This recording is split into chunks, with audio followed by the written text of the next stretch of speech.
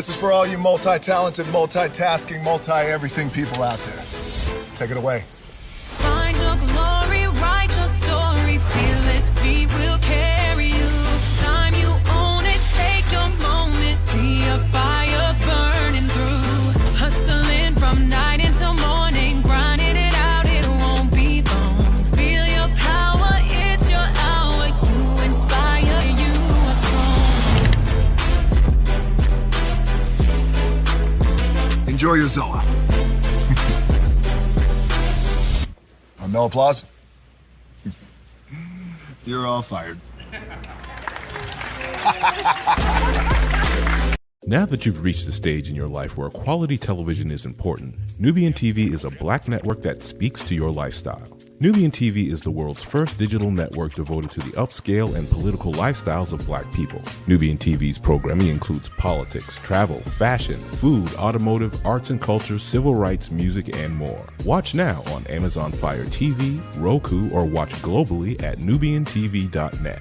Nubian TV, it's what you want to watch.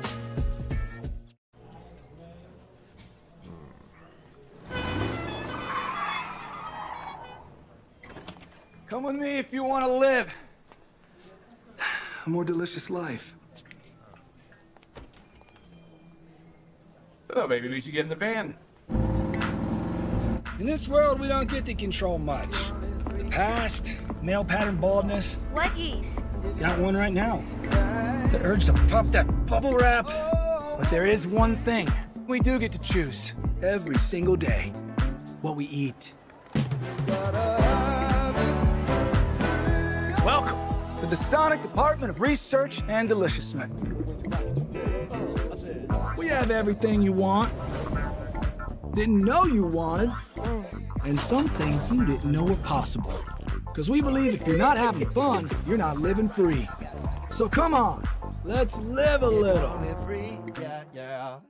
Hey, good morning, America.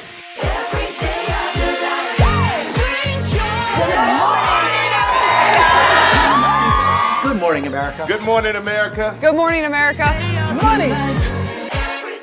Are you ready? They are ready. Covering the biggest events in the country right now. There's a lot going on here. It's always a good time. That's what the show's about. That's good. Really good. Very good. Coming in hot, Jimmy, coming in hot. It's far from elementary. Oh. Good morning, America. I'm not going to try to strut like Michael or anything. I have known George a long, long time. Have you ever gotten him to dance? Look at that face. You don't just see it, you feel it. I'm in. I'm in. I'm in too. I'll be here. I am here and so happy. I'm in. I'm in too. I'm in. That tells you something when Snoop Dogg's in. Michael, George, Lara, Ginger. Caesar. Just look at him. Politician. General. Author. Ruler. Man.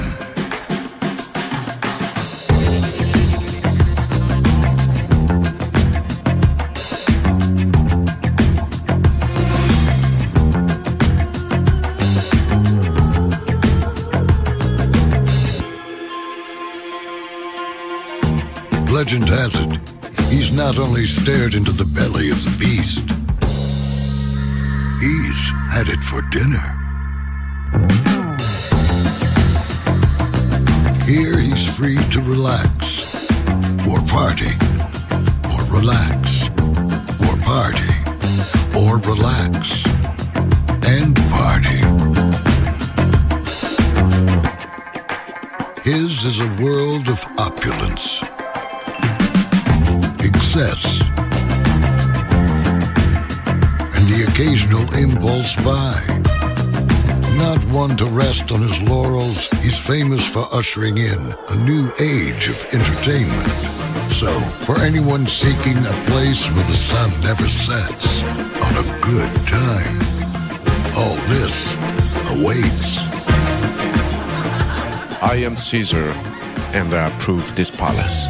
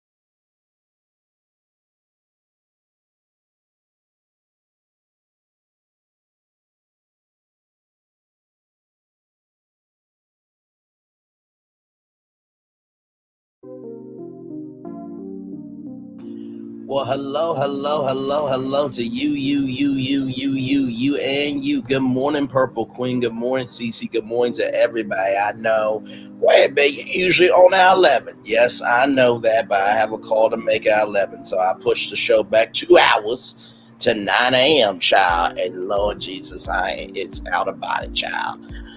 Ooh. Jesus, I mean, I had to make alarms and everything else, but I got y'all a whole show. So I got 1, 2, 3, 4, 5, 6, 7 destinations for you. We got Amber Rose, child. Apparently, Amber Rose is big mad that Beyonce stole speech. But then before we just got on tour, I saw an update on it. We'll talk about that. Shaquille O'Neal, brother. I get it. You know, when a woman is beautiful, you want to say what's on your mind. But you can't say everything, brother. You just can't do it, but we'll talk about that. There is a scam that the government is investigating. How much we will talk about it. ShoBizzy is apparently the new LinkedIn of Hollywood. We'll talk about that. RHOL rather. I beg your finest pardon.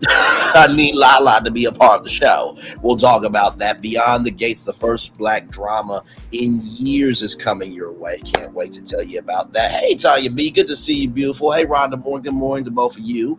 And then Michelle Obama said what needed to be said, child, at a rally for Kamala Harris. Child, higher is waiting, low is available, but either way, we are live on tour. Let me take down this iconic intro here. You see the virtual tour background. Yes, you do. You hear the virtual tour music. Yes, you do. And one thing to know, 2 things for sure, that over here on this channel, a lot happens early. Roll it. It's a new morning for America's family. Sun's coming up, so make it all that it can be. You know a lot happens early. I'm Harry Smith. I'm Julie Chen. I'm Maggie Rodriguez. Morning everywhere. Come on, get up. I'm Russ Mitchell. And I'm Dave Price. And it's a little early for this. Right now, this it's a new morning for America's family. Sun's coming up, so make it all that it can be. You know a lot happens early. Every day's good when you're starting it off right. But whenever you're starting the daylight, and a lot happens early. Can you feel it? And I say, Good morning, everybody. Are you girls ready for the Jonas Brothers?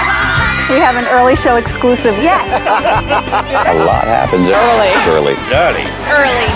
A lot happens Early. The Early Show, weekday mornings on CBS. It's a new morning. Yes, it is Julie Chen Moonves. It is a new morning to Russ Mitchell, Dave Price, Harry Smith, and Maggie Rodriguez. Sorry, Maggie. A lot happens early. Good morning, everybody. Let's do what we do and go on tour. Here we go, everybody. We're going to kick it off with the Amber Rose, child. I cannot. Here we go, everybody. From RollingOut.com, Amber Rose accuses Beyonce of stealing her speech at Houston rally. Although both speeches touched on similar themes, they had vastly different viewpoints. Okay. In a surprising turn of events, Amber Rose has publicly accused Beyonce of borrowing her words during a recent political rally. So, wait a minute. Are you saying that you're Melania and Beyonce is Michelle Obama? Is that what you're saying? This claim arose after Beyonce's appearance at a rally for Vice President Kamala Harris in Houston on October 25th, where she spoke passionately about motherhood and political activism. Okay.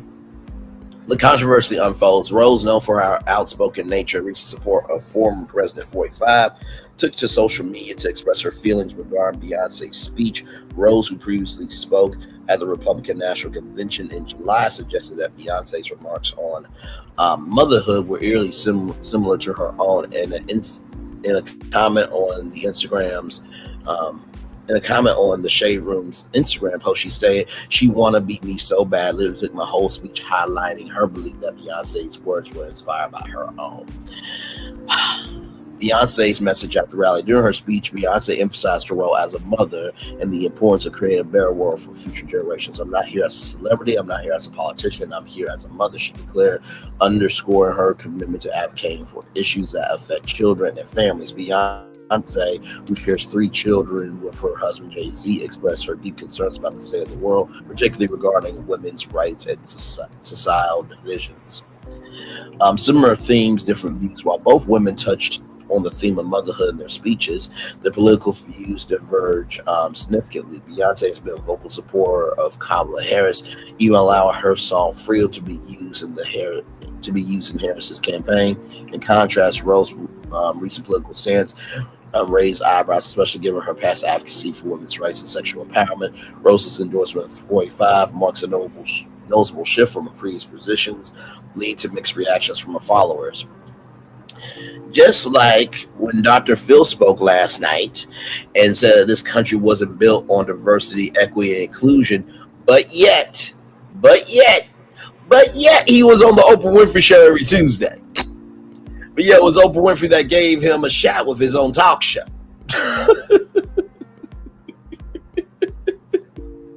Yet made the same move Oprah did to quit his daytime talk show to launch his own TV network. Okay. Yeah. Amber Rose perspective. In Rose's speech at the Republican National Convention, she stated, "Most importantly, I'm a mother. My whole world revolves around my children, keeping them safe and giving them an opportunity for a better life. That is something that unites all American parents." This sentiment resonates with many parents, regardless of their political affiliations. The public's response to the controversy has been mixed. While some fans of both celebrities have taken sides, while others are simply intrigued by the similarities in their speeches, social media platforms have been buzzing with discussions about the originality of their messages and implications of Rose's accusations. Many are questioning whether this is a genuine case of borrowing ideas or merely a coincidence in themes. This highlights incidents, the complexities of political discourse, and the influence of motherhood shaping public narratives as Rose and Beyonce continue to navigate their respective paths in the political landscape. Their words will undoubtedly resonate with many, whether or not Rose's claims hold weight. The dialogue surrounding motherhood and political activism remains vital in today's society. Amber, really, child. I'm about to pull up this clip.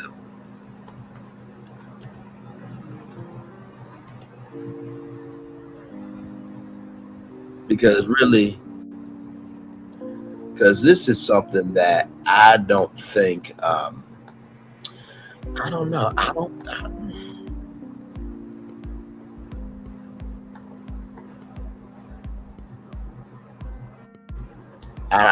think Amber Rose has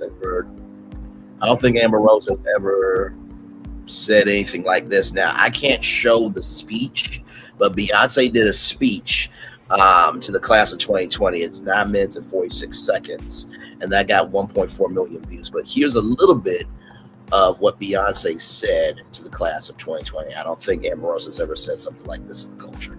Stay focused. Don't talk about what you're going to do. Don't just dream about what you're going to do. Don't criticize somebody else for what they're not doing. You be it. Be about it. Be about that action and go do it. Keep your eye on your intention. Don't let any outside distraction or your own insecurity stop you from your goals. Embrace that struggle.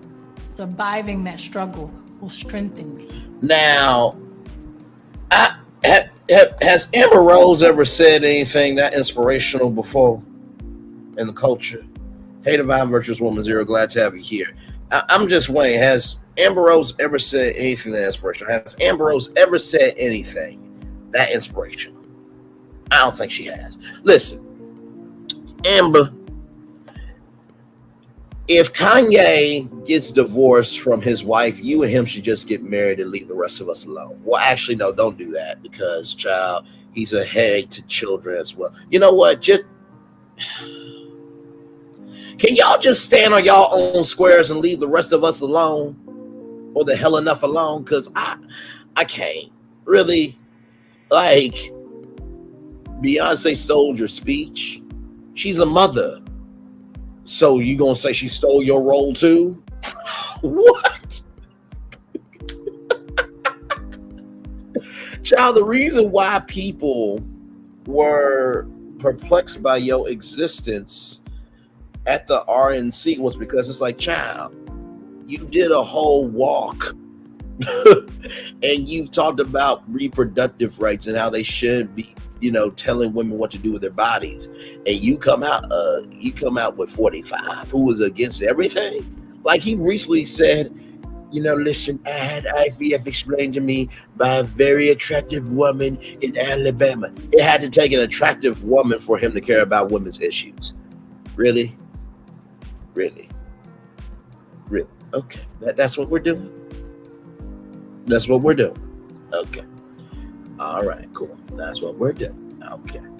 All right. Okay. The child, apparently, this came out 18 minutes ago. Amber Rose walks back Beyonce shade. I troll my friends all the time. Is Beyonce a friend of yours for real? Or have you been in rooms with her, and because you've been in rooms with her, you take it as, oh, we're friends, when really y'all are just associates? Which one? Okay. This comes to us with the Jasmine brand. Amber Rose is clearing the air after sparking buzz online with her comment about Beyonce's recent speech at a Kamala Harris rally. Amber, who was out at a Halloween party in LA, told TMZ she was just joking when she commented she wants to beat me so bad. Literally took my whole speech on Instagram on an Instagram post rally covering Beyonce's speech in Houston. The internet didn't take it lightly, but Amber insists, I troll my friends all the time, explaining people are taking things too seriously. Even trolling isn't safe anymore. Little jokes can blow up wide. Wow, shocking. Wow, okay. A vocal support of 45, Amber Rose took the stage at the RNC in July, claiming the media misrepresented the former president, asserting that he isn't racist. After doing her research, her speech drew widespread criticism. Interesting. Share your thoughts below. Shout out to House of Aaron, who is a great content creator as well. So that's Beyonce giving her speech there. And then right there, that's never was your friend. I'm happy Beyonce pays these people dust. Friend, that's a stretch, a reach, a grab. Say what you want about that beehive, but they ride at dawn for that late. Amber had to rethink her whole life. Beyonce is not your friend, but girl, Beyonce thinks of you and me on the same level.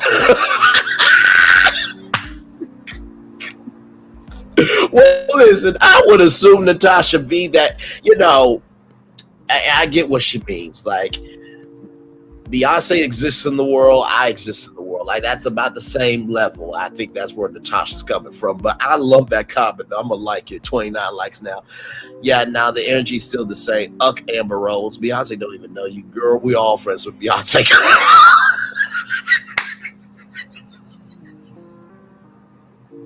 That part.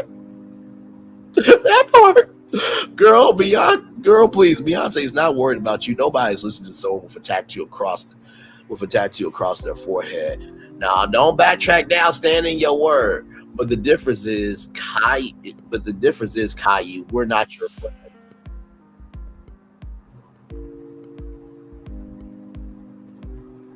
Y'all not gonna disrespect Caillou, okay? Put some respect on Caillou's name, damn it.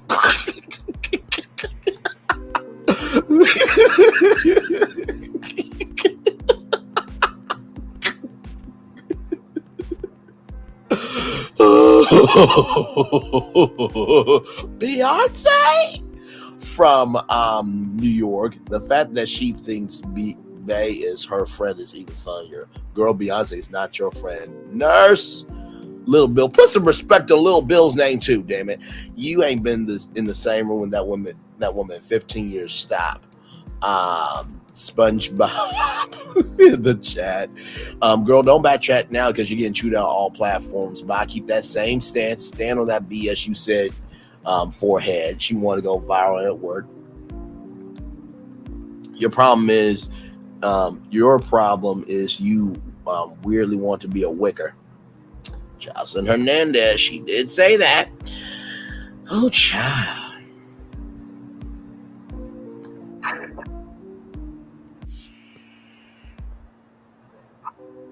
Okay, I can still hear myself. Okay, all right. We still live, y'all. Okay. Oh, child, just let's roll on. Shaquille O'Neal, everybody, for RHOL.com, our second destination here. Shaquille O'Neal under fire for comments about Angel Reese. Reese's basketball attire. The unsolicited advice may have many questions as Reese's mentor. Recently, social media erupted in response to Shaquille O'Neal after he made a questionable suggestion regarding Angel Reese's attire for future basketball games. The former NBA star's comments during a podcast episode had drawn significant attention, bringing conversations about the delicate balance between guidance and respect in the professional sports recently to center stage. Shaq's fashion advice on Unapologetically Angel. In a recent episode of Reese's podcast, Unapologetically Angel, Shaquille O'Neal joined the conversation to discuss various hot topics, including the WNBA, Caitlin Clark, and his latest business ventures. However, it was his remarks on Reese's on-court fashion that caught the public's eye. During their discussion, Shaq suggested that Reese consider wearing the same type of shorts she donned at a recent Wild Out while playing basketball.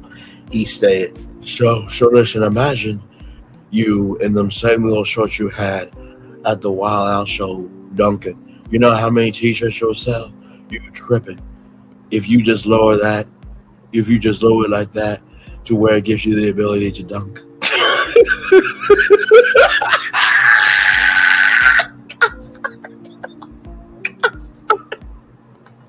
I'm sorry. Oh my God. Oh my God. I am so sorry. Y'all. I had to. His comments intended to be playful quickly inspired into controversy. As many perceived them as inappropriate, especially given Shaq's role as a mentor to Reese. Public reaction. The backlash was swift and fierce across social media platforms. Many users expressed their discomfort with Shaq's remarks. Comments ranged from humorous to critical, with some users feeling that his advice was cringeworthy, while others defended Shaq, suggested that Reese was comfortable in her outfit. The overall sentiments leaned toward disapproval of his comments. The importance of respectful mentorship. As a mentor, Shaq's role is crucial in shaping the careers of young athletes like Angel Reese. While his intentions may be lighthearted, the impact of his world serves as a reminder of the importance of respectful communication, especially in a mentor-mentee relationship. The incident illuminates the complex territory professional athletes must navigate, especially as social media amplifies every interaction. Rising stars in particular, balancing respect for sports legends with maintaining professional boundaries presents unique challenges in today's hyper-connected environment. Professional sports constantly evolves, and what's passed for acceptable mentorship practices in previous decades now requires thoughtful reconsideration. Modern athletes face unprecedented scrutiny while simultaneously wielding significant influence through direct-to-fan platforms, or DTF platforms. This dynamic creates new personalities for mentors to provide guidance that acknowledges both the business and personal aspects of athletic careers. In the world of sports, where female athletes are often underrepresented and scrutinized, it's vital for established figures like Shaq to foster an environment of support and empowerment rather than one that could be perceived as objectifying. Shaq's comments to Reese has sparked a significant conversation about the boundaries of mentorship and the importance of respectful dialogue in sports. As the public continues to react, it serves as a reminder that words matter, especially when they come from influential figures in the community. Hang on, y'all, because I want to pull it up.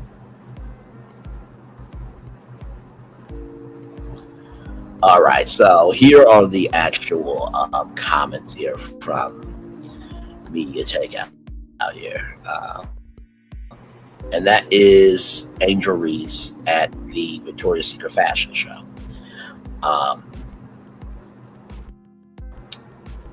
And so here are the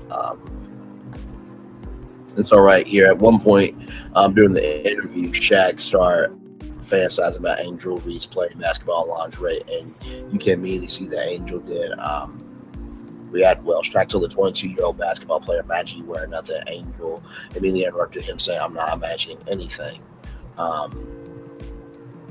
Angel was flabbergasted about what Shaq said, and she refused to continue the conversation. All she could say is, "Oh my God." Angel forcefully interrupted and said, "All right, stop, watch, it's pretty cringe." So here we go. Bro, imagine you I'm not imagining. Let me finish. Imagine you in the same little shirt you had on at the Wild and Out show, Duncan. You know how many t-shirts you gonna sell, cuz? You tripping. Oh my What? God.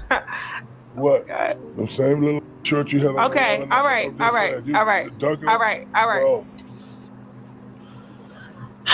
Shaq, brother, listen, hang on, let me see, let me see this.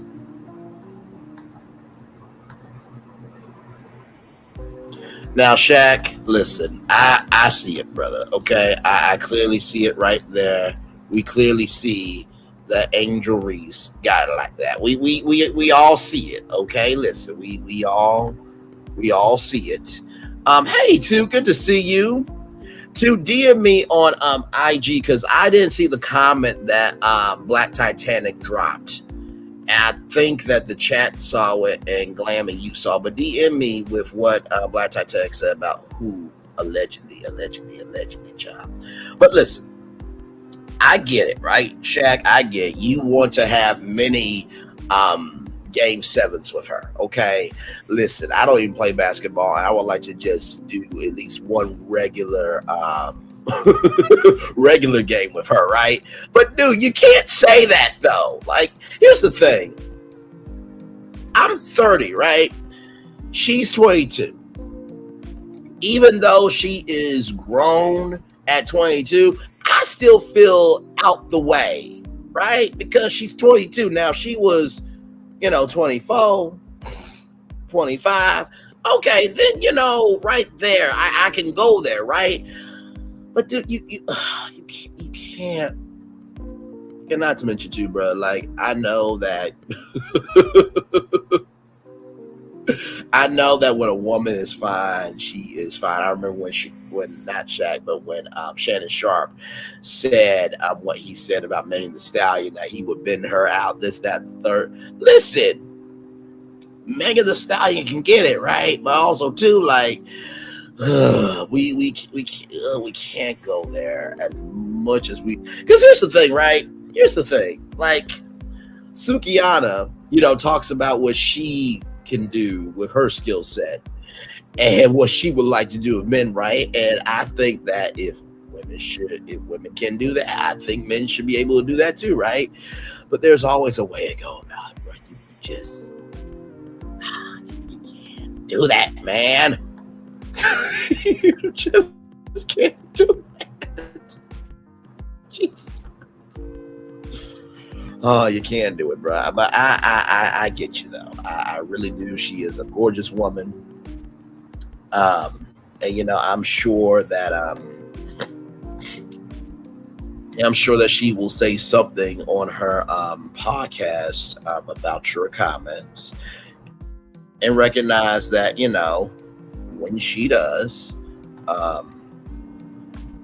it is what it is.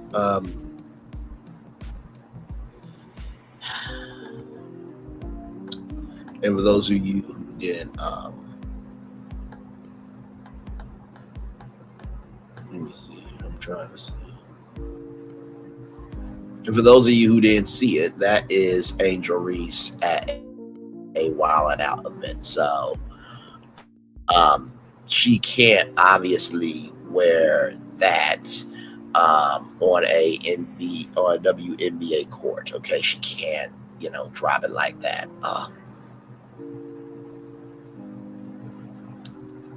Yeah, she can't do that, Shaq. She can't.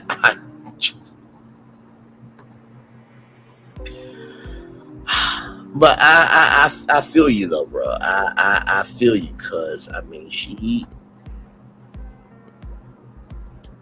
is a gorgeous woman. I'm not going to sit here in front now. I mean,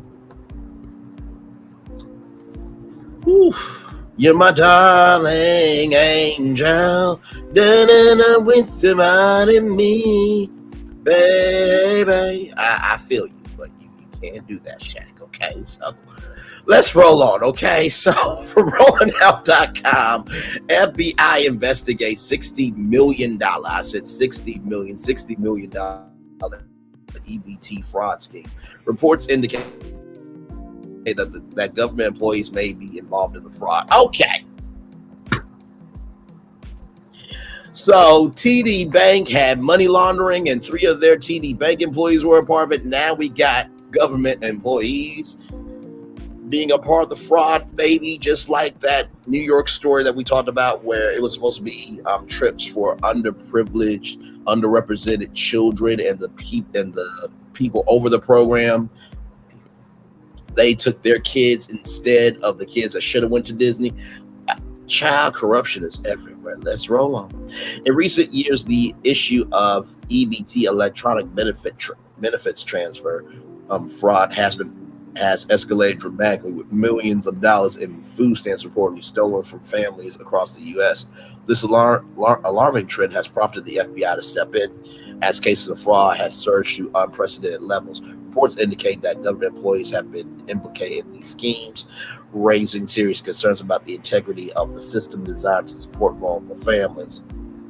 The scale of EBT fraud, according to investigations by the Shade Room's TSR, investigates approximately 16 million in food stamp fraud, was reported nationwide in 2023 alone.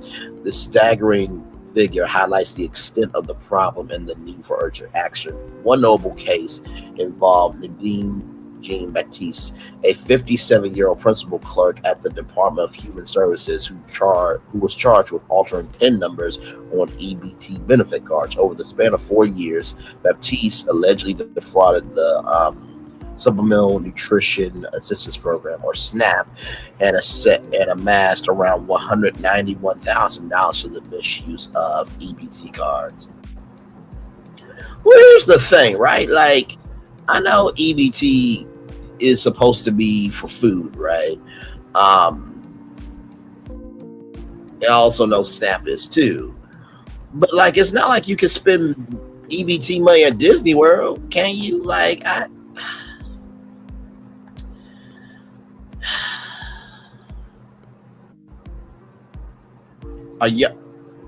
y'all look at this.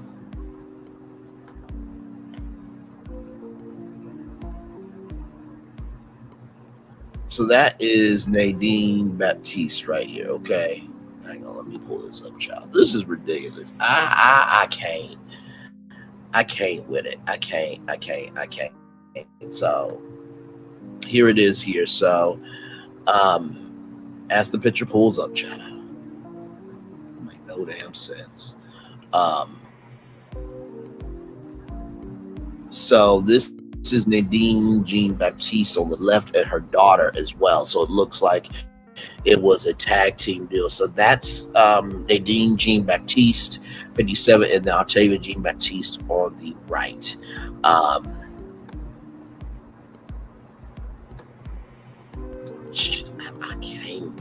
can't. Government employees and EBT fraud. The involvement of government employees in EBT fraud is particularly troubling. Baptiste's alleged scheme was not an isolated incident. It also included her 27-year-old daughter, Octavia Jean-Baptiste. This connection raises questions about the safeguards in place to protect the integrity of food assistance programs. The Department of Justice is actively pursuing cases like this to ensure accountability and restore trust in the system. Personal accounts of EBT fraud victims, while the statistics are alarming, the personal stories of those affected by EBT fraud bring the issue into sharp focus. Tracy Ransom, a grandmother, shared her harrowing experience of discovering that her EBT card had been charged for $554.83 without her consent. Ransom recounted how she felt when she checked her balance and found only $8.98 left. That's disgusting.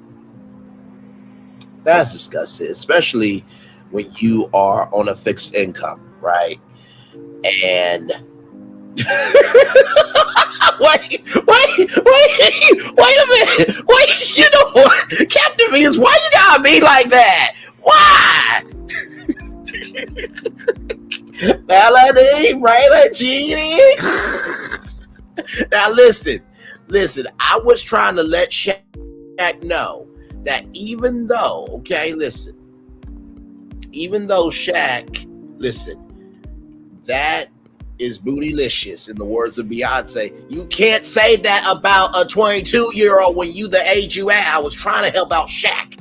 Okay? It's a destination people are going to talk about. Don't at me. Okay? Okay. Now, I'll go in jail for some food stamps, JK. Child. So they took the Disney trip from the poor kids. How disgusting. Yes, hang on. I'll bring that. Disney World, New York kids. I'll bring that story up here in just a little bit. But yeah, that's a real story, and we covered it here on Virtual Pro Live. I'll bring up that story here in just a little bit to give y'all some more context here. Let me get the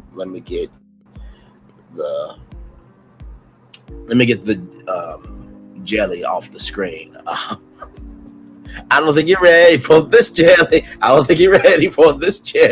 my body too bootylicious shines for you, baby. Let me get it off the screen. Jesus Christ. This connection raises questions about the safeguards, about the safeguards in place to protect the integrity of food assistance programs. Oh yeah, I already read all that. Yes, her emotional reaction underscores the devastating impact that such fraud can have on individuals and families who rely on these benefits for their daily needs. That's where I was. When you're on a fixed income and you can barely make it with just what you have. And here's the gag. Even though they tell you that you can have the American dream, they stifle you in how you can go about that American dream. And that's not cool, because that grandmother could be, making blankets. They could be doing anything to get more money. But if you make too much, you get your benefits taken away. That's not cool. Do you want people to live the American dream or not? That's where I'm at with it. These personal accounts highlight the urgent need for protective measures and support for EBT users. By the way, How I See It TV, and also to Captain Venus, El Capitan, are both content creators. Like, comment, share, subscribe to them. What is being done to combat EBT fraud? In response to the rising tide of EBT fraud, government agencies are taking steps to address the issue. The FBI is investigating numerous cases, and there's a push for more stringent regulations to prevent the further abuse of the system. EBT users are advised to remain vigilant and report any suspicious activity immediately. This includes regularly checking their account balances and being cautious about sharing personal information.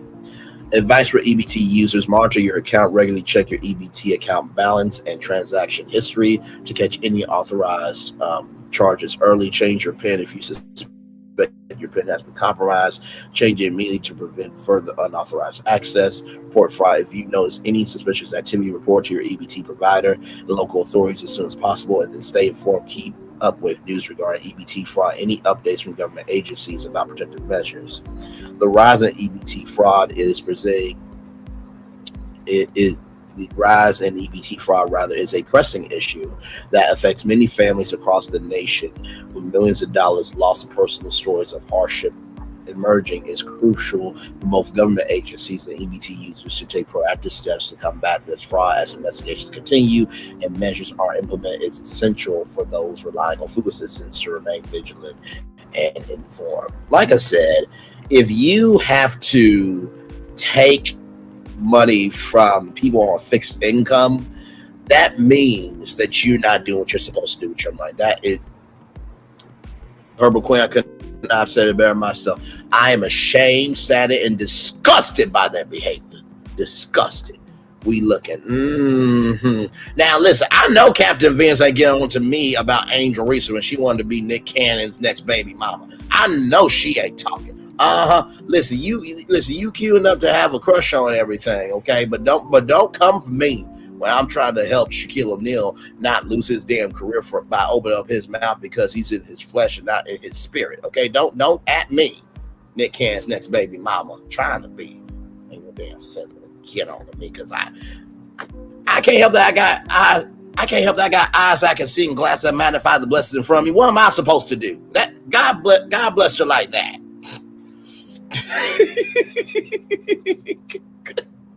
You know what?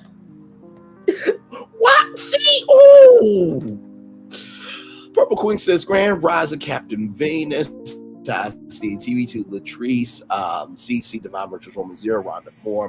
Rhonda Moore says, I believe it's happening. My daughter's benefits got stolen twice last year, one time this year. They give out card numbers and passwords, and they spend the benefits at grocery stores in a different state. What the hell? That is absolutely disgusting behavior. Once again, Purple Queen, I agree. The laughing emojis. Angel Fire, I don't care if she looked like Sid from the Ice Age. She's still pretty. Child, listen, she's splashing like a water park. I could get less. Because, you know, ice is water and it melts. Anyway, let's roll on, please, and thank you just before this goes somewhere that we don't need to go. Let's just roll on. See, it's Captain Venus' fault. She said Ice Age, the movie. And that, see, I drink my water, mind my black-owned business, and go on tour, and see, y'all do this to me. Y'all be ashamed of yourselves, you damn heathens. In the words of Raven Baxter, you nasty. Disgusting. At 9:42 in the morning. Have some decorum. I don't know why I'm saying it to y'all, because I ain't got no decorum my damn self, so I can't really ride on y'all like that. Anyway, let's roll on to our next destination. I love y'all. I really mean that. From TechCrunch, everybody, ShoBizzy, a networking app for the TV industry, aims to open new doors for freelancers. Oh, before that, I see TV. Yes, let me do that. So here it is here. Disney trips meant for homeless students went to New York City school employees' kids.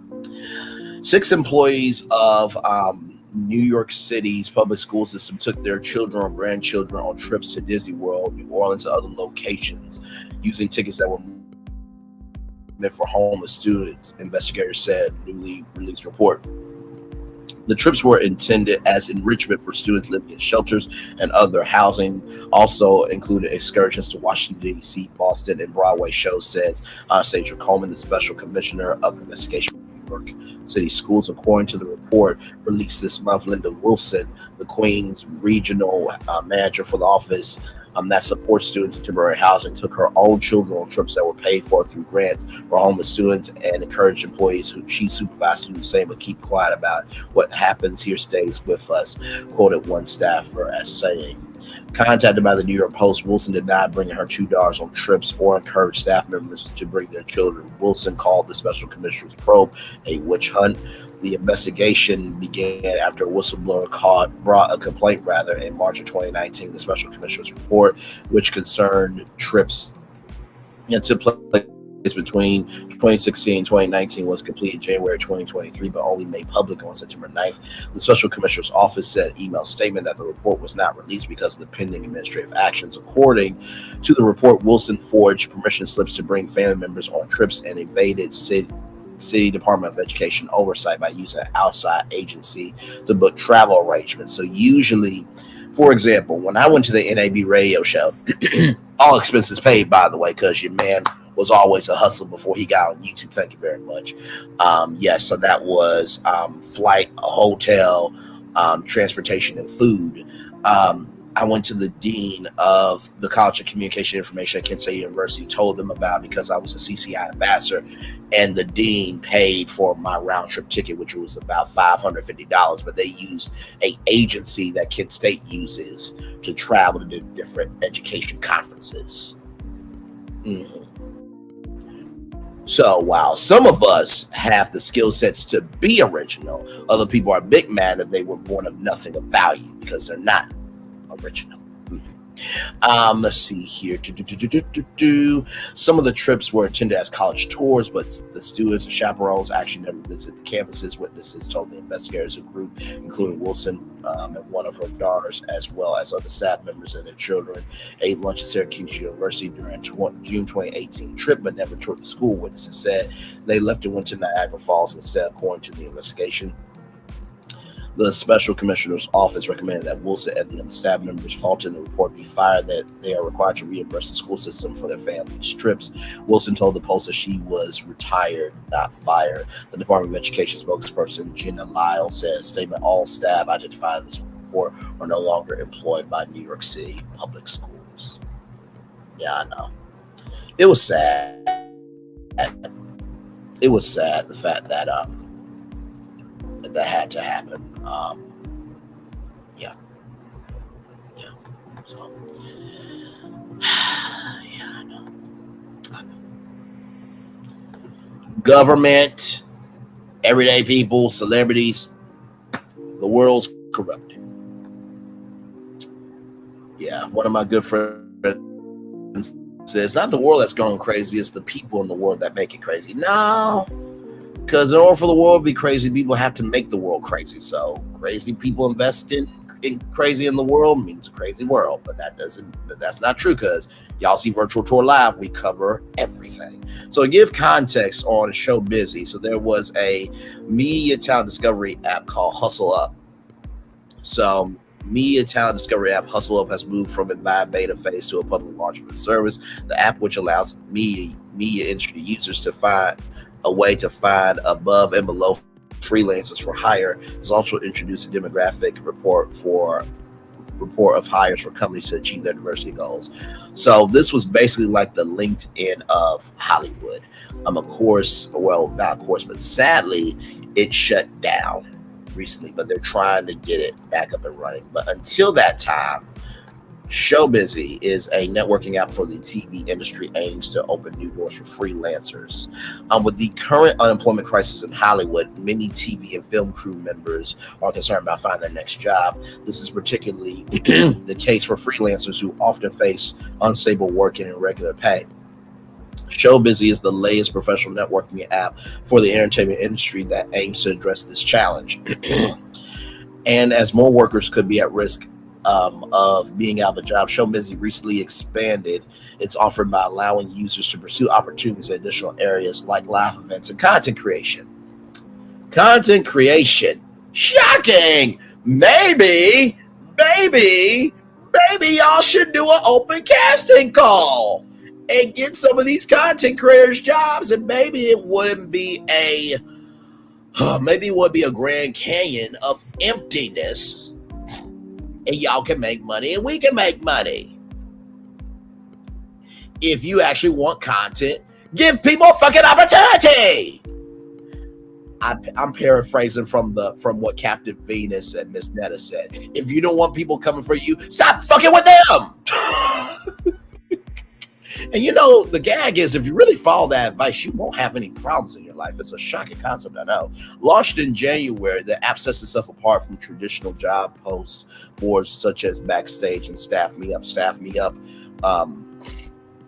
is in partnership with I think Backstage, if I'm not mistaken, because it doesn't require users to fill out applications. Instead, it provides a social platform for freelancers to create public profiles, showcasing their skills and expertise, as well as form long-lasting connections with people in the business who can serve as valuable references for future job opportunities. Freelancers live a very non-traditional career path in terms of the fact that we will never have a permanent employer. It ends up being that your network is the most valuable piece of your career because of the fact that it's such a who you know business. Co-founder Dur Wishbuck told TechCrunch, Wishbuck is a freelance TV producer with 20 years of industry experience and has worked on shows like Duck Dynasty, Hell's Kitchen, and Lip Sync Battle. So here's what it's going to look like on ShoBizzy. Very nice. Sorry, y'all, my alarm. But that's a very nice profile. Love the interface of it. Very user-friendly there, it looks like. It's a smart move to allow freelancers to broaden their horizons beyond TV and film, as there has been a lot of interest in the creator economy, which is estimated to be a $250 billion business. There's also been a surge in live events this past year. PwC, PricewaterhouseCoopers, predicts that live event revenue in the U.S. is set to reach $68.7 billion in 2024. The television industry has been in a downturn this past year. A lot of people are struggling to find work. Co-founder Kevin Elberry said, who previously founded Pay Your Rent, the online rent payment software company. As we're building ShoBizzy, we have a lot of interest from two tangible verticals. One is live event production, so things like concerts, tours, and festivals, and the other is digital content. YouTube creators, us, and stuff like that. We're able to offer opportunities to freelance crew that they potentially would never thought of their own. Elberry added that the company is currently has strong relationships with multiple companies in the live event vertical, including Red Light Management, that are eager to bring the platform to their productions and clients. The new partnership with Red Light Management is significant because the company represents many well-known artists such as Luke Bryan, Sabrina Carpenter, The Black Keys, The Fray, The Strokes, and Tom Petty. This potentially gives freelancers the chance to work on major projects that can help advance their careers. And so a little bit more here. So that is how it looks there. So you got departments, accounting, art, audio, casting, COVID-19 directorial, and production. So this looks like the next big thing, and it gives you a family tree of who is who. I like that. That is really, really cool. And then also too, you hear see executives. So it's almost like a LinkedIn Zoom platform. That's really, really cool. Alongside the expansion, ShoBizzy added the new functionality to help live event companies manage hires more easily. The app's production workflow is now tailored to concert tours, allowing companies to add multiple dates and locations to a single production. It also lets companies match any vendors that they may need, such as camera, rental vendors. Overall, ShoBizzy's suite of tools for production companies aims to streamline the hiring process using a artificial intelligence power algorithm. The app suggests the best fitting individuals for each role, considering factors such as the production's location, current availability, and relevant IMDb credits. Then it tracks the progress of hires in real time as the crew is assembled. Companies can also message crew members in the app. Since its launch, ShoBizzy has grabbed the attention of 6,500 signups and around 650 companies, including A&E, Amazon, Disney+, the Discovery Channel, Food Network, Netflix, Nike, and the WNBA, among others. The company is currently raising $2 million in a seed funding round. Well, I am here for it. I think the fact that social media can be used for different industries, I think it's a good thing. And also, too, maybe we need to get on this because there are some of us that are bigger than YouTube. So, I'm driving Braylon trying to stay in my lane. That's sad, but also Disney World for the homeless. Yes, for the kids. Okay, so the grant was not just for Disney, but for college tourists too. Yes, it was. Hello, Toot from Divine Merchants Woman Zero, and laughing emojis. So let me pull up ShoBizzy here so we can see it. But yes. Captain Venus got on to me, child. Listen. Yes.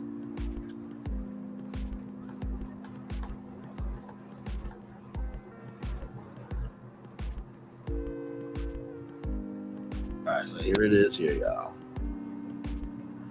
Oh, okay. Here it is. Now, of course, it's only available on the Apple App Store. So here it is here. This all started from a need. After years of filming across the globe, striving to create the most compelling content, constantly searching for top talent, it was clear something had to be done. We gathered as a group of creators who know your project is only as good as your team. We set out on a mission to streamline production staffing, to enable industry professionals the ability to connect with the perfect crew, quickly, easily, to create a platform that isn't a last resort, but rather a comprehensive technology that is the solution. Introducing ShoBizzy, the revolutionary new entertainment marketplace that uses cutting-edge technology to connect production companies, freelance talent, and vendors worldwide, where producers can leverage AI to curate perfect crews from their existing network and beyond, instantly find new, diverse, and local talent, and save valuable time and money, where freelance talent and vendors have a platform to market themselves, connect with others, and find more opportunities like never before. and where production teams can seamlessly communicate in one simple app.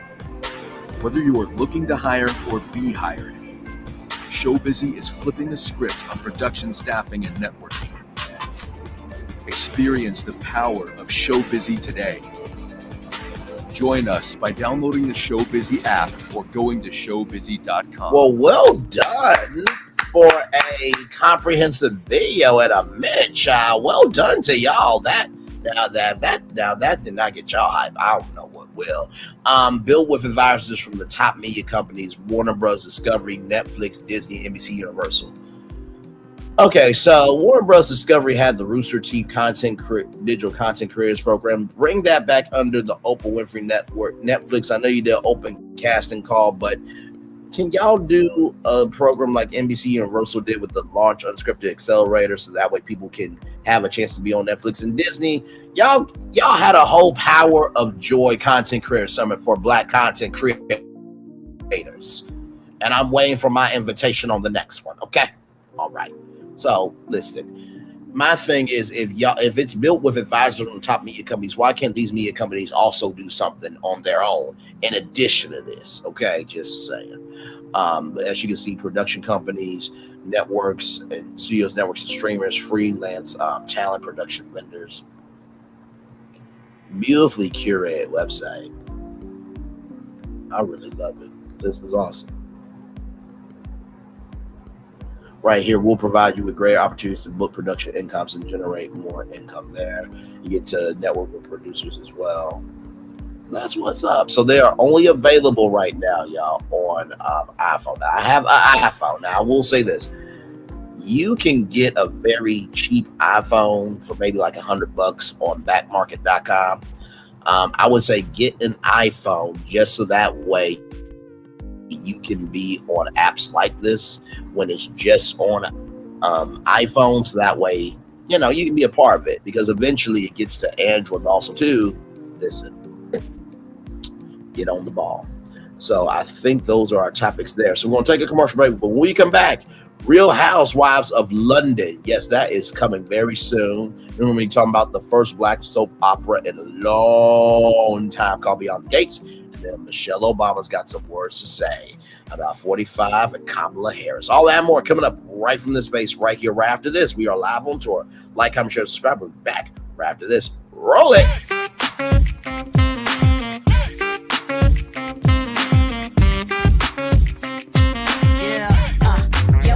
All day. Yeah, we're working, let me play. You know me, work real hard, now we're ready, let's play. Ay, hustle up, yeah. Ready, set, let's go, yeah. Hustle up, yeah. Ready, set, let's go. Turn it up, turn it up, turn it up, turn it up a little louder. Now get low, get low, come on, drop it to the floor, yeah, drop it to the floor. Turn it up, turn it up, turn it up. Turn it up a little louder. Now get low, get low, come on, yeah, drop it to the floor. Turn it up, turn it up, turn it up, turn it up a little louder. Now get low, come on, drop it to the floor. Yeah, drop it to the floor. Turn it up, turn it up, turn it up, turn it up a little louder. Now get low, come on, drop it to the floor. Yeah, drop it to the floor. Turn it up, turn it up, turn it up. Turn it up a little louder. For Ramirez, Wingstop's triple meal deal. 6 classics, 6 boneless, and 2 tenders with 2 dips and a large fry for just $17.99. Get yours delivered today at Wingstop, where flavor gets its wings.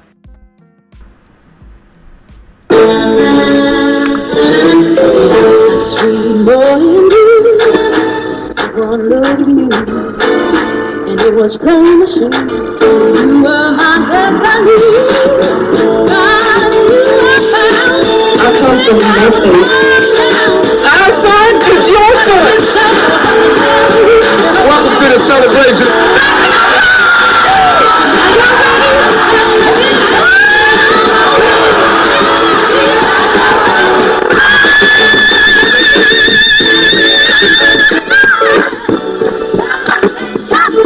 We all we got.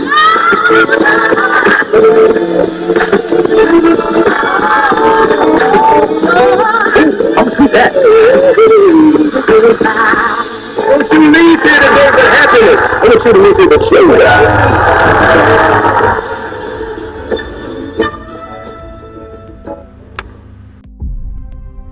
Open your eyes. Think of the one place you've always wanted to see.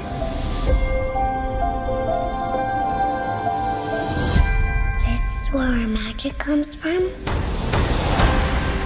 They say if you dream a thing more than once, Please, please, please. it's sure to come true. Everything you see exists together in the great circle of life. There are stories about what happened. It's true. All of it. In every job that must be done, there is an element of fun.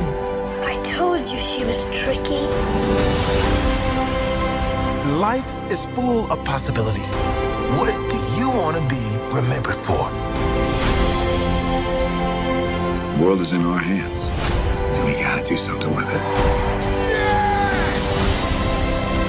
I just want to say a word of thanks to all the artists, the workers, and all of you. The young and the young in heart. You helped make this dream come true.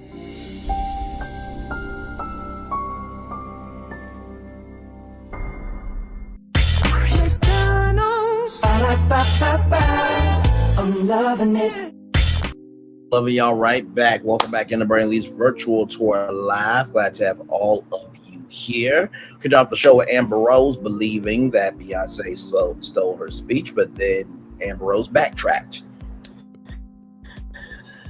Jocelyn did say she wanted to be a wigger, just as Jocelyn Hernandez's words, not mine. Then Shaq talked about Angel Reese and her jelly and some shorts. And the world is losing it. Then there is a there's a $60 million EBT scheme that the government is investigating. And then ShoBizzy right here is a brand new production staffing and entertainment network built for studios and streamers, production vendors. You see what it's built for there. So yes, indeed. All right, y'all. More virtual tour live coming at you right from the space right here, right now. The Real Housewives of London coming in 2025 from Hayu and Made in Chelsea producer. The hit Housewives franchise is coming to London next year. I beg your finest pardon. I need Lala to be on the show, because let me tell you something. If y'all have never heard Lala on a panel, child, listen. Lala could be on this show. The hit Real Housewives franchise is coming to London next year. The Real Housewives of London will mark the first original series from Hayu. NBC Universal's all-reality subscription video on-demand service is set to be produced by Monkey, the company behind the iconic British reality series Made in Chelsea. The show is targeting a late 2025 premiere and will exclusively air on Hayu. The announcement was delivered on Saturday night after Housewives host and executive producer Andy Cohen's panel at the first ever Hayu Fest in London. The sold-out event also featured panels with Real Housewives cast members Lisa Barlow, Sun Strachey, Jussel Tank, and Ashley Darby. Casting is underway. What? Hang on, let me see something. If y'all see Lala in a chat, let her know I got a link to send to her. Casting for Real Housewives of London. There are 13 people in the cast of Ladies of London. Here are the first three: Caroline Stanberry, Marissa Hermer, and Annabelle Nielsen. Okay. I guess you have to go through a casting producer, I'm assuming. I need Lala to be on the show. That's what I need. I need Lala to be on this damn show. Oh, man. Well, listen. If there is a way, listen. Please. Okay, Lala, I need you on this show. Okay. All I'm with Star Production ad for Q1 2025. Tonight's announcement of the Real Housewives of London as Hayu's first ever commission of original series. Yet another key milestone in the growth story of our all-reality streaming service, said Hendrik Dermont, managing editor of Hayu and EMEA Networks and International Direct-to-Consumer at NBC Universal. It makes sense that such an iconic location in the UK, a core Hayu market, would feature into our strategy of further amplifying our offering with original content that super serves loyal fans. We look forward to being the exclusive home of this latest installment in the wildly popular Real Housewives franchise. Added Helen Kruger-Bratt, our manager editor of Monkey. We are delighted to bring fans the Real Housewives of London thanks to the UK commission with Hayu. Hayu is the ideal destination for this well-loved reality series and will give audiences direct access to all the drama in this new set of British Housewives. This is the 30th international iteration of the iconic Housewives format, and it's safe to say the audience will not be disappointed. Previous Housewives, previous international iterations of the Real Housewives franchise includes Athens, Greece, Vancouver, Canada, Melbourne, Australia, Budapest. Budapest, I think, is in India, if I'm not mistaken. Amsterdam is in, oh my God, Lizzo was their child.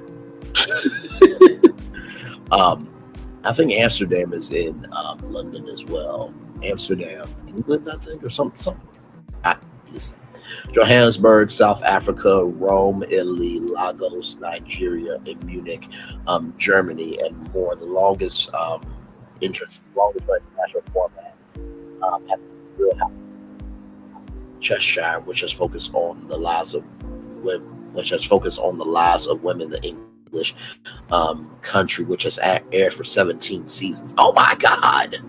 Wow, that should be an amazing time there. So that will be coming in 2025, The Real Housewives of London. I am sure it will be reviewed on YouTube. All right, speaking of new shows coming, it's time for the first Black soap opera in a long time to come to CBS from Variety.com. CBS new daytime soap opera, Beyond the Gates, rounds out main cast. CBS has added 10 new cast members for its upcoming daytime soap opera, Beyond the Gates. Joining the show are Brandon Claiborne, Grey's Anatomy, General Hospital, Tim Dermott, Queen Sugar, Stuck With You, Sean Freeman, Finding Happy in Tales, Marquita Goings, Zatima, and Woke. Oh, congratulations! Somebody from Tyler Perry is... We always love celebrating good news around here. Maurice Johnson from Chicago Fire, To Catch a Iller, Trisha Mann Grant, The Family Business, and Rural Surprise, Ronnie Rose Matilda, Broadway's Harmony the Musical, Amber Rochelle Snowfall, and The Runarounds. I'm still waiting on that Wanda Snowfall spinoff, FX, okay? Kobe Muhammad, Broadway's Jaja, African Hair Braiding, and RHOL Prepet, found in BMF.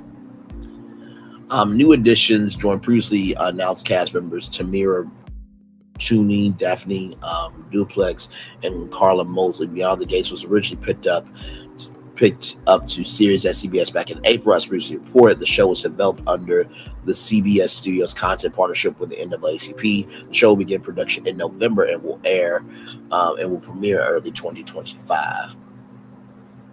The official log line for the series states Beyond the Gates is set in a leafy Maryland suburb just outside Washington, D.C., and is one of the most affluent African-American counties in the United States. Here you'll find a posh gated community with dwindling tree-lined streets and luxurious mansions to call home. At the center of this community are the Duprees, a powerful and prestigious multi-generational family that is the very definition of Black royalty. But behind these pristine walls and lush manicured gardens are juicy secrets and scandals waiting to be uncovered. And those that live outside the gates are watching closely. These are the places where our characters live, love, work, and play. To those who have made it, or for those who haven't, all are trying to navigate life, and some with more grace than others. Whew, child, you ain't never lied. Beyond the Gates is created by Michelle Von Gene, who also serves as executive producer and showrunner. Sheila Ducksworth, who leads the CBS Studios NAACP venture, also executive producers with Robert Bouza Jr., Julie Cathers, Leon W. Russell, Derek Johnson, Kimberly O'Brien, and Angela Seinfeld. The series is produced in partnership with Procter & Gamble Studios, a division of Procter & Gamble. Because for those of you who don't know, soap operas was actually sponsored by soap companies. I didn't know that for a long time until, listen, I just found out one day. The Richardsons. Maurice Johnson stars as Ted Richardson, Dr. Nicole Dupree Richardson's Duprex husband and father to Mara Claiborne and Catherine Cat Mohammed. Ted's a brilliant plastic surgeon with an ultra-exclusive private practice, and the women clamoring to put their faces and bodies in what they call his blessed hands. Oh my Lord. There's gonna be a cheating scandal with a client. Or, I know it's been a while since we talked, but you have a child. But listen, we don't know what the show is, but listen. The fact that women clamor to put their faces and bodies in what they called his blessed hands, I can only imagine. Ted has created the impeccable life of his wife, whom he loves passionately, sleeps well at night, securing that his past will never disturb his perfect world. Ooh, okay. Brandon Clay stars as Martin Richardson, Dr. Nicole Dupree Richardson, and Ted Richardson's son, and the older brother, Catherine Cat Richardson. Martin's a congressman who lives outside the gates in a Washington, D.C. brownstone with his husband and two adopted children. Okay. All right, then. Throw it on, why don't you? I'm not mad at it. Follow his grandfather's path into politics. He has an ambition to be the first openly gay black president. Colby Muhammad stars as Catherine Cat Richardson, Dr. Nicole Dupree Richardson, and Ted Richardson's miracle baby. She is the younger sister of Mara Richardson and lives in her parents' guest house. Cat's has been indulged all her life, which has made her spoiled, entitled and dismissive of those she considers beneath her. She's confident, secure, and has never doubted herself or her purpose position in the world. She doesn't like to share, but doesn't know that day when she is forced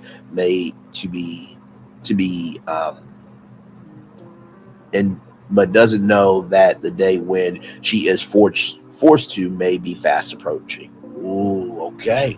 Sean Freeman stars as Andre Hamilton, the sophisticated nephew of Ted Richardson. Andre tragically lost his parents in a plane crash and inherited a double fortune. Oh my God. They are not, even though it's a daytime soap opera, they are giving you prime time storylines, child, which allows him to live his bliss as a photographer. Nicole and Ted stepped in for Andre when his parents passed away, and it depends on their support and wise counsel. A playboy who is smooth on the surface, but there's something loose about Andre that occasionally makes people question his intentions. The Hamiltons.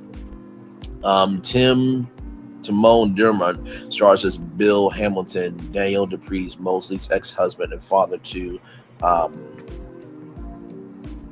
Naomi, Preet, and Chelsea Martina. Bill is an opportunist, publicity hound, and narcissist.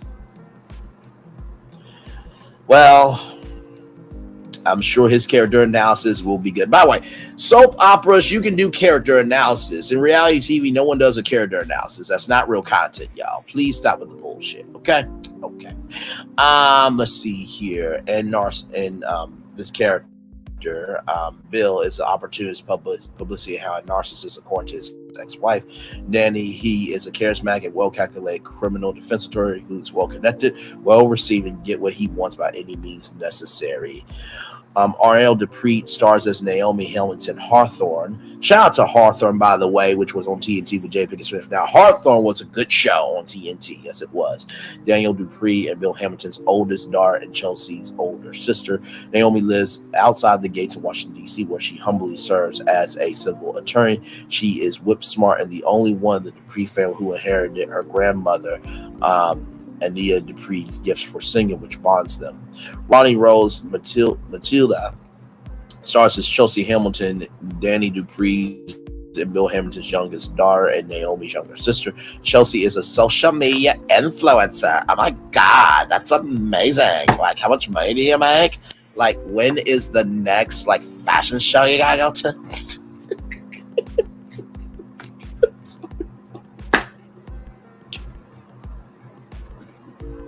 I thought of Sassy's voice when we did that skit. Anyway. But as you can see here, Chelsea is a social media influencer, has been successful but reluctant high fashion model since she was 18. Her career expertly guided by Danny, Chelsea is charged with recreating the life her mother gave up, which doesn't necessarily fit her own life vision. Ooh, it's going to be a battle of independence with this storyline. She has a lot of money, which allows her to follow her dream of design a lot of purses and building her brand. Chelsea indulges in the good things in life, like beautiful people parties, her new condo in DC, and the freedom to experiment. So, are we gonna see a menage a trois or some lesbianism? Okay, all right. Markia Going stars as Haley Lawson, a paralegal at Bill Hamilton's firm. Haley is gorgeous, intelligent, charming way, and the new fiance of Daniel Dupree's ex-husband, Bill Hamilton, considered a husband-stealing tramp in Danny's circle. Oh,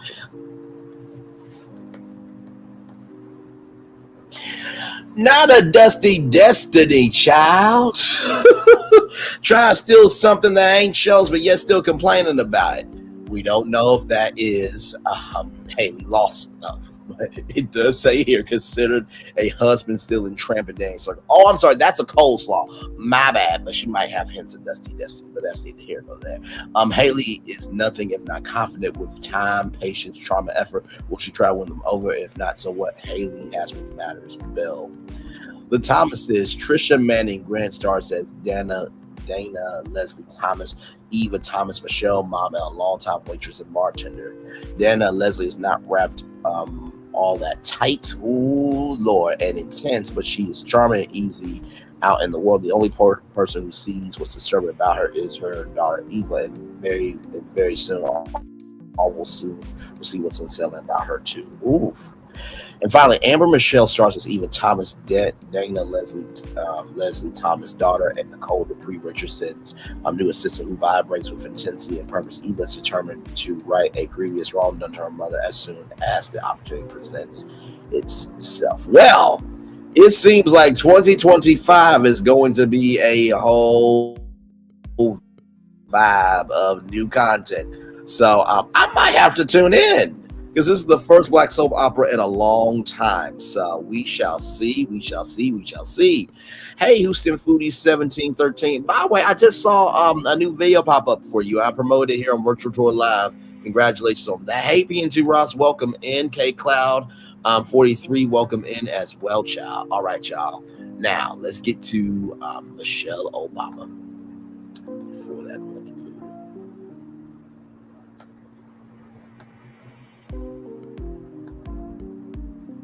Because I got y'all okay.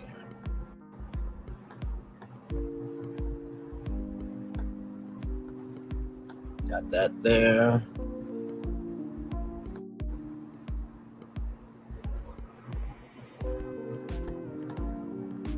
Let me see something.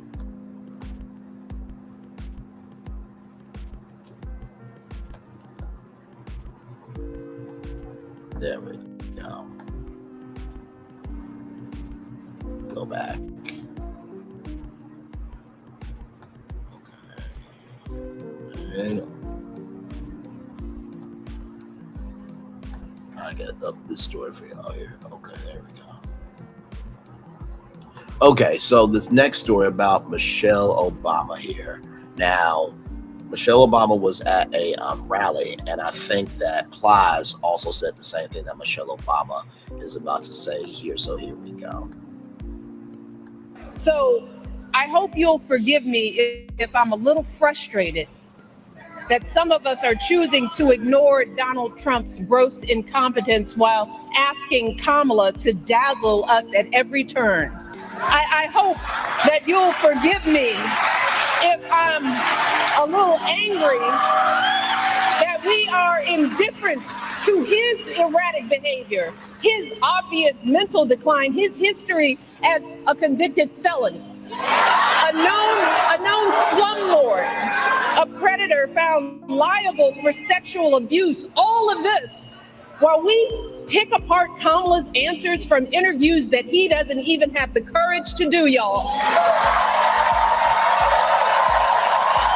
He's not telling one damn lie either, child. So I hope you'll forgive me if I'm a. And she's not wrong either. She is not wrong either. She gave an excellent speech. Y'all better wake up because we are in danger if that man wins this election. I love that she can speak her mind freely now that she's not the first lady, although she will always be first lady in my book. Michelle never disappoints, never misses or disappoints. I'm so over that clown. He gets to be lawless, like Kamala has to be flawless. The double standard is sickening AF. She always says exactly what needs to be said. I love the language she uses, very intentional. First lady forever is always sharing wisdom. Chicago pride. Michelle could tell you off and still be so eloquent and classy. We love it and us. Tell it, first lady, sick of the BS. And I agree. I listen. I truly, it's no problem. We promote people that deserve it around here for sure. Divine Virtuous Woman 0 says hello to P. Good morning, P2 Ross. And I may have to watch that. And I agree. You know what I mean? Because Kamala, to me, is she perfect? No. But she has more experience than 45 does. And to be real with you, she's right. Like, Kamala has to be perfect in every way, but yet we got a whole person that was convicted for sexual assault and rape. This guy paid $88 million. He cannot serve on a board of New York for 3 years, or can't run a company or something to that degree for 3 years. Been impeached twice, 34 counts. By the way, the sentencing for that is to come. Lawsuits from every which way. But yet y'all get on to Kamala though? Have we forgot? Oh, my bad. My forever first lady did the thing and the excellence. Divine Virtuous Woman from P&T Ross. Have we forgotten this? Let's bring this up again. A lot of towns don't want to talk about it because they're so embarrassed by it. In Springfield, they're eating the dogs, people that came in. They're eating the cats. They're eating the pets of the people that. And we forgot about that. Y'all are really gonna do this shit?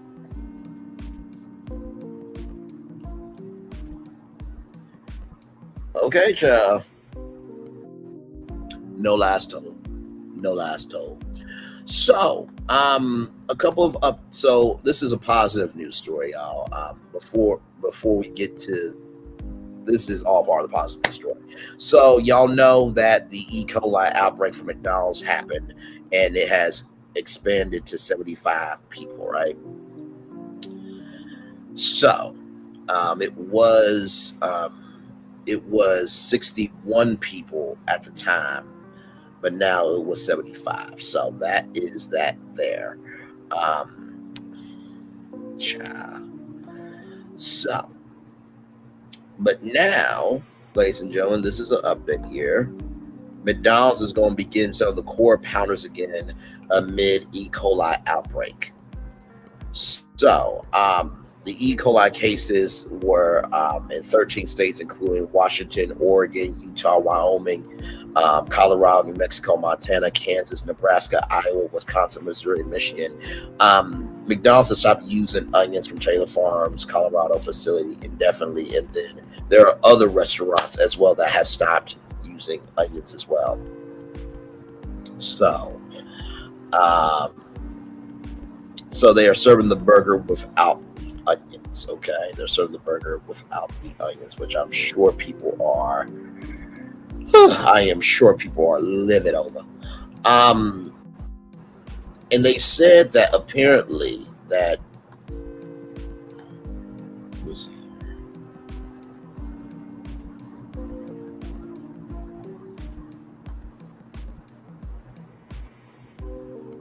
right here from Reuters that they have ruled out beef patties as a source of the E. coli outbreak here. So right here, we remain very confident that any contaminant named Pride related to this outbreak has been removed from our supply chains out of all McDonald's restaurants. So on Sunday, McDonald's ruled out that beef patties was the source. Okay.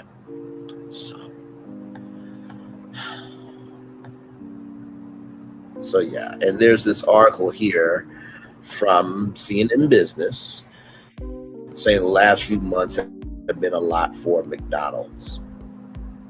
Even for a brand as gargantuan as McDonald's, the last few months have been a lot. Before E. coli outbreak was revealed last week, the burger chain had already become an unwilling character in competing political narratives and a target of scorn from customers who felt the golden arches have lost their shimmer. Even the grimace effect, the New York Mets winning streak embodied by the McDonald's goofy purple mascot, petered out in the playoffs, depriving the world of a Subway series. All that minus the grimace thing and fairness will be weighing on McDonald's when it reports its third quarter earnings early Tuesday and gives investors a better sense of how it plans to address food safety concerns for a brand that is known for its usually stringent food safety guidelines. Given the volume of food that they go through and how infrequently this happens to McDonald's is a testament to the effort that they take, says Chris Gaunt, a professor of food and beverage management at Cornell University's Nolan School of Hotel Administration, told the Associated Press last week. The timing of the outbreak is especially challenging for McDonald's as they've been trying to win back customers who've been put off by high prices. CEO Chris Batimski told analysts a year ago that even as McDonald's was jacking up prices, the consumer is tolerating it well. That tolerance didn't last long. At the end of July, McDonald's report a second quarter sales fell of 0.7% in the U.S. compared with a year earlier, while some rivals gained, a sign that McDonald's had become too expensive for low-income consumers, that not compelling enough for folks who still could afford to dine out. Competitors in the restaurant industries, Applebee's and Chili's, leaned into that discontent of trying to win new customers. They might as well come on and sit down, enjoy a nice meal at a restaurant with service if McDonald's was going to try to be a similar price anyway. And Chili's has been having a resurgence in a huge way. They got this 3 for me. Hang on. And it's a good deal, actually, the 3 for me. And then also,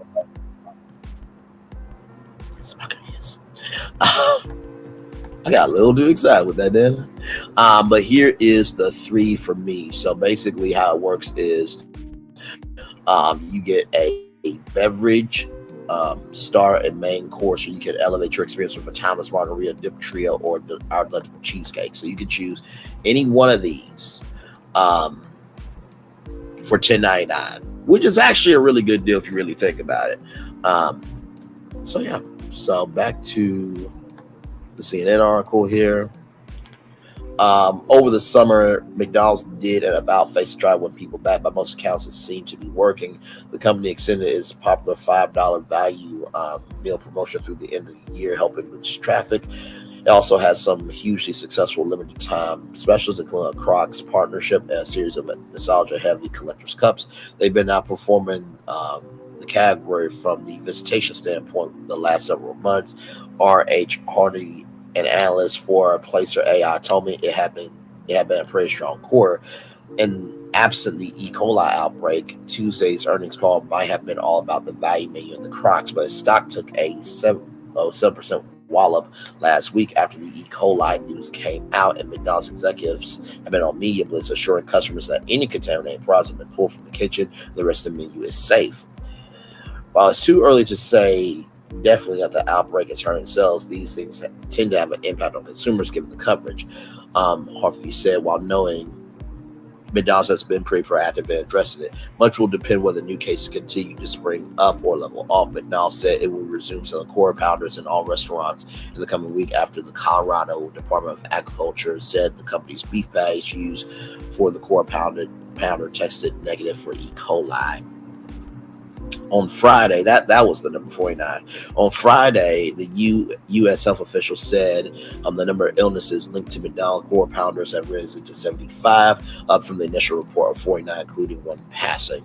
Those numbers could go up again as it takes weeks for officials to determine whether an illness is a part of an outbreak. McDonald's did not immediately respond to CNN's request for comment. The length and severity of the outbreak is now a wild card for analysts as they assess McDonald's financial future. We've seen the impact of foodborne illnesses outbreaks on demand really run the gamut. We've seen everything from multiple years of dragging and weighing on consumer perceptions to almost undetectable, says Sarah Centura, senior restaurant analyst for Bank of America, says take Chipotle in 2015 versus Wendy's in 2022. When Chipotle was linked to outbreaks of E. coli and the norovirus that sickened hundreds of customers, it took more than 2 years and required a thorough management shakeup and introduce a new CEO to repair the brand's image and pull its stock out the gutter. As long as cases keep emerging, then it stays in the news cycle. And that was the challenge for Chipotle faced in 2015 and beyond. Centuri says for 2 years, a person could sneeze near Chipotle without it making news. Oh, Lord Jesus. On the other hand, Wendy's had E. coli outbreak in August of 2022 that seemed to come and go in a week. No analyst even asked about. Centor says if you had known that news had hit that week, you would have seen anything outside the realm for no variability. For McDonald's, a lot will depend on how quickly it can get itself out of the news cycle. So there you go, everybody. We got through all that 1 hour, 32 minutes, and 22 seconds there. Let's see here. I think we got all the topics that are 1 hour, 20 minutes here. Beautiful K Cloud 43, Houston Foodie. Now, PNG Ross, listen, I was providing a solution. You are a problem. You as a black woman are a problem. I am completely joking, y'all, but yes, that is very true. That 45 did say to drink bleach, to drink Clorox during COVID. Yes. I'm driving, but I'm speaking to all LA traffic is. Can we test the re-release core powders at 45? Just I'm not doing this with y'all. Nope, and nope. Nope, and nope. But you know what? Honestly, though, as much fast food as he eats, and y'all, I am not joking about that. For those of you who think I am dragging.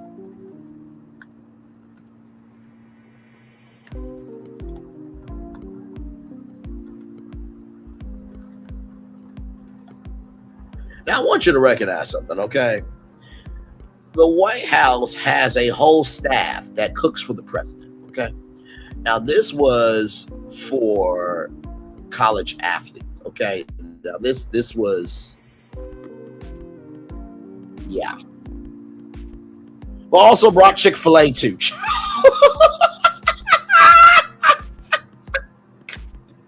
Imagine you wait your whole life to go to the White House and to be, you know, served food by the best Michelin star chefs that they do this ish, and then you come to this.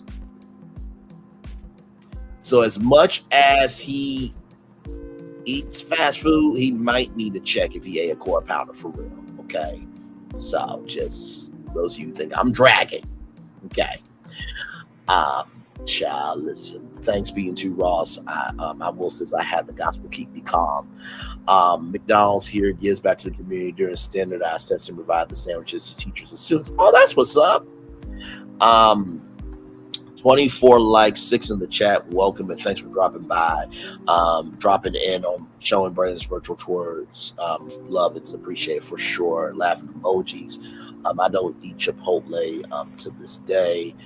E. coli people don't wash their hands after the bathroom, in my opinion, child. Listen.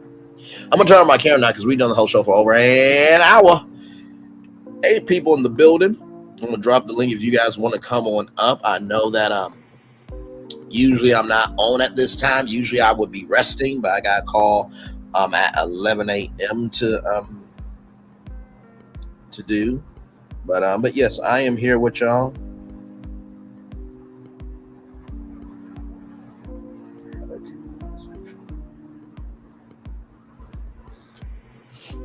Interesting. But yes, indeed. Let me pin the link here.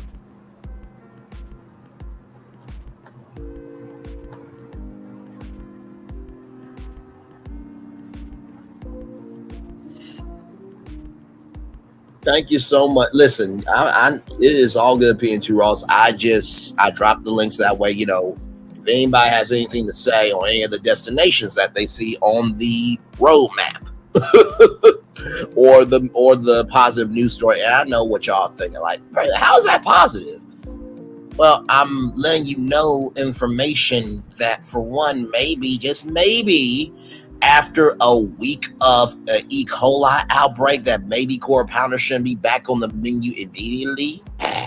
Maybe that's some positive news. I mean, if you don't care about your life, that's fine. Go forth and prosper and be fruitful and multiply. But there was one passing from this E. coli outbreak, so I'm trying to utilize information as a tool and not as a weapon. So,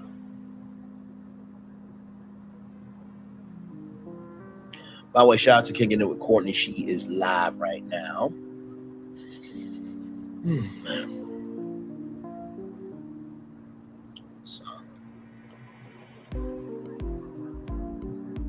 But yes, indeed. I think the story that really got to me this morning, I think, was the EBT scandal, like $60 million of scamming people out of benefits that really could help their life. That's not cool. That is not cool at all. The story that probably intrigues me the most, I'm very intrigued in the best way possible by Beyond the Gates. I cannot wait to see a black soap opera. And listen, I'm sure it's going to be reviewed on YouTube. I am sure. But here's the thing, though, right? Here's the thing. Because it's going to be a daily soap opera, well, we don't know if it's going to be daily. But soap operas are usually on daytime TV, and they usually are daily. I don't think I've ever seen a soap opera that's a weekly soap opera. But yeah, so you gotta jump in on the first episode and just review it from there. So we shall see, though. But I'm very, very excited about that. CBS, it's going to be on CBS. CBS, they made a partnership with the NAACP on a media venture. Let me type that in.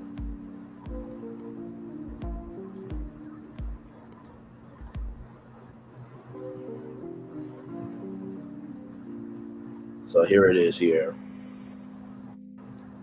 from deadline.com.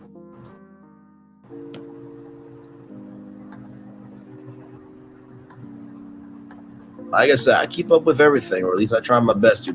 Here it is here. NAACP and CBS enter a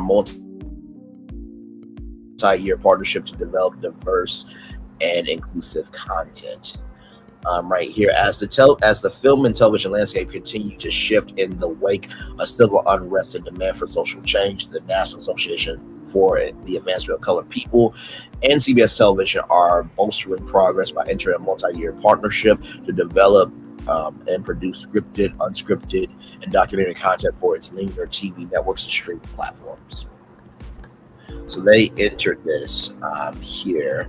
The partnership between CBS and NAACP includes a commitment to develop content for the CBS television network, as well as being able to sell programs to third-party platforms across the media landscape.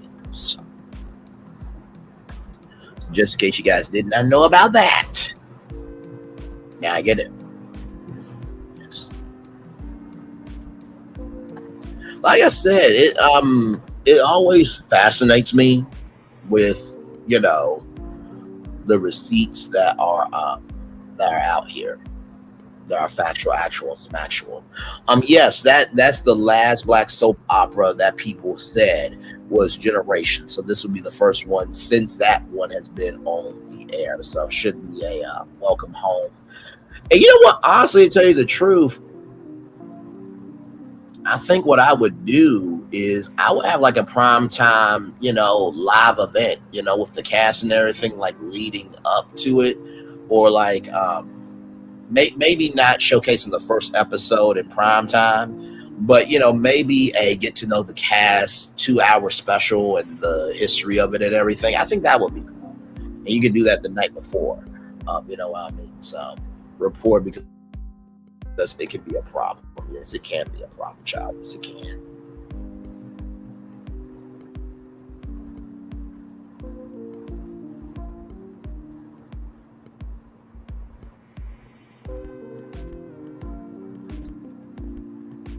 And don't worry, y'all, I have not forgot about RHOP. Y'all know that's Wanda interview came out the blue, so we had to cover it.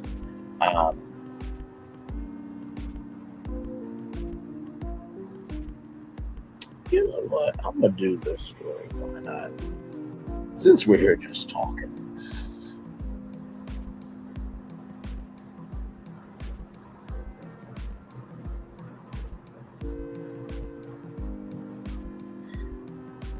And I will just say this is a Nan and a Boo Boo story to the two people, the two individuals, as y'all will see this story here in a minute, because this is fucking hilarious to me.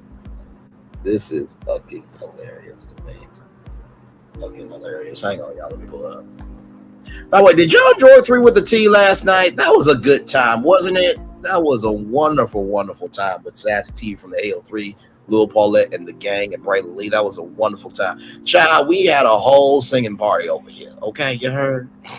We had a really, really good time. If you missed it, don't worry. It's on my channel. It's on Sassy's channel. It's on Lil Paulette and the gang's channel. It's on our backup channels. Lil Paulette, the motherfucking artist. Back to Reality with Sassy TV. And then, of course, Vault Culture is my backup channel as well.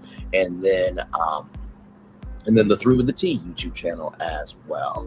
Child, it was a good time. It was a good time. Oh, my Lord Jesus.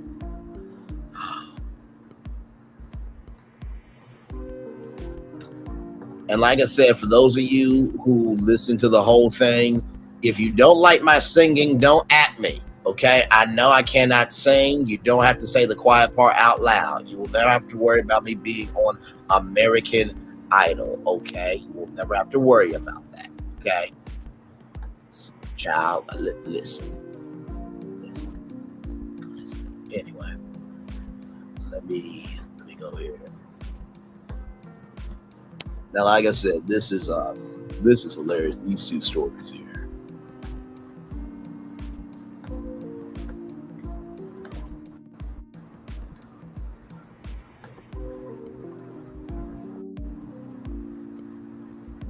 No, I mean, listen. I say that Divine Virtuous Woman because you know how people on YouTube are. Why are you singing? Why are you doing this? Why are you doing that? You ain't good at this, that, the third, da. Thank you so much for telling me something I already know. Thank you.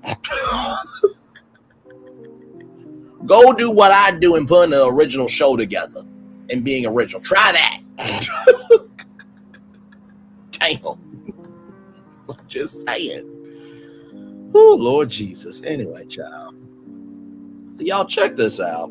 Amy Robach talks frustrating communication with TJ Holmes annoys me. This came out today. Amy Robach has admitted her partner, TJ Holmes, annoys her when it comes to communication. The former ABC News co-stars revealed on their podcast, Amy and TJ, that they communicate in very different ways. Robach comes things emotionally while and Holmes speaking more literally.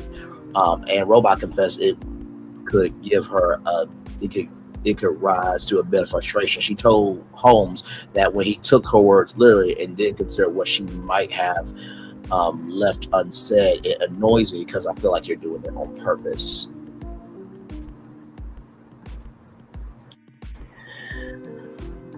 So, are we talking buyer's remorse here? Let me show y'all what they got fired from. Okay, let me show y'all the energy that they got fired from. Roll it. Hey, good morning, America. Every day I feel like morning, America. Good morning, America. Good morning, America. Money. Are you ready? They are ready. Covering the biggest events in the country right now. There's a lot going on here this morning. It's always a good time. That's what the show's about. That's good. Hang on, y'all. It was slow to come on. Hey, good morning, America.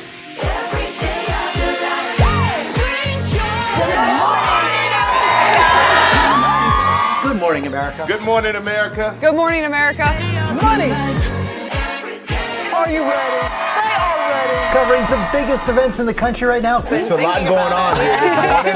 It's always a good time. That's what the show's about. That's good. Really good. Very good. Coming in hot, Jimmy, coming in hot. It's far from elementary. Good morning, America. I'm not going to try to strut like Michael or anything. I have known George a long, long time. Have you ever gotten him to dance? Look at that face. You don't just see it, you feel it. I'm in. I'm in. I'm in too. I'll be here. I am here and so happy. I'm in. I'm in too. I'm in. That tells you something when Snoop Dogg's in. Michael, George, Lara, Ginger. They got fired from that energy, child. Okay, listen. It's your own damn fault. You wanted the fantasy but couldn't handle the reality, because guess what? If you would have gotten to know each other outside of this and build an actual relationship based on investment, not lust, you would have found out all this ish. The pair launched their podcast in December 2023 with discussion communication relationships when Holmes noted that they went about it very differently, and Robach agreed. Holmes went on, because I speak literally and you speak and you often speak emotionally. I think you admit that. So where I am only taking into account the words that come out of my mouth, I'm trying not to assign anything to an emotion. Robot chimed in 51, which is frustrating to me, because in my mind, where I hopefully have some logic attached to what I'm saying, there's emotion behind it. Sometimes what I can't say is direct or it's specific, it's more of a feeling. And when you're swimming in muddy waters and frustrated with my lack of specificity and logic, where I am more like, this is why I'm feeling, this is what I think I want, there's ambiguity. You're like, I can't read behind the lines. Well, the last part is where I get in trouble. Holmes laughed, saying Robot would hold him accountable for not reading between the lines. I should piece it together. That's like, what, really? Well, listen, you got to be able to say what's on your mind fully. We're not, men or women are not mind readers, but also, too, that's up to you to clarify. And by the way, TJ Holmes, brother, aren't you a journalist? Isn't your job to ask clarifying questions and get information? Back off, camera. I cannot do this today. I just thought about that. Like, what? His partner admitted that's true, adding, when you take it literally, don't give it depth of context. I'm sharing with you that noise because I feel like you're doing it on purpose, almost like you're holding it on my head. Like, well, if you had meant to say that, that's what you should have said. Oh, my Lord. Holmes 47 suggests Robot should know better than that. Now she responded, oh, yes, but in the middle of a fight, that's how it feels. He also questioned whether the different way of communicating came down to gender. I do think it's a man-woman thing. His girlfriend agreed. Don't speak for everybody else, because I can communicate just fine. Thank you. There are plenty of men and women that can be very articulate and have an emotional intelligence. Y'all two are just emotionally ignorant. Back off camera. Seriously. And also, too, apparently Amy Robach has claimed her partner, TJ Holmes, takes a while to forgive her. The lag time is very hard for her. Robot 51 said it might take her some time to actually say sorry, with Holmes laughing that he was left boiling over while he waited. However, Holmes said, apologizing wasn't the problem at all, but admitted that it was the forgiveness that might take a little bit longer. As the topic came up, Robot mused. Sometimes it takes a day, sometimes it takes a couple of hours, but we have always ultimately apologized and forgiven.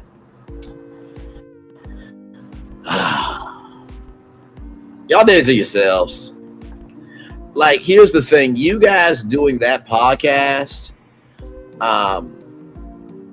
it's not doing anything good for y'all. In my opinion, she's always trying to make him look bad. Yeah, but also too, like, if you don't contribute to it, you can't look bad, right? So it's a little bit on him too, but I do feel what you're saying. I do. Oh my Lord.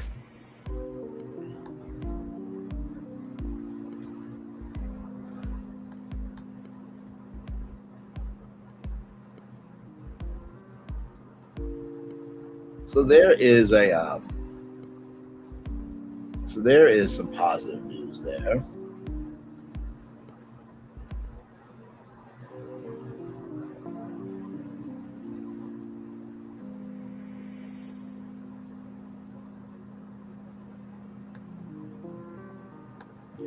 And then listen, if you are in Martha Stewart's neighborhood, this is our last story here. I'm still here with y'all. I'm about to take my call here in just a minute at 11. But if you happen to be in Martha Stewart's neighborhood, in an interview with that she offers an assortment of candles and a little cash to trick-or-treaters. I live on a farm now, so the gate is always decorated. The security guard has to open the gate for children who are trick-or-treating. I usually give children an assortment of candles, quite a few candles, in a bag and a little cash too. Stu, who has an estimated net worth of $400 million, didn't specify what she deems a little cash, where she did touch on her favorite Halloween memory. We used to make box lanterns out of a cardboard box. You cut a jack-o'-lantern and on the sides paste orange and black tissue over the holes, and you put a candle in it, a real candle. Yeah, you would walk it in the Halloween parade to school, where you would find the congregate down the playing fields in the middle of the playing field. We threw our beautiful pumpkin boxes. I wanted to call them down into the pool. So as you can see, man, I need to address, well, why post this without posting sis' address? Because that would be called oxing. We don't do that, Kim. We don't do that, Kimmy Mercedes. Oh, I want to come stop by. Drop the location. Where does she live? Okay, Martha, send us the deets on the address. We won't tell anyone. Send me the Addy.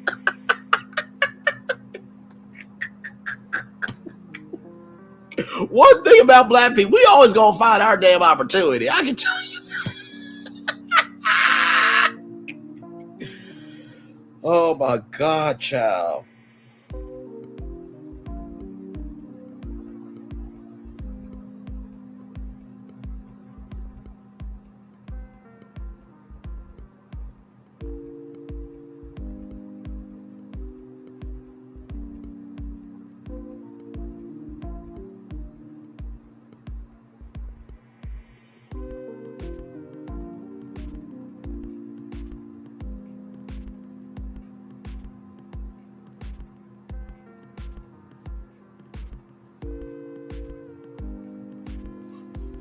Yeah, they get caught up in their feelings, it seems, child. Listen. Oh, you mean for Amy and TJ? Yeah. Oh, my Lord Jesus. Man, oh, man.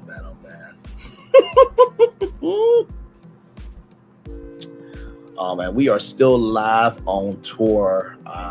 Well, y'all, my call at, actually, this is what I'll do.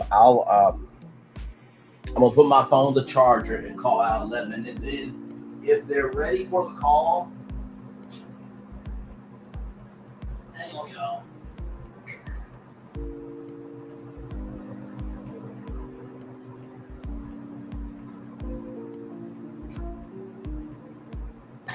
So what I'll do is I will call them, and if they're ready for the call, great. But if not, I will stay on with y'all. We'll do that.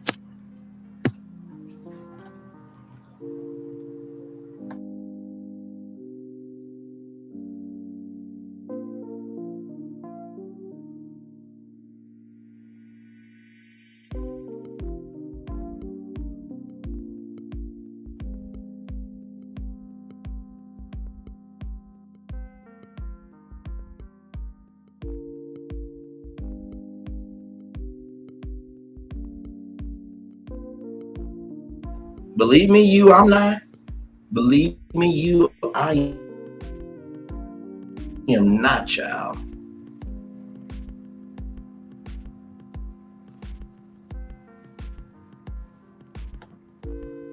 Like I said, I don't say all my moves, but it is important to have integrity. It's important to be accountable, and it's important to mind your own business that pays you, or mind the business that pays you, rather.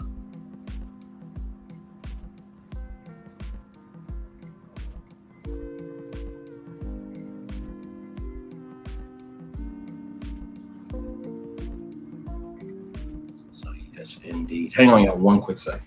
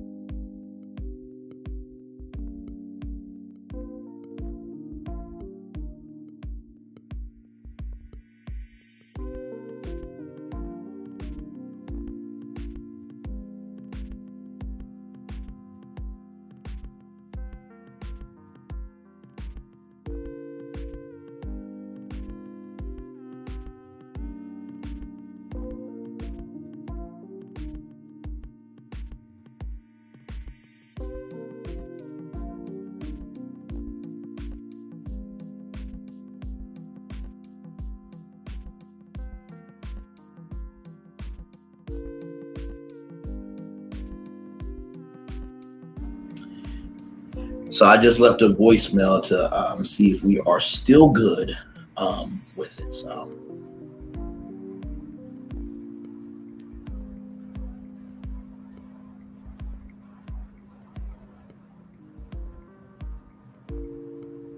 yes, indeed.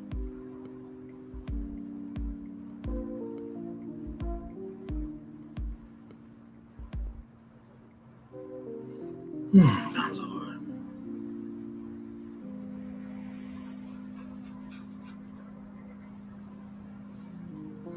Y'all, 8 days away now from Election Day. 8 days away.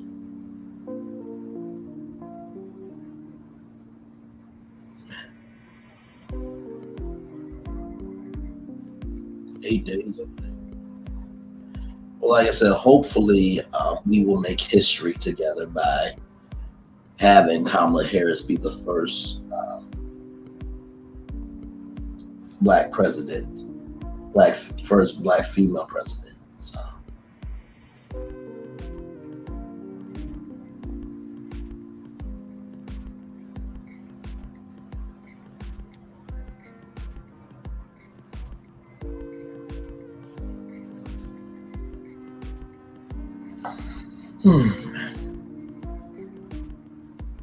Oh my God, the RICO trial still going? Jesus Christ. And by the way, this has been the year for trials too, y'all. It really has. Okay, hang on. I'm still right here with y'all. Hang on.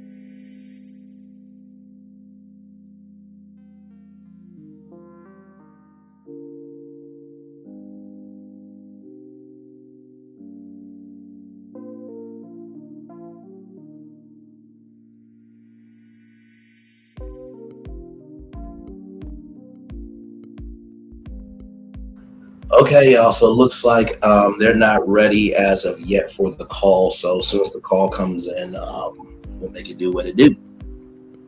We'll make it do what it do.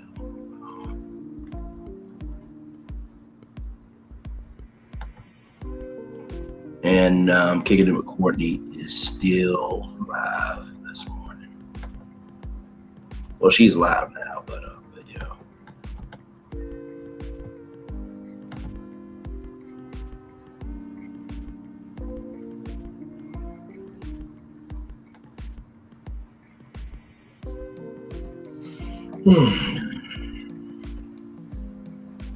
I think everybody is really ready for this to end. I really do. I truly believe that everybody is ready for this thing to end. This election, because child, it is crazy.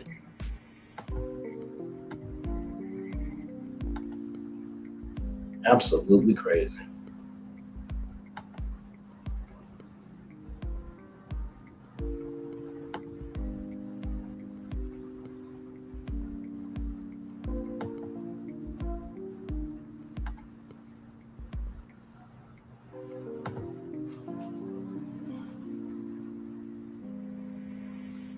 So yeah.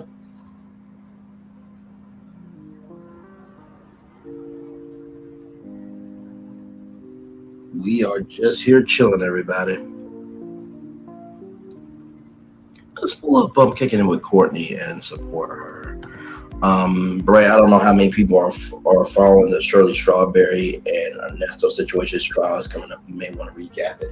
You know what? I'm just might, because here's the thing, right? When all that was going down, it was just, by the way, shout out to phone calls from prison. Okay, shout out to her and Real Talk Bougie and all the content creators, Grown Woman Vibes. Shout out to all of them that were covering that. So the fact that the trial is happening, yeah, we can cover it a little bit more, because here's the thing, those phone calls kept coming. It was like the soap opera that just never stopped, right, on YouTube. So I didn't want to cover every single call, you know what I mean? But when it came to that Strawberry letter on the Steve Harvey Morning Show, and I say this with all due respect, that was probably their highest listened to show in a long time, because people don't listen to the radio like they used to. You know, it's more of the interviews, you know what I mean? And it's more in bite-sized chunks of radio now, not as the full-fledged show as it once used to be. The said the time John the Morning Show, yeah. So yeah, I may cover that. Thank you for letting me know. Like I said, as soon as the trial starts, like, let me know and we'll cover it here, because y'all know we right is right and wrong is wrong. You know, I don't play that.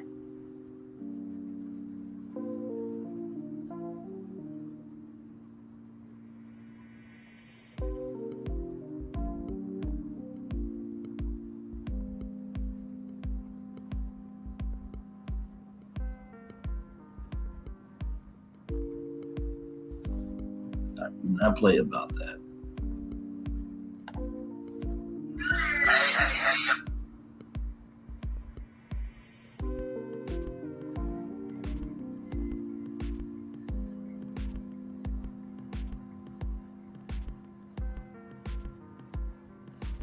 Oh man.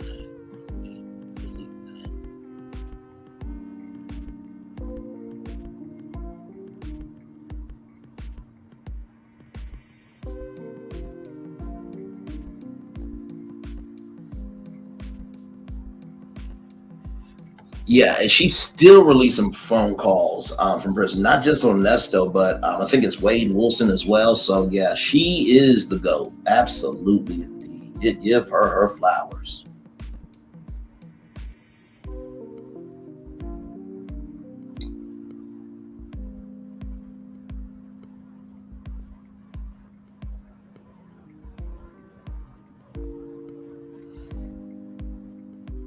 Absolutely, indeed. Give her flowers, child.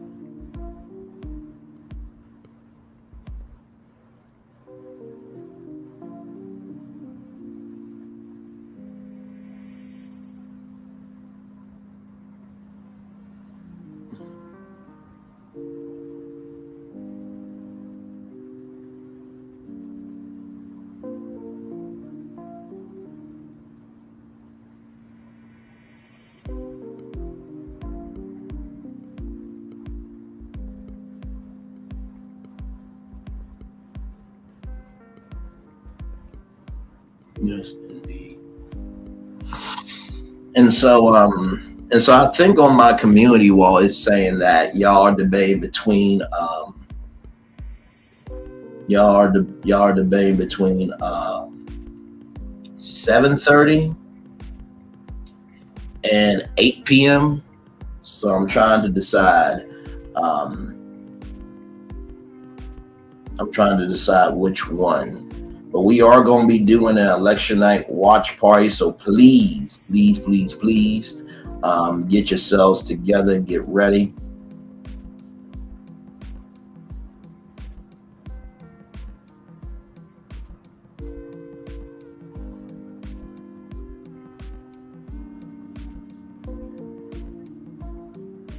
So yes, indeed. So it should be a good time.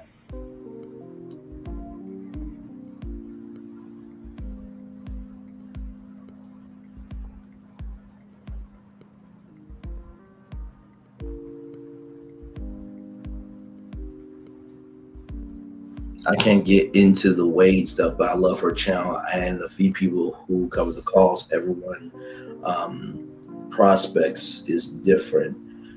Everyone's perspectives is different, but in a good way. Oh, absolutely. Absolutely. By the way, can I just tell y'all, I absolutely love the women that are doing Carnival. I gotta tell you something. Those women, their Carnival outfits, man, it's a vibe.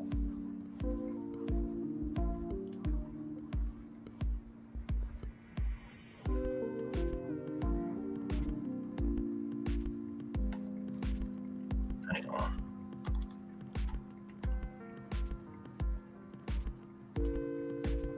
Can this be something? Can we get Thick Naval? Can we get Thick Naval, please? And thank you. Can we get down the double? Now listen, I know that Carnival is a celebration of life in Rio de Janeiro, okay? But we can make a Thick Naval, okay? We can do that. We can do that. If you need somebody to be the head of the parade, let's charge, okay? Let's charge into this Thick Naval, okay? Listen.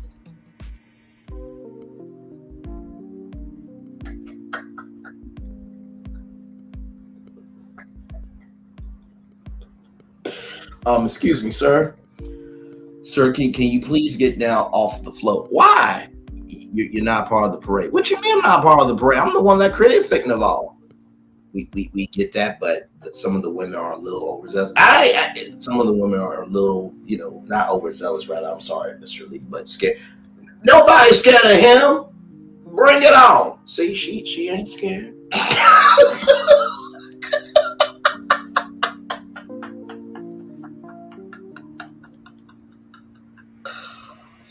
Oh my God, child.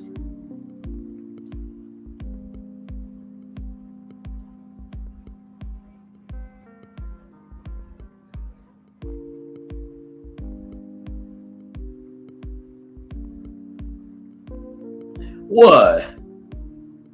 What did I do?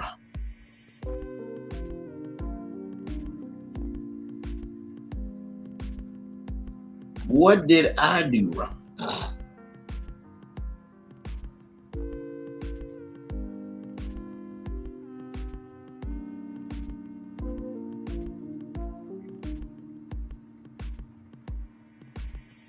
I'm just saying what needs to be said, child. Listen.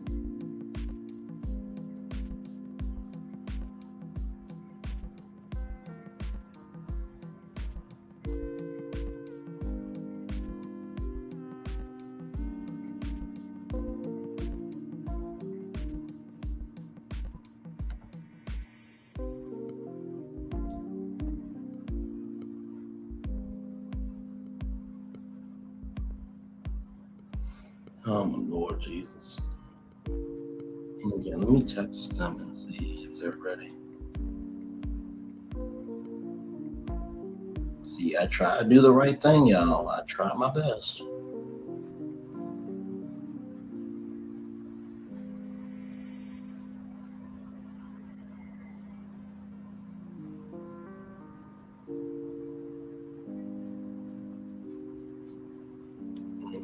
text him. Let's see.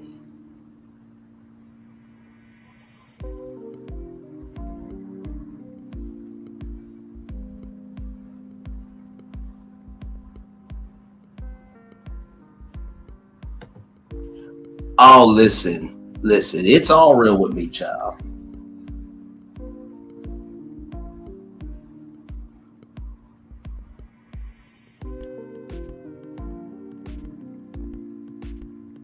There we go.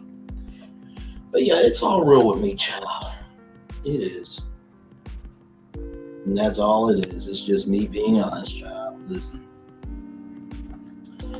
I still believe the thick Olympics should be a thing. I really do. Let me tell you something. We got some thickums, okay? We can have thick swimming. We can have, what's that sport where you throw the metal ball? We can have that. We can have thick gymnastics.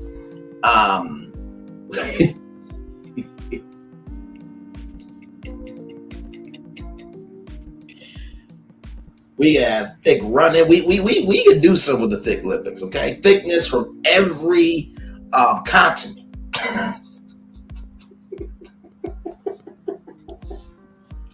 Braylon Lee's your opening and closing ceremonies announcer.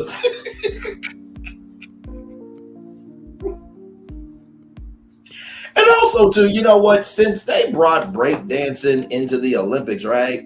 And since it was that horrible breakdancing, can we have runway modeling as a sport in the thick Olympics? And I will gladly be a commentator.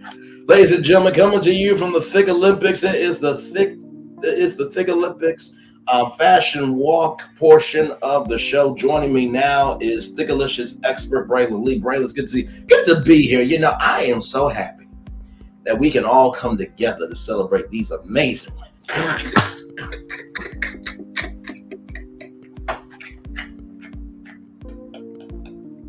And also, too, there are some brothers that also are a part of that community as well. The chubby or the velvet teddy bear gangs out there as well will also be a part of this as well.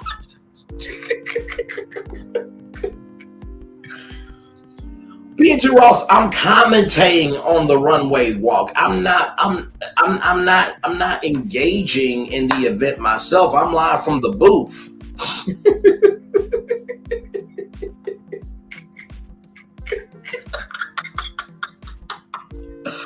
Hey, Tanya B, welcome in, beautiful. Glad to have you here. Listen, y'all, everything is alleged, in my opinion, for entertainment purposes only. Okay, listen.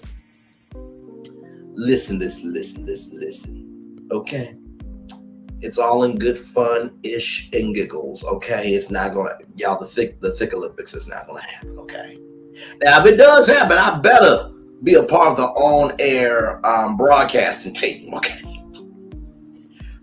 And that's what I'm saying. Thank you. That's what I'm saying. True.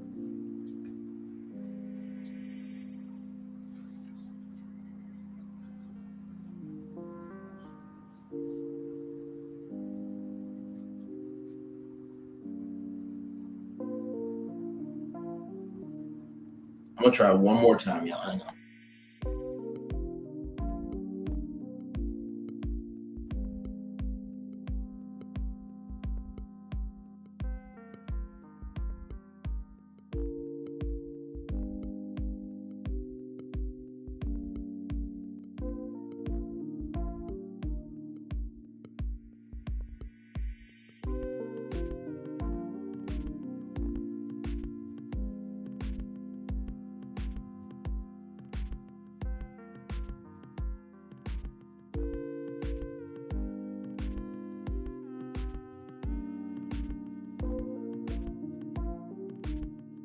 All right, y'all. Looks like they're not ready, so I'm chilling. See, this is the thing, right? I'm a big believer in, standing on your word, right? So I'm not upset or anything. Now, I did have to shift the show 2 hours early because guess what? Right now would have been the start of the show, but it's all good. I did my part, and that's all I can do. That's all I can do. Let me pull up Kick It Record.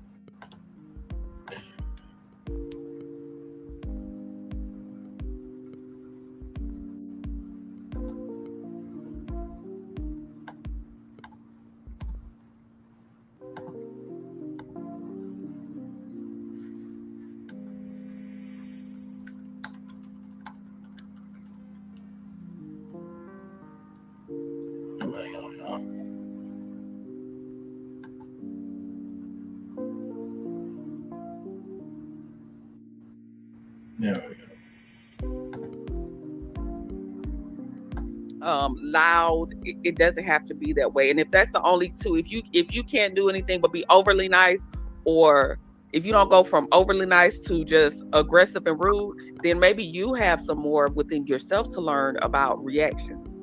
Okay. And boundaries. Facts, Courtney. And also, Courtney, can I just say something? I realized something, ladies. She did this 2 weeks after. So the reunion wrapped up, everything wrapped up. These pictures have been out for 2 weeks now. Do you understand what I mean? Yeah. So why did you not do it when it came out? Because you're aware of what's been going on. It's been everywhere. Yeah. Why did you not do it? Do you know why? Because she did not want him to turn on her at that reunion. Exactly. She was covering herself, covering her husband, because she did not want this to have a backlash at her at the reunion, because she knows Martel's mouth is reckless, and he would have said, stop, because I'm going to air your husband out. He's still cheating. That is why she has the Dutch courage right now. But let's talk about her being nice. Let's talk about nice. Let's wind it back. Let's talk about being nice. Was it nice when you set her up at your house when Martel came there and Mel ended up throwing that glass at Martel, which gave him the ammunition to try to use in that stupid plot, like she was the abusive person and he was the victim? Was it nice when she sat there on TV and told you not to pair her with that man, put her by that man, make her smell that man, whatever, and you did the exact opposite? Was that nice? So you want to tell me you're going to be nice to this heifer that's going around basically trying to demonize your friend, tow up her whole family, and then put it on Front Street? So it's cool to be nice, but then you ain't been nice to Mel. And then we're going to keep it going. When she did her name changing, was it nice that in the middle of her glorious moment of getting that bastardized ass name off her, did you come to her, pull her to a side at her function and ask her about that Negro? Was that nice? So don't come at us with on nice. And we're going to keep it going. Do you want us to keep it going? So this is what you showed us. Sorry, y'all. Nah, sugar preach, sis. I'm just saying, you want to talk about nice. That's what I'm saying. So if they come for anybody, you, Courtney, anybody about nice, no, that stuff that I just said was not nice.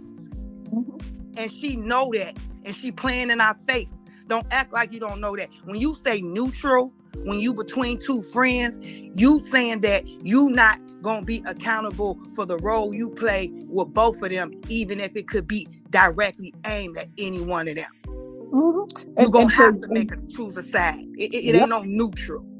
Absolutely. And to Lala's point, when she came out after the reunion, after all this is kind of maybe was calming down 2 weeks in, but after that Lexi crap, she came out within 24, 48 hours. She did a rant on that one. Remember? She came out immediately. Immediately. It wasn't no wait and see. She came out immediately. So she's just a freaking hypocrite. I think right now they're just trying to save this damn show and trying to push this hoe on us. And it's not going to work, but that's what they're trying to do at this point, you know, because her whole, I tuned out of her live when she said that, you know, she didn't know what the hoe looked like. I couldn't listen to everything after that. It was all a lie. It was all an acting job, a poor acting job. The lies. It was, I mean, it's ridiculous. She, I don't know. I don't know. It's about 100 of y'all in here that didn't tap the like button. Can I get at least 50 of y'all to hit the like button, please, and thank you. Yes, please hit the like button. Hit it up. Tap the screen. It don't cost a thing. I promise you.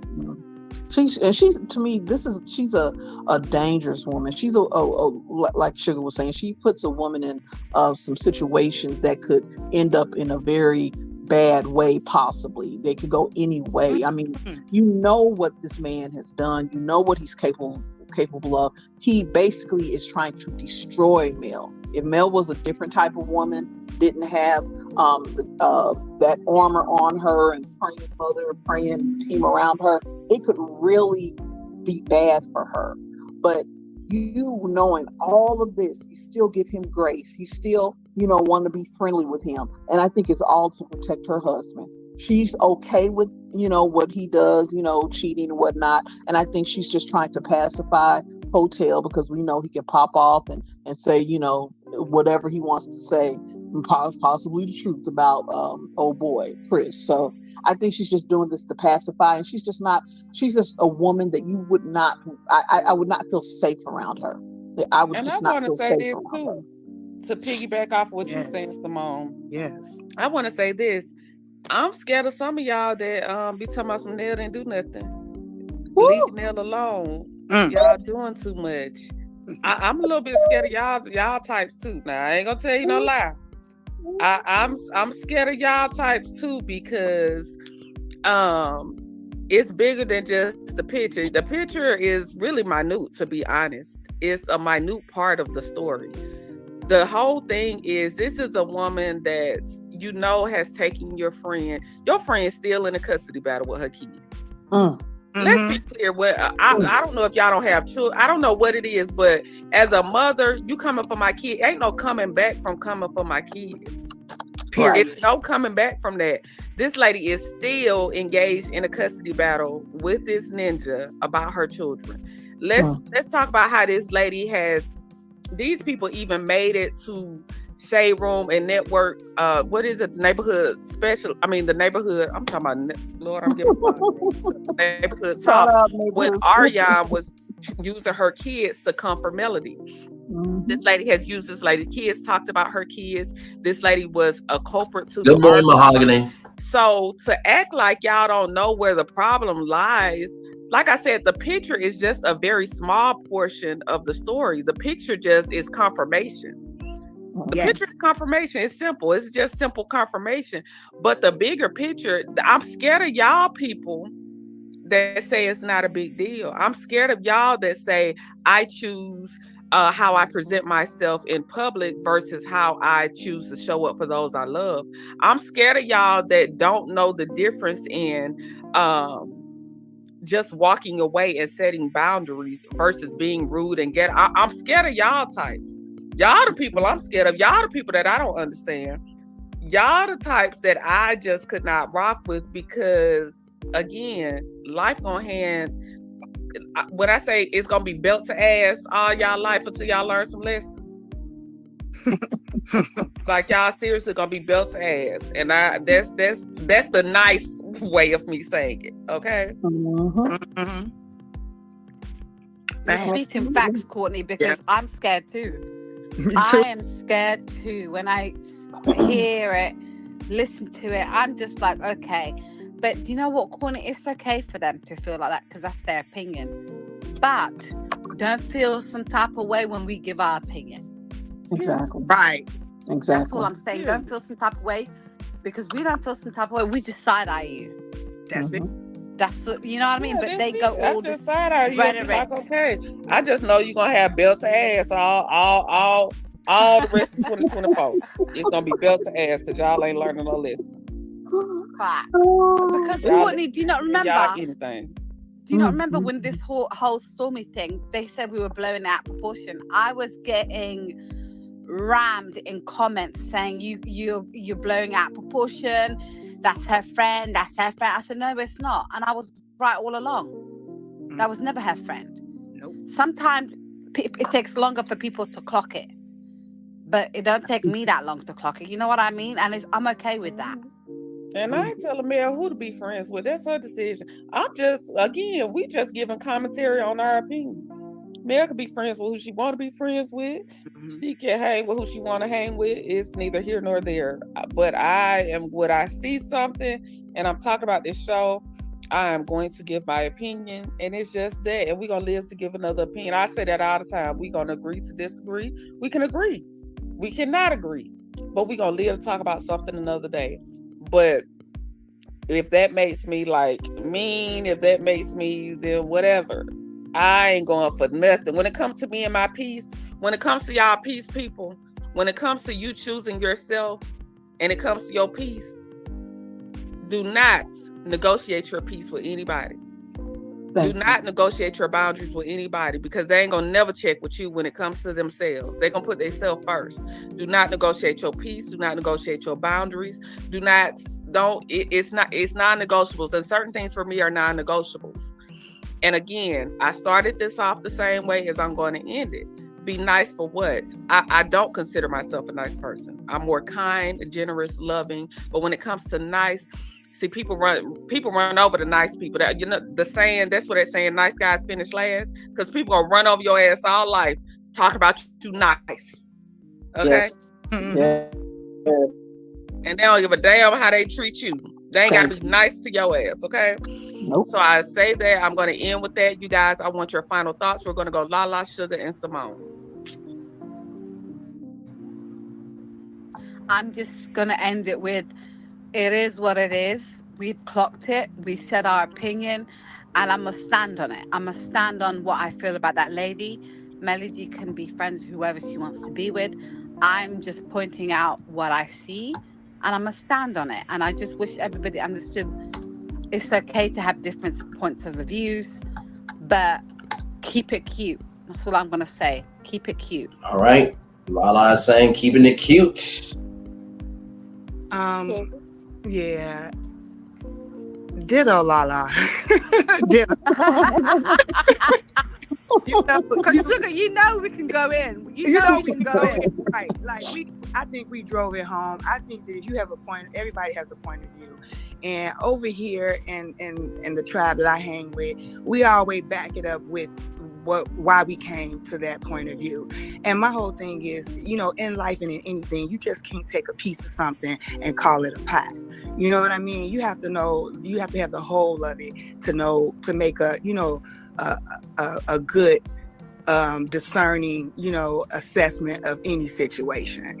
So yeah, I just ditto Lala. I'm to the point where I'm just, you know, we see you and we call it out, and there's nothing wrong with calling it out, and you should not have anybody to make you feel a certain way about your discernment. Like, you got your own, girl, and that's all I got to say.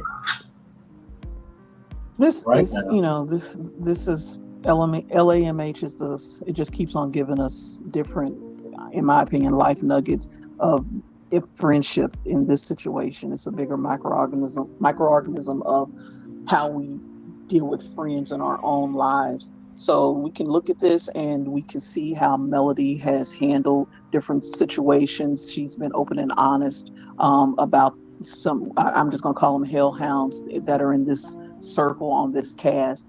And either you can be Melody Cherie and you know, call them out and let them know, or you can end up like a Shanquella. You know, that situation is real. We got to look at this. This can happen real life. The things that Nell has stated, her actions, look at her actions and the things that she says. Believe them. And I don't care what it is, middle finger to Nell Fletcher all day long. There it is. Yes, middle finger, child. Shout out to my panel. Let's see. I'm reading the comments still, y'all. So thank you to everybody that tuned in. Shout out to my lovely mods. Boss Lady is T, Alf Mizzle, Alf MC, the network specialist. Love Key. Thank you, ladies, for holding me down in the chat. Thank you to all the content creators that came through. We had Tweety Bird, the network specialist, RHOL Reacts, Glam Rocks, Shasta Speaks, Braylon Lee. Who am I missing, y'all?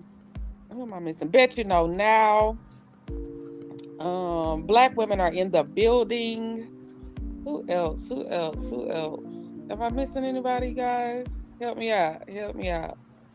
I think she got everybody. Did you get the network specialist? Yeah, I got network specialist. Network specialist, RHOL React, Braylon Lee, Bet You Know Now, Shasta Speaks, Glam Rocks, and Black women are in the building. I think I got everybody. Yeah, I think you got everybody. Yeah, I think I got Tweety Bird. Huh? She said Tweety Bird. Tweety Bird TV. Yeah, I said Tweety Bird first. Okay, all right. Well, I don't know if I got her in the second round, but Tweety Bird. So thank you everybody for tuning in. Shout out to my panel. We had Auntie Natty and we had Miss Addie on the panel. Shout out to our mothers in the chats, our aunties in the chats. We have Lala, Sugar, and Simone Wealthy. These my official co-hosts, whether they know it or not. These my official co-hosts on the panel, you guys. It's a good panel. So shout out to them, always standing firm. And again, y'all, we like to keep it light, funny a lot of times. But sometimes we have to have real conversations. Again, the picture was just the picture. It was a simple picture. But sometimes a picture speaks 1,000 words. Sometimes picture speaks volumes. And I'm just not the type, if somebody put me through a whole bunch of stress and you want to mingle and party with them, then you just might not be for me. And that's okay, because that's just where I am in life. And if that's not where you are, that's okay too. We have hard discussions, and we live to have a discussion for another day. Shout out to my chat. Shout out to everybody that hit the like button, and those of y'all that didn't, use your manners next time, okay? Hit the like button. Thank you for everybody tuning in. Have a happy Monday, a great week. Make sure you guys tune in to Queening in the City tonight. I heard this episode is funny. Let me play it one more time if I can find it, because y'all know I'll lose my clips and I'll be like, you know what? That's okay.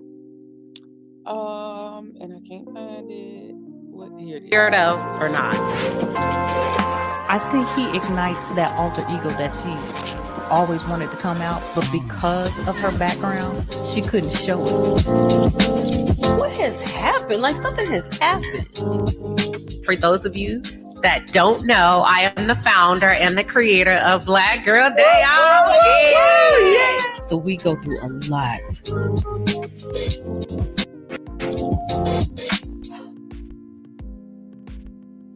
Yes.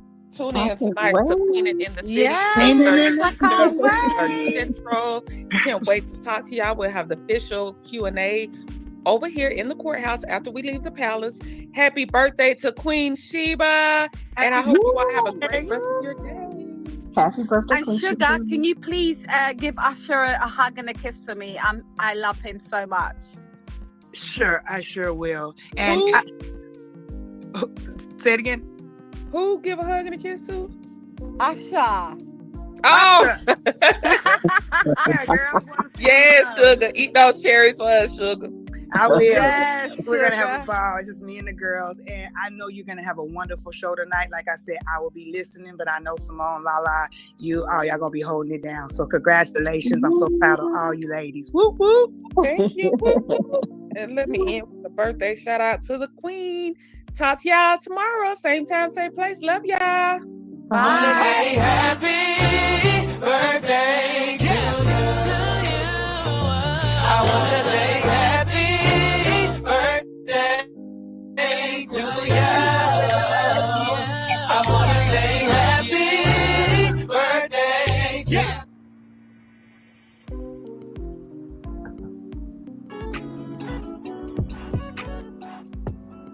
And there you go. That was Kicking It with Courtney there. Much love to that beautiful sister there. Yes, indeed. We are still live on tour, everybody. I was supposed to have a call at 11, but it looks like they are not ready, unfortunately.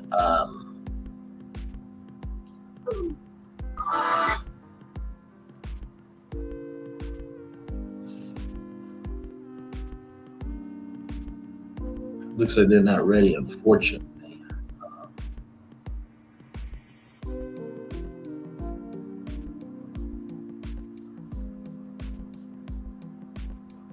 Let me see here.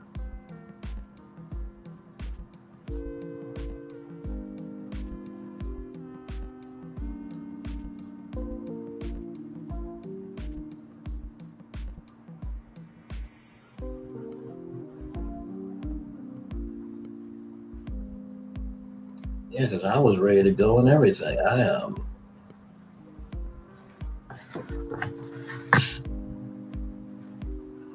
I did what I needed to do for the show. It's just like, really, can y'all match the energy? That's all I'm asking for. But yet we are just.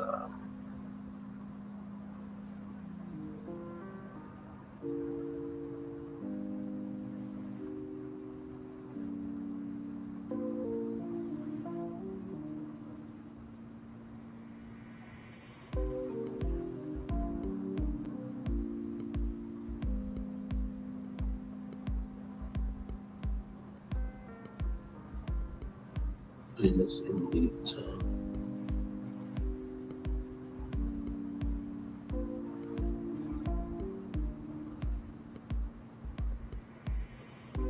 Let me see one more time here.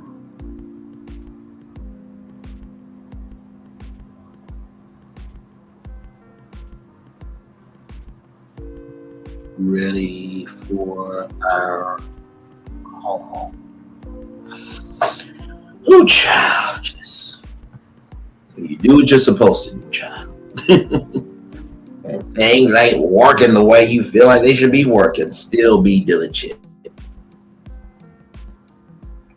Still be diligent. Still be kind. Still be respectfully hungry to go after what you want for yourself. And I do see Governor Gavin Newsom wants to bolster the film industry. We may do that in a separate live because that's a whole separate conversation. Because we talked about how streaming content is it the final act for Hollywood, and I gave my breakdown on that. I don't think it's the final act, but I do think it is showcasing that Hollywood is cracking. And Hollywood needs to open up the gates. I'm speaking about beyond the gates. I think that, every, media company should have a media partnership like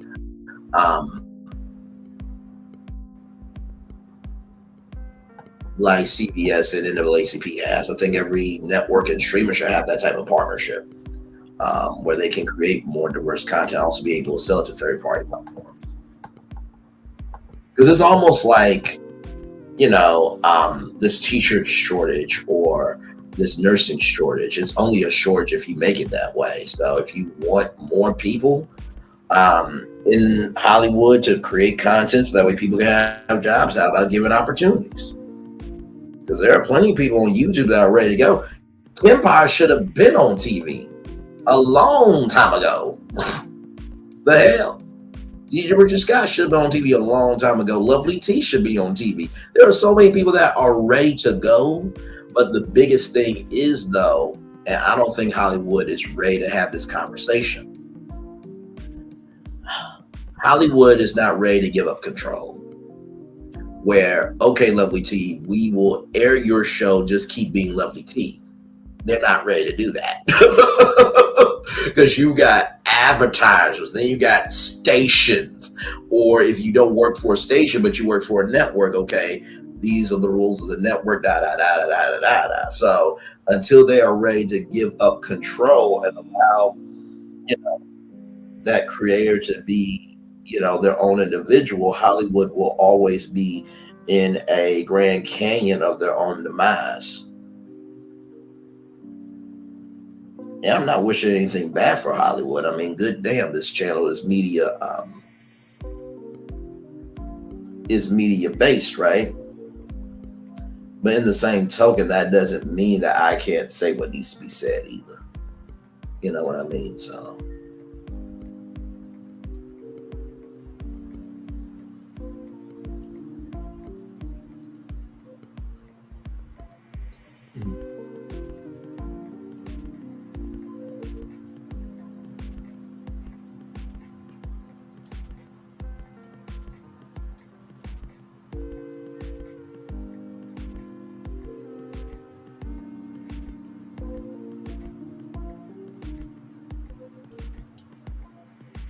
Yes, indeed. 6 people in the building.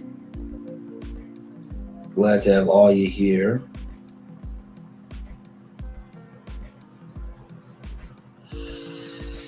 Oh, man.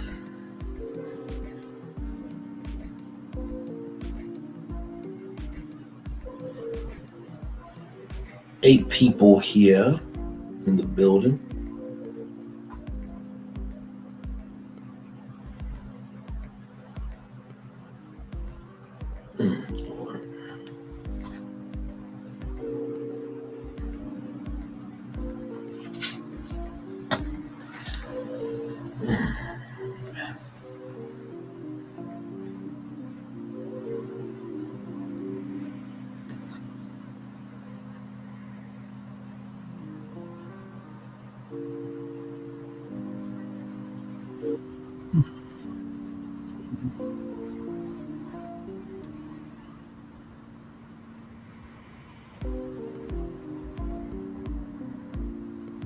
That's interesting.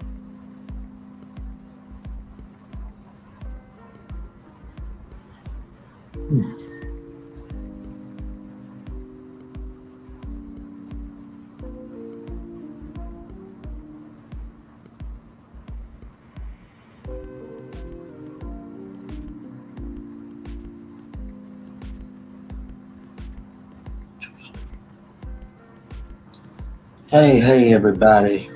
Just chilling out here. I'm glad to have all of y'all here in the building. We are just chilling. I think tonight we will be doing episode 2 of Queen's Court. So of course y'all remember episode 1 was very heavy because of Lisa Ray and what's that guy's name? Sorry, y'all. So I gotta go all the way back to my notes. My notes.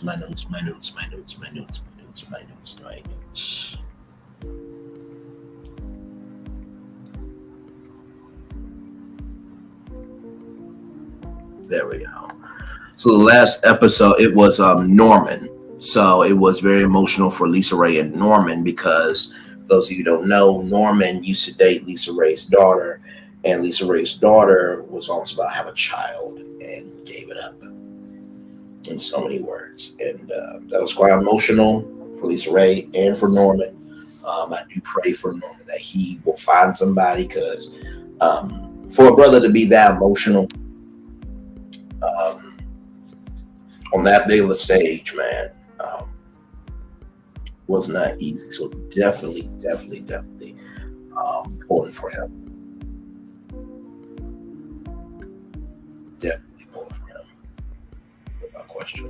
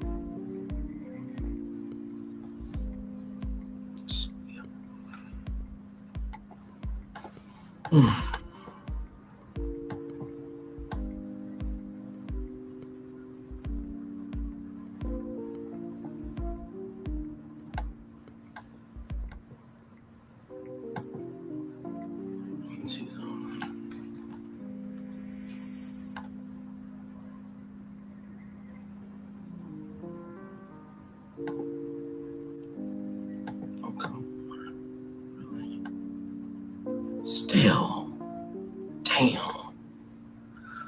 Okay, I'm being patient, child.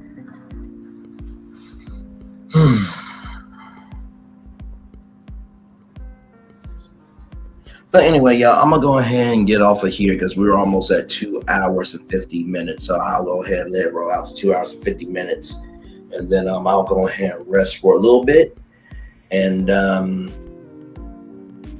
then yeah, so because it's just us here chilling, and definitely gotta get some rest. Did y'all like me coming on at 9 a.m.? I know it was way different for us, and no, I am not saying I'm gonna start at 9 a.m. because, child, I like my sleep. I had to have 2 alarms just to do a 9 a.m. show. Shout out to Regis Philbin. Shout out to even Kelly Ripa and Mark Consuelos, even though they tape their shows mostly now. It's not live anymore. Shout out to Ryan Seacrest, and also to Michael Strahan, and to all the hosts that came before it. Kathy Lee Gifford, or Kathy Lee Johnson, and all the hosts of the morning show out in LA when Regis was doing it out in LA. Because let me tell you something. To get up to be on TV at 9 o'clock in the morning Sunday, you think 7 to 9 is something. And it is. Because as we were all asleep, there was Robin Roberts getting up at 3:45 this morning to get to the studio and do what she needed to do. But 9 a.m., child, even if it's later, still, child, that's a rough wake-up call. Because I imagine, you know, I would probably, if I let's just say if live was live, it was live with Taraji P. Henson and Braylon Lee, right? I would probably get up around maybe 7:30, you know, shower, all that stuff, put on my 7th Avenue, get on my regular schmegular clothes, everyday clothes, get to the studio around,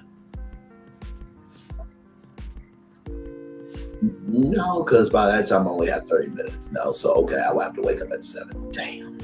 Wake up at 7. Depending on if I'm walking, it might be a 30-minute walk, or if I live an hour out, I might get to see around 8.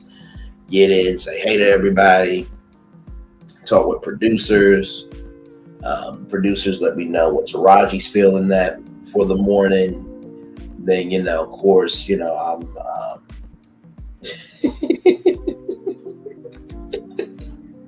and the night time is the right time to rock the night away.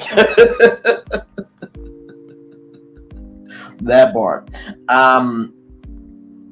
But no, seriously, but no, after I do all that, right, I get dressed in my, you know, show clothes, you know, getting suited and booted, or SAB, suited and booted. And then, you know, how I work in TV is the same way I work in radio or, you know, in retail. I try to get to know everybody.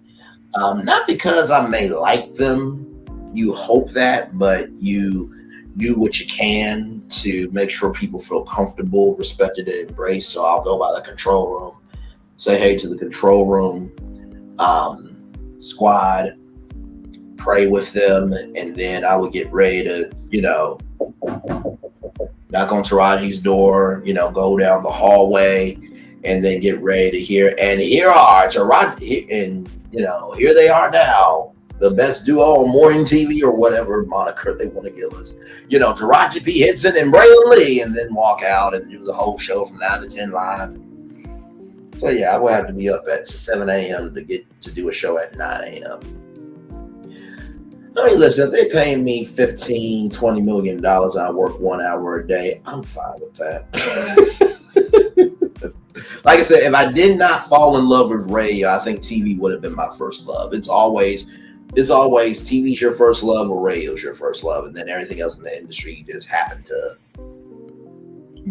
to get better at. Because I always say, you know, radio is where I learned my voice. Television taught me how to control it, and the marketplace taught me how to diversify myself. So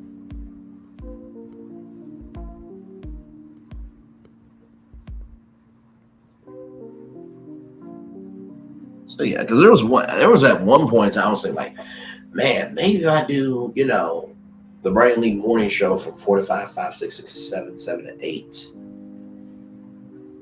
No, because that would be right up to the show. No, I can't do that. Never mind. Because Ryan Seacrest, let me pull up his schedule. Let me pull up Ryan Seacrest. TMZ Idol. So here was Ryan Seacrest's schedule, y'all. Now, he did this schedule for 6 years. Okay, he did this for 6 years, child. Oh, thank you so much. I pray I'm around when you get your big break. That'll be a proud auntie moment for me and the others. Listen, y'all remember that Universal Orlando picture I showed y'all? Hang on, I'll show y'all. Universal Orlando, Because, like I said, I want to do that.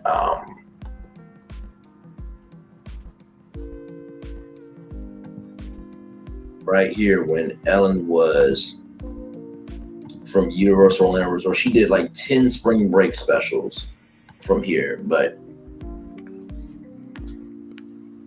right there is where Brantley's virtual tour will be live from Universal Orlando Resort. So to you being Too Ross and to the people that support me, y'all got tickets, okay? Y'all got tickets to come see your nephew.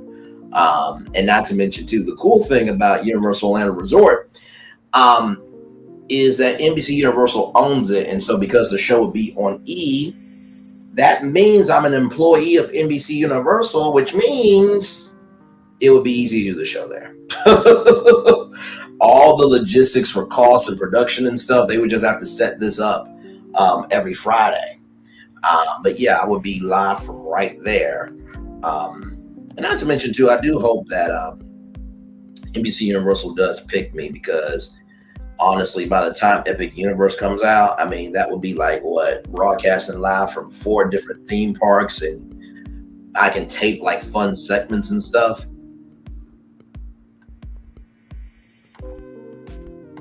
So that would be really cool. So like I said, Monday through Thursday, Monday through Thursday, I would be, wherever I am in the world. And then Friday nights, I'll be live from Universal Orlando Resort in front of that live audience there. So let me see here.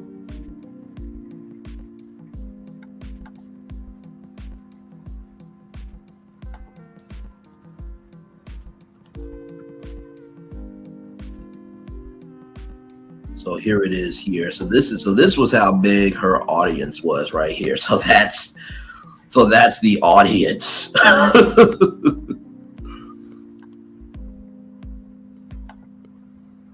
Let's see if I can showcase this clip.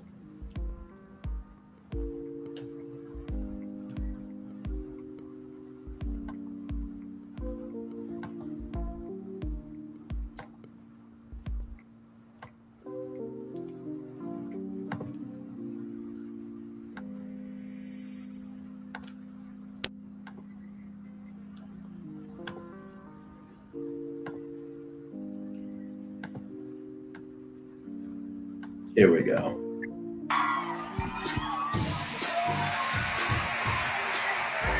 From Universal Orlando Resort, here she is now, Ellen DeGeneres.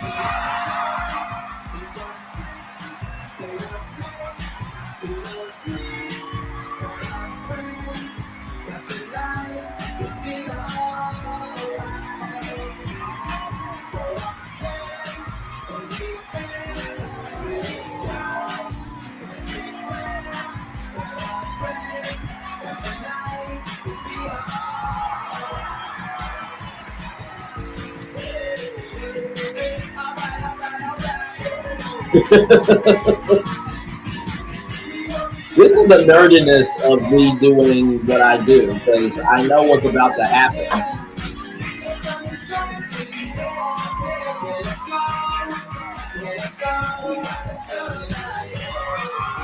And there's Ellen.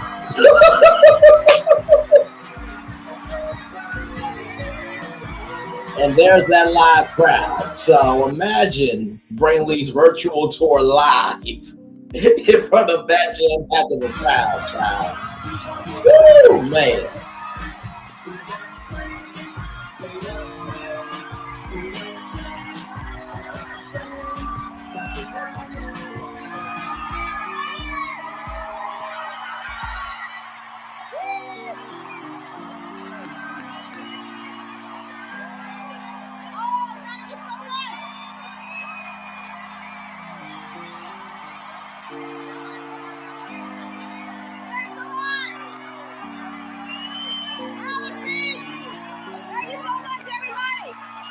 And you see it's just going and going and going and going, child.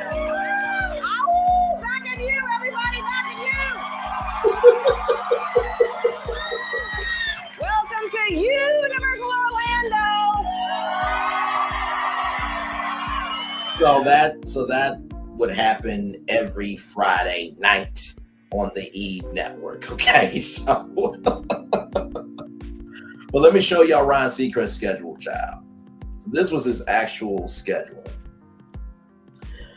So Thursdays, now this was when he was doing that. This was all contract negotiations because Fox ended American Idol was going to come back in 2020, ended in 2016, so 16, 17, 18, 19, 20, I think. So when Ryan came to ABC, although Ryan's always been a part of the ABC family because of Dick Clark's New Year's Rockin' Eve, but this was more of a daytime.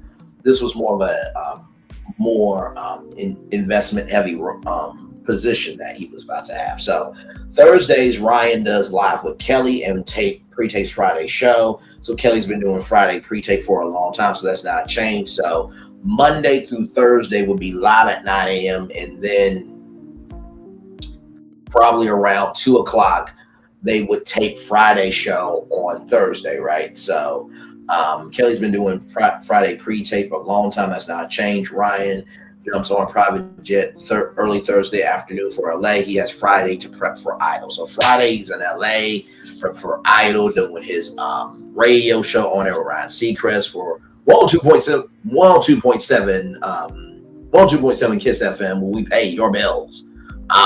So he does all that, his memes and everything. Saturday he has the day off. Now here's the gag. Y'all ready? So Sundays, Ryan did Idol live at 7 Central, which is 5 p.m. Pacific. As soon as the show ends, he jumps on a jet at 7 p.m., sleeps for 4 hours, lands in New York City around 3 a.m., right? So then Ryan does the show at 9 a.m. Monday morning, then jumps in the car by 10:15 a.m. for the airport, jumps on a jet before noon for his second trip to LA. He lands between 2:30 and 3 p.m., goes to ABC, shoots the live results show at 5 p.m. Then he books it to the airport, is back up in the air by 7 p.m. Then Tuesdays, Ryan sleeps on a plane for 4 hours, lands in New York City around 3 a.m. He's back on the set of Live for a 9 a.m. show. So as you can tell, that hey Najima, good to see you. So as y'all can tell, that schedule is inducing. So imagine you pre-tape a Friday show, or you tape your Friday show on Thursday. You fly out to LA Friday, Saturday, you can do whatever you want to do to get ready for Idol and what have you. Then Sunday you do a live performance show. You get on the plane back in New York to do a 9 a.m. show. Then fly back to LA that same Monday to do another show, and then fly back that same Monday to land for Tuesday and to do a Tuesday show.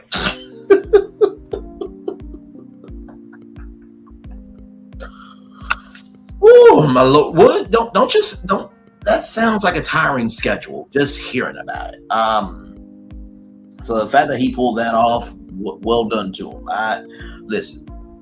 If I'm Ryan Seacrest, I'm like, listen, can we do a daytime talk show in LA? I will gladly do it, and at least I'll be in the same area.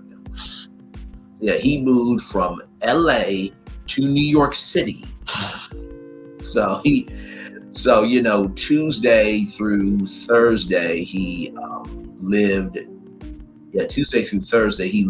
in New York. And then Friday, Saturday, Sunday, and Monday, he would be in LA for 6 years. I'm too much of a radio head to be that gracious, because he literally he got on the air on his radio show soon as the show ended. I'm like, nah, I can't, because 5 to 10 a.m. or 6 to 10 a.m., that's my radio time. You don't mess with my radio time. That's my audience. And so if I'm doing the show from 5 to 6, 6 to 7, 7 to 8, and then, I get off the air at 8:30 and then do the whole show at 9, then, sure, I fulfill my commitment, but I feel inadequate because I cheated my audience out of the show. Yes. So, I as much as people rag around secrets, imagine you years, you have no life. So that's why he gets paid as much as he can, so he can escape everything. So listen, I'm not mad at him. He does work extremely hard. Now I know he's had some mess ups on Wheel of Fortune, including not saying how a bankrupt happens, where when you bankrupt, you also bankrupt your $1 million wedge. And there's been some moments of the final bonus round and stuff like that. But apparently they say that Wheel of Fortune is like the highest rated, most watched show in recent memory with Ryan Seacrest on it. So, hey, Peaches and Cream, welcome in. We are here just chilling out. Glad to have you here. I was supposed to be on a phone call this morning, but looks like they are not ready, so we may have to do the phone call at another date. So, but it's all good though. It's all good. But yeah, child, yeah.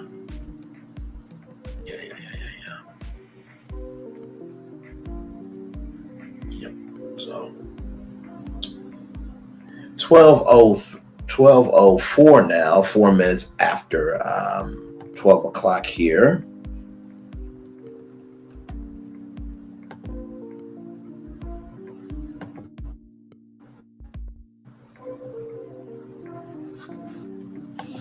My Lord.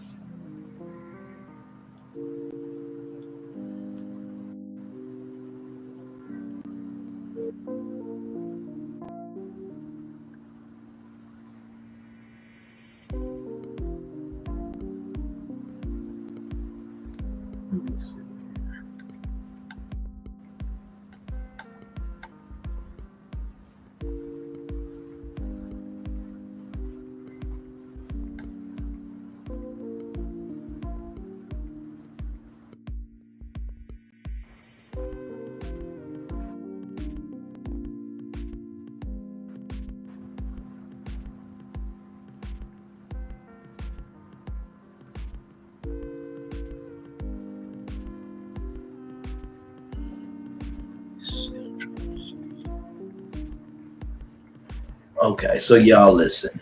I know that I like what I like, but also too, just be yourself. So here's Erica Banks unveiling an extra wide BBL. So Erica Banks is a popular and very pretty female rap artist, but her latest surgery has fans wondering if she suffers from body dysmorphia. Child, she'll probably be given a call to K Michelle very soon, child, but that's neither here nor there.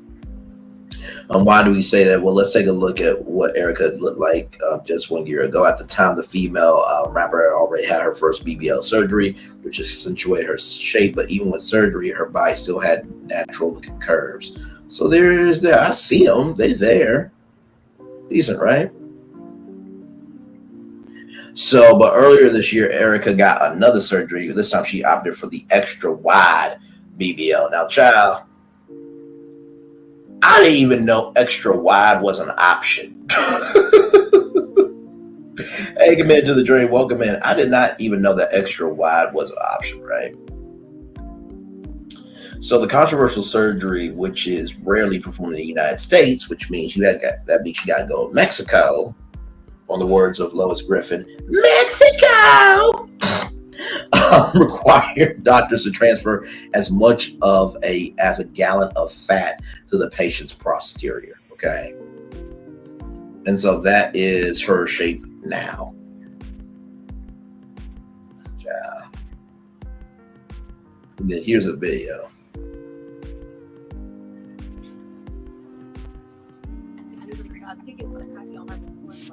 Y'all meet us in Columbia, Missouri, in Blue Note, November the 13th at 8 o'clock.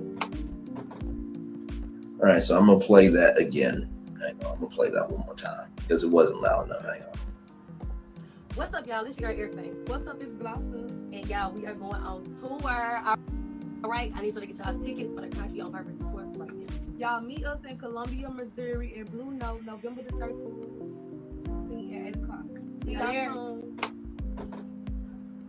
I mean, her behind is like on a huge part of the console, child. Like,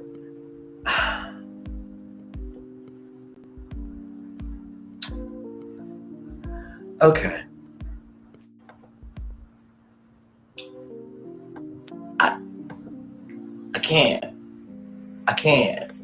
I don't know, child. Like, listen, and I know having brothers like me don't help.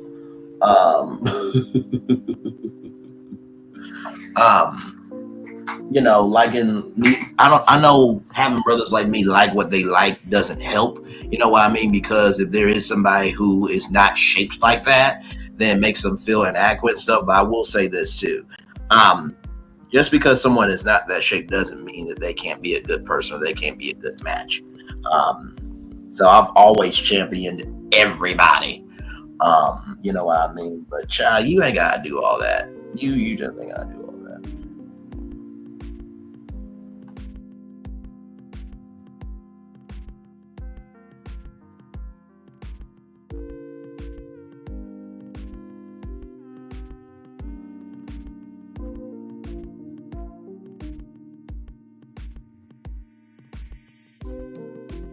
But yeah, child, you ain't gotta do all that. You just ain't got to do all of that. You don't have to. You really don't.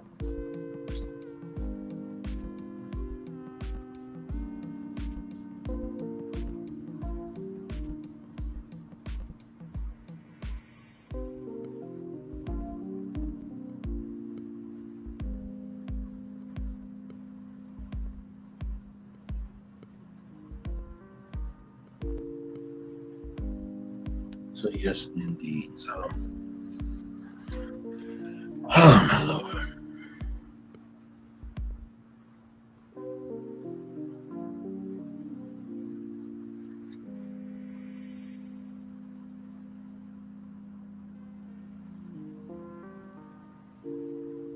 Okay, God.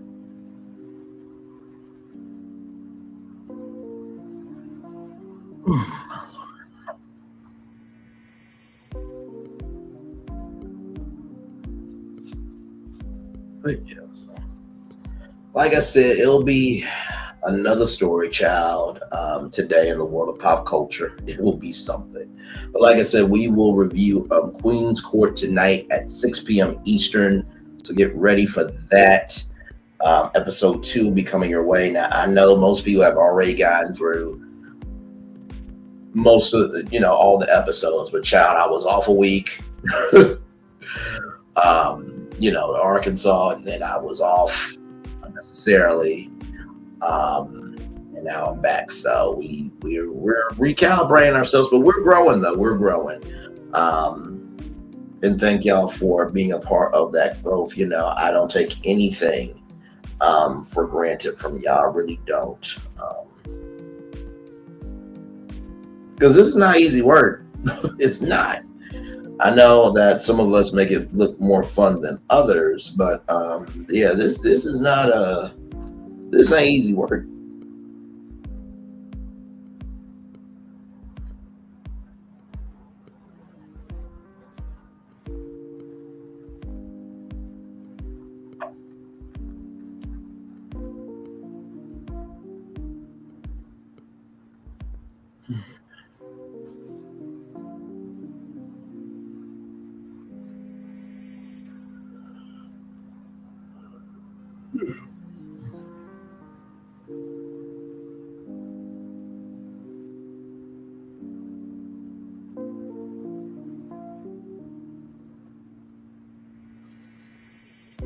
Man, thank you, PNC Ross. Thank you. Listen, that's why we do the diverse content over here, because it's like, if you do other content, they can't do anything to you. You know what I mean? So, and you know what? I saw a couple of people when what happened to me. They said Brainless content is some of the most diverse on YouTube.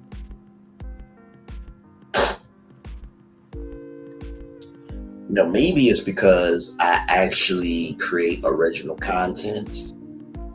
Maybe it's because I stand on my own square. Maybe that life is a little bit bigger than making content about other things that you can't control, and recognizing that there is something within you to give. But then again, you have to think of yourself as valuable in order to give something valuable to people. So it's all a mindset thing. Life is more mental than physical, child. I can tell you that.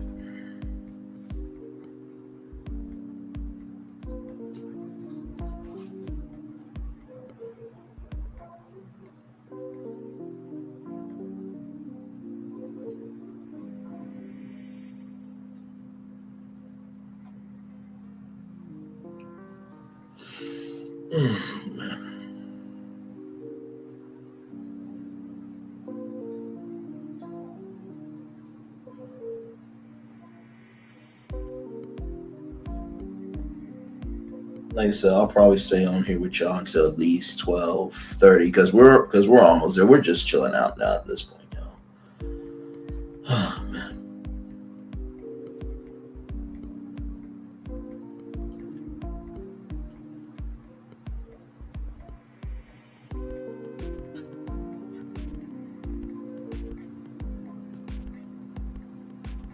Okay.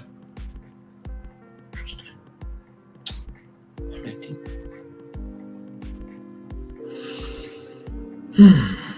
Lord.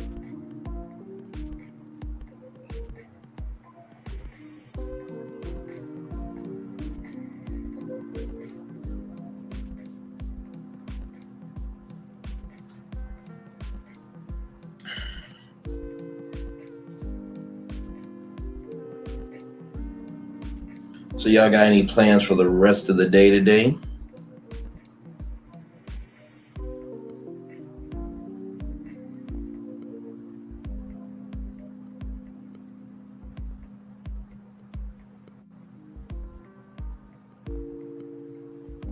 I know that some of you are at work, some of y'all are at the house, or his house for everybody else.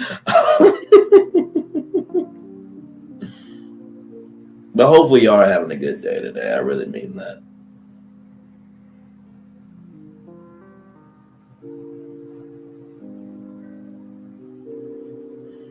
And by the way, when I went to the movie theater that day, I didn't see no real movies that I really wanted to watch. None.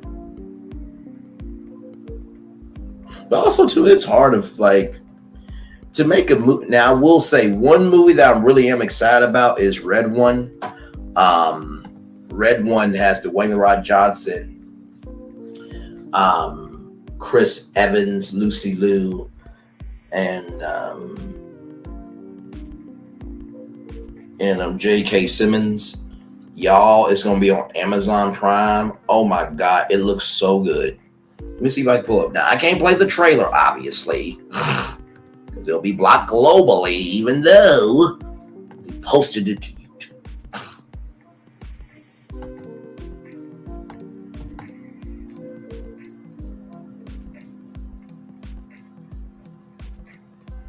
Actually, let me see here if I can go to at least the Instagram of it.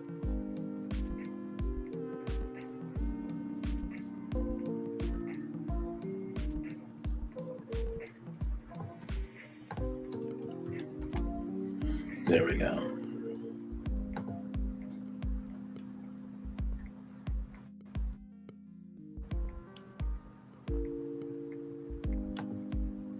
No, not that one. That's not the one I'm looking for.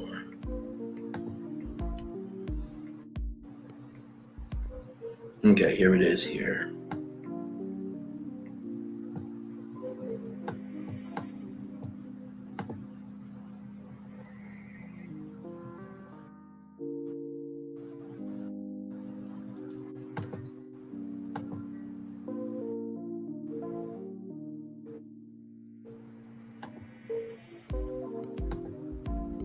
All right, so let me pull this up. Hey, Nikki News, welcome in, my friend.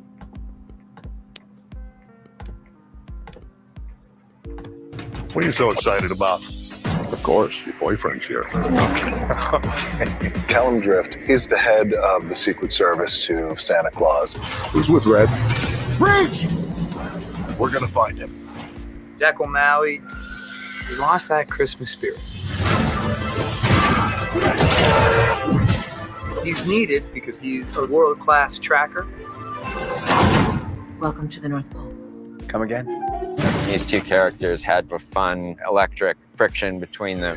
I can tell right away. Out of everyone here, I like you the least. You can't trust this guy. He's NL4. This clown is a level 4 naughty lister. A level 4 naughty lister?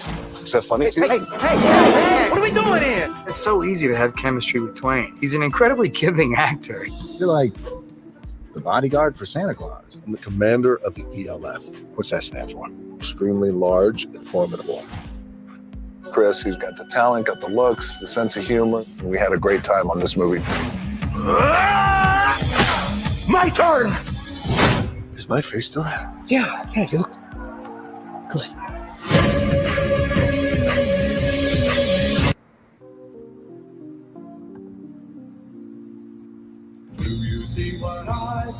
So this is going to be in IMAX on November 10th for a one-day. Where is it? No, not that one. Santa Claus has been kidnapped? We're gonna find him. You got it, kid. We got snowmen! That was so disturbing. Red one. Rated PG-13. Only in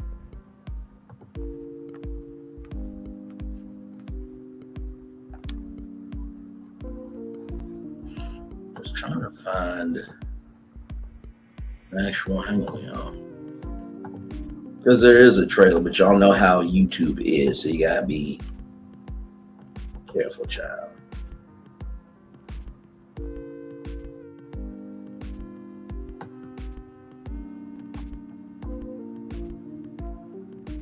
Let me see. One trailer. Because if it's on Facebook, I should be. Okay, here we go.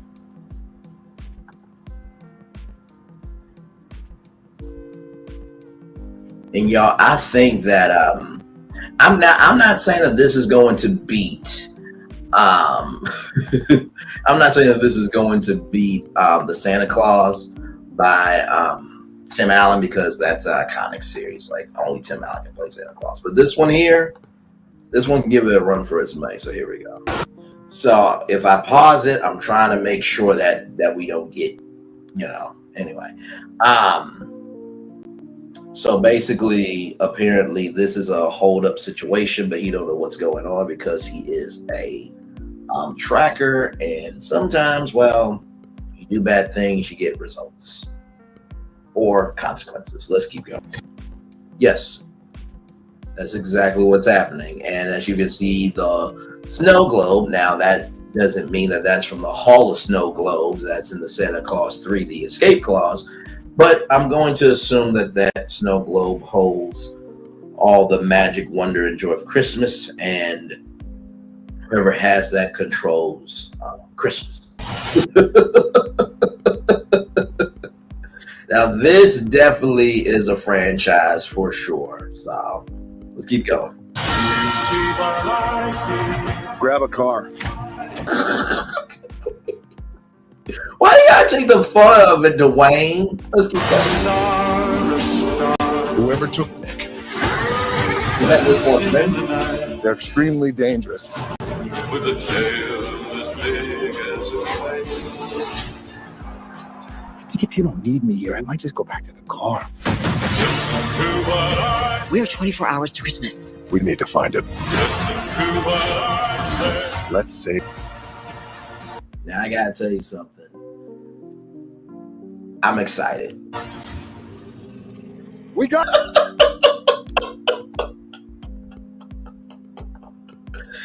This looks corny, ridiculous, and over the top, and I'm here for it. Sometimes all you need is just mindless, goofy fun, and this looks like something I'll watch to cheer myself up with all the cheats. Not sure, not for everyone. I'm sure about. I'm definitely give it a watch. 20 years ago, this cast would sell the movie. Now it's a turn off. Not necessarily. Because think about it. I think that when you think about the elves in the North Pole, right? you think of the elves from, Rudolph the Red-Nosed Reindeer, he's Mr. White Christmas, he's Mr. Snow, that's too much. And you think of the Santa Claus and those elves, right? The Happy Toy Maker and the head elf. But this is taking, elf as a secret service and come on. So I'm excited. I always think Christmas movies are meant for families to watch together during the holidays. It seems like a very funny movie. The whole family of all ages could enjoy. I think everyone who has negative things to say or taking things a bit too seriously line up as a comedy for goodness sake. That part. Oh Lord, he plays the exact character in the same movie. So did Clint Eastwood, Jason Statham, Sly, Stallone, Vin Diesel, a bunch of other actors people like to see. I will have to agree with that. And got rich doing it. That part. That part right there. But I'm excited to see it. I definitely will go see it. Now, I don't know if I'll go see it on November 15th, the day it opens, because, child, that theater will probably be packed. But yeah, I definitely will go see it for sure.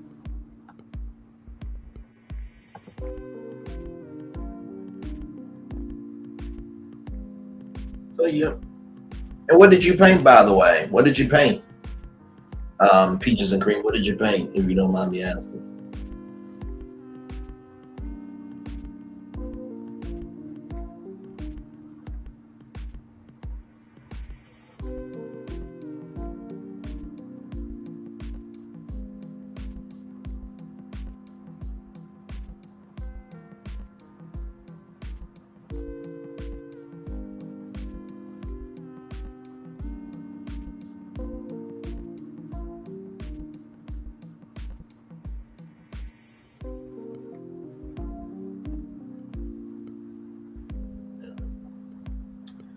Yes, indeed. So now y'all, if that gets cut, okay, y'all at least saw it. Okay, so just wanted to make that clear. But yeah, so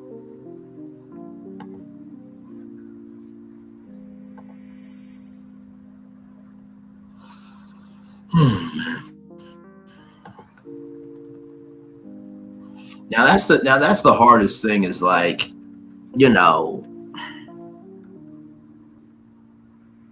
oh no, I could. I'm trying to think because remember in the Santa Claus how they had like all of the different people from the Sandman to the Tooth Fairy to Mother Nature to Father Time. I feel like that could happen with Red One, but I feel like, if they want to make this a series or they want to make this a franchise, then they got to really bring it. It looks like they are, but I don't know how they'll do it as a franchise. But I'm sure.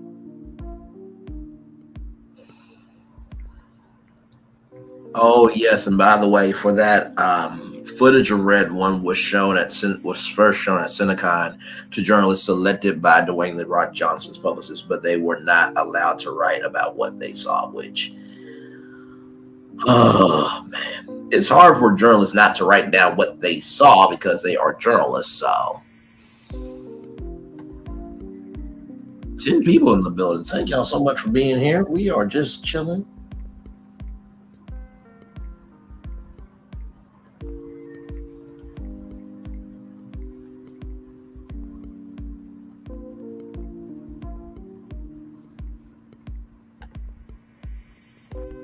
Yes, indeed. So,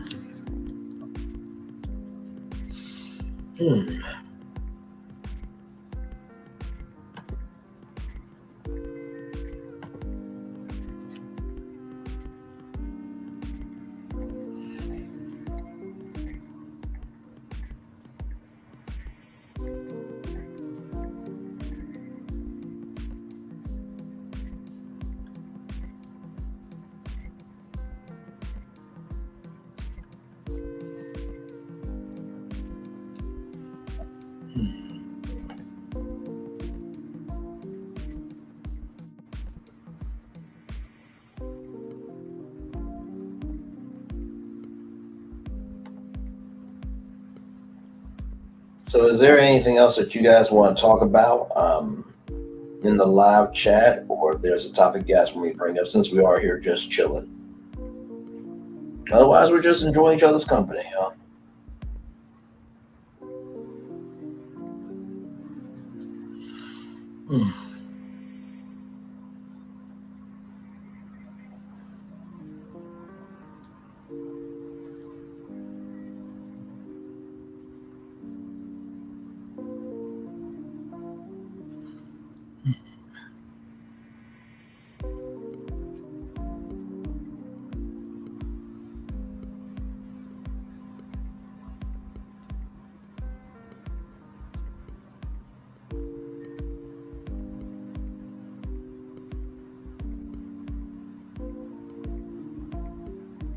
Yes, so Vault Culture is my backup channel, and then this channel is the main one. So, and Vault Culture is growing. I'll drop the Vault Culture one in the chat.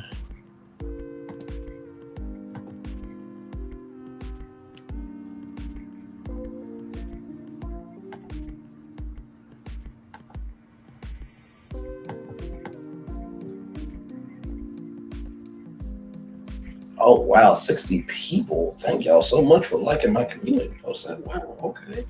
I'm humbled.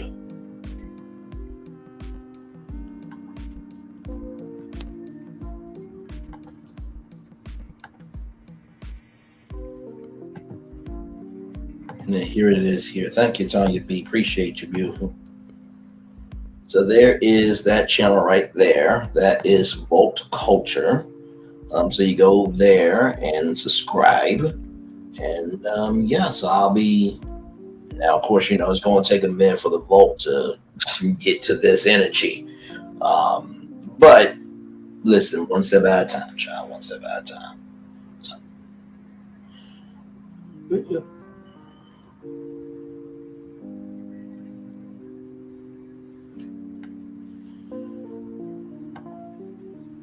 So yes, indeed, and like I said, y'all, it's gonna take some time. It's gonna it's gonna take some time. Believe you me. You know, I know this is not gonna be an overnight thing, child. And also too, you gotta recognize this, that within the success that you want for yourself, the way it happens for somebody else is not going to happen for you. So even if everybody in the Melamia sector shared my backup channel, that doesn't mean everybody's going to get to 1,000 that quickly. So not saying that won't happen, because it's 2024 and anything can happen, but you also have to recognize that your wave is your wave. And as long as people are seeing you, they're hearing you, and they want to embrace you, everything will come in time. It really will. So, like I said to y'all before, money, opportunities, circumstances, decisions, and resources, they don't change people. It just amplifies what's already in them. So, if you were a nice person before YouTube just gives you an outlet to showcase your niceness on a bigger scale. But if you're mean, YouTube just showcases your meanness on a bigger scale. That's all it does. And here's the gag. you can upload just about anything to YouTube. So so people believe that you're nice on YouTube, it's because of the energy you're giving to your YouTube channel. If you are mean, maybe it's because you are uploading meanness to your YouTube channel. Like people say, sometimes it's not God, it's not the devil, it's us. Sometimes we are the cause of our own rise and demise. It ain't nobody but us.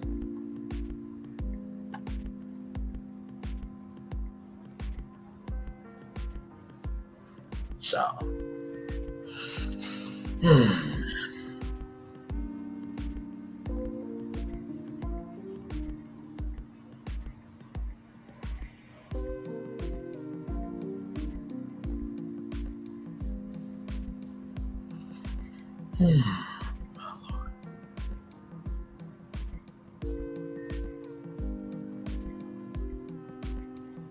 eight people in the building.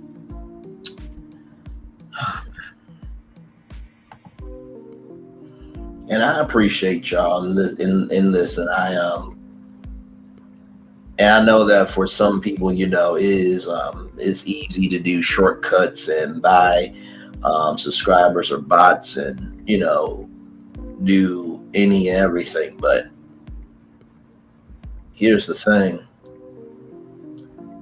if you have to cut corners just so you can exist, just maybe you didn't have it in you to be original in the first place. Now that is different than paying for a promotion. So I remember High Class Vibes had a $15 special where they will promote your post on their that they would promote your post on their YouTube community wall. There are Instagrams that you can pay that they will, post it on their Instagram for 24 hours and all that stuff. That is different. But also too, supernatural only works when you have done your work in the natural and God is able to put something super on your natural because of the fruit that you put in the natural. And you're right, P2 Ross, you're absolutely right. I do believe that will happen in time. I really do.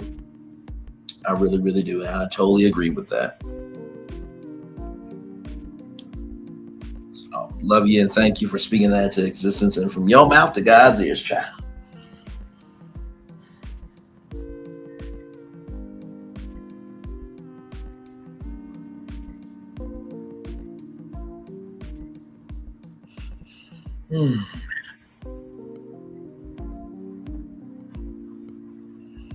Like I said, y'all are in Ohio, by the way. No, listen, I'm in the land of reality, but also too, I know that God is bigger than whatever we can conceive. So I am with you, and I'm speaking that into existence. That statement that's on the screen right now for P2 Ross, I am speaking that into existence in Jesus' name. Yes, yes, yes. Amen, amen, amen.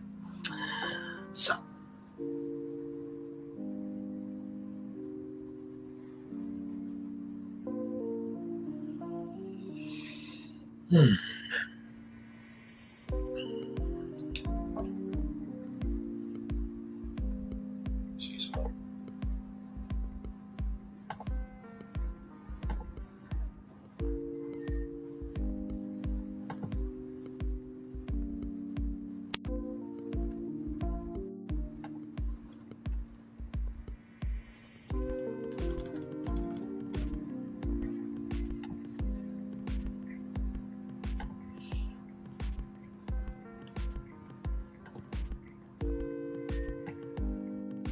Email this person here.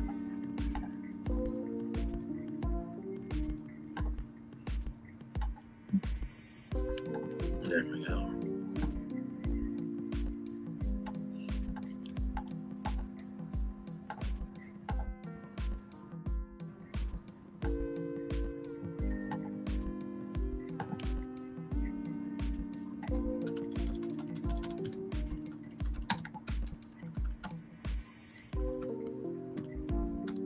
There we go.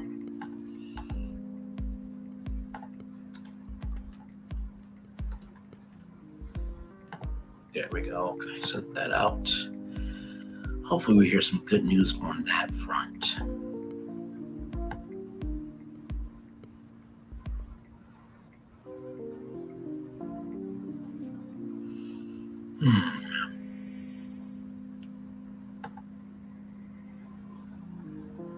Y'all, can y'all believe this? We've been here for 3 hours, 40 minutes, and 39 seconds. That's how long we spent time together. God, man. And believe me, I know why content creators try to keep it to like an hour. You know what I mean? Because it's easy consumption, but also too it's good because it's good for revenue and stuff like that. But listen, the main reason why we do what we do so much around here, the reason why it is like 2 to 3 hours is because what ends up happening is you start to get to know people and you start spending time with people and you start, in the words of Phaedra Parks, Phaedra Parks is messy as hell, child, but she did say something on the Married to Medicine reunion that I really took to heart.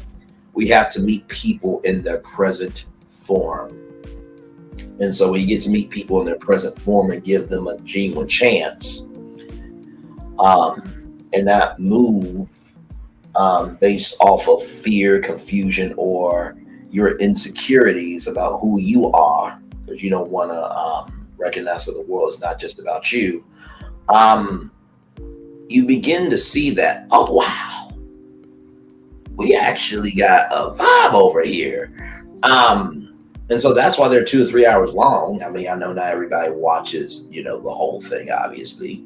But, at least for the first, hour I give y'all before I cut my camera off. So I try to go through all the topics within at least that hour. Sometimes it might take 2 hours, but at least you get every single topic, every single destination that we go to, so. But yes.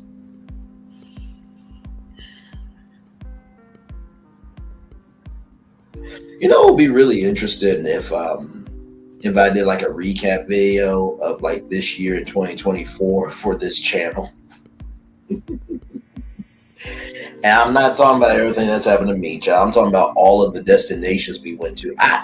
That video would have to be a 2 hour long video. Like there is no way to recap all of the destinations we went to in this year alone, because there were a lot of destinations that we went to together. Whew. And y'all, listen. I'm trying to think. The trial hasn't started for day yet, right? Because I was about to say, how crazy would it be if on the same day that Kamala is elected president, that day is found guilty? That would be craziness. That would be craziness, child.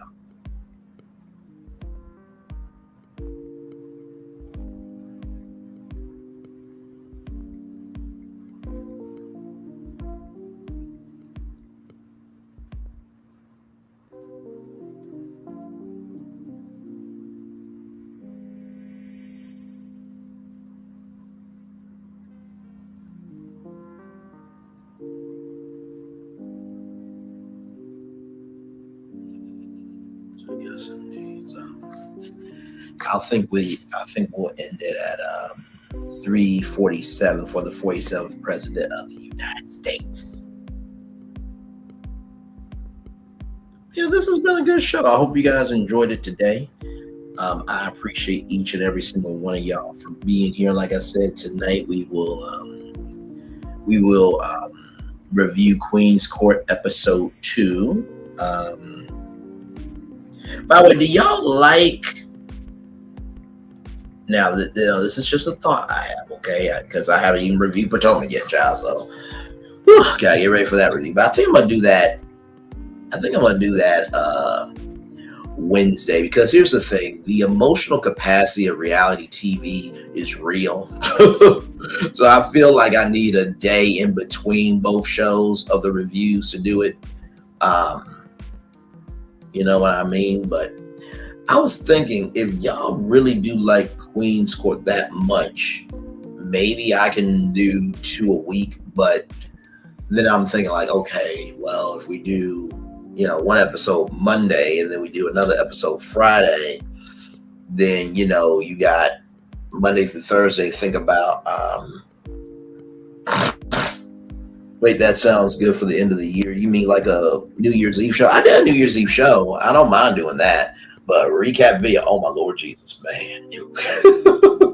Man. So we'll see though. We'll see. Yeah, highlight the destinations. Yes. I'll think about doing a recap video. Now I know I'll do a New Year's Eve show. I'll do that because we did that 1 year. It was really, really good. Y'all were very patient with me because I was out with some friends on New Year's Eve, child. They want me to get out and be social. Like, have you seen the world today? I'm fine. Right here. Leave me there. And thank you very much.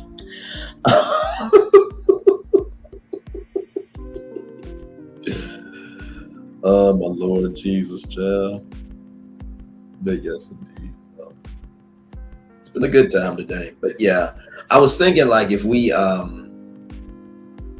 good, your New Year's Eve show is enjoyable. Thank you so much. And child, listen, all we do on our New Year's Eve show, for those of you who were there, we recap the year that was, and then literally at midnight we did like the first stream of the year. Would you guys like that format again? Like, we kick it off at what, 7, 8 o'clock?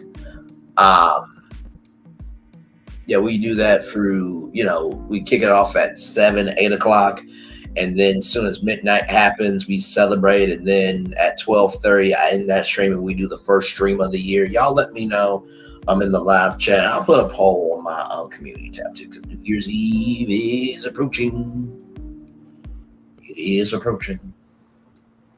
Oh, man. I think a New Year's Eve cruise would be cool. It'll be very, very cool. And honestly, tell you the truth, like, I know that CBS is doing Nashville New Year's Eve. Dick Clark's New Year's Rockin' Eve will be live. I think they'll be doing Puerto Rico at 11 p.m. They'll do the New Year's Eve one from New York, of course, at midnight. They used to do the Central Countdown one, but New Orleans said it was a little bit expensive for them to be on ABC. And I was saddened because, let me tell you something, that Billy Porter, he knows how to throw down in the Big Easy, baby, on New Orleans, on New Year's Eve. He was from that riverboat that 1 year. Oh my God, and the fireworks from that thing. Amazing sauce. I know NBC was doing a New Year's Eve show with Miley Cyrus for a long time. I don't know if they're going to do anything for New Year's this year. Trying to think who else. ABC, CBS. Fox, they did like a New Year's roast and toast with Ken Jeong, the actor from The Hangover, and Joe McHale, but I don't think they've done anything. But I've always have said, like, why don't Carnival or Royal Caribbean or Norwegian or Virgin Voyages do like a New Year's Eve show and put it on Fox? And why would you do that? Well, for one, you have a correspondent in New York and another one at sea. And then you could do a special fireworks show from that private island at midnight. Like, and listen, the gag is there's going to be some celebrities that are not going to have anything to do on New Year's Eve, and they would love to be on Fox. They would love it. So I think the one that could probably do it the best, I'm thinking, is probably Carnival, because Carnival's all about fun. If you can go out, have some fun. You deserve it. Oh, thank you, PNG Ross. I appreciate you, my friend. I do. And you know what? We'll see. We'll see. If anything, if I do go out, I'll try to at least come back by maybe. Well, I can't promise nothing, but I'll at least try to come back at 10, just so I can at least spend a little bit of time with y'all New Year's Eve. You know what I mean? So, and that's the one thing about this channel. You cannot say we are not a full year-round channel. Okay. Even summertime, we didn't have a break. And I remember what Wendy Williams said, that she hated going on summer break because there was just so much to talk about. And I got it now. I understand. She wanted to have the Wendy Williams show every day, but if you're in the union, you have to have that month off. So sometimes you'll see like the View that come back in August. Oh, Tonya B is up here. Hey, Tonya B. Hey, good afternoon. Yes, afternoon now, my friend. How are you? I'm good. How you doing? I'm good. I just wanted to share an idea that I thought it would be too much to type. If you don't mind, I just want to share an idea.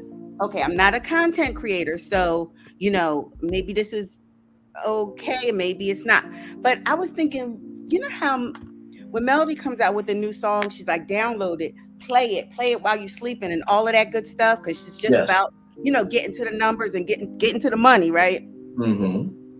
I was thinking maybe you could have like a Wednesday watch night, meaning like you come on whatever time you want, and people can kind of click it and until they sleep and let it keep on playing while they sleep.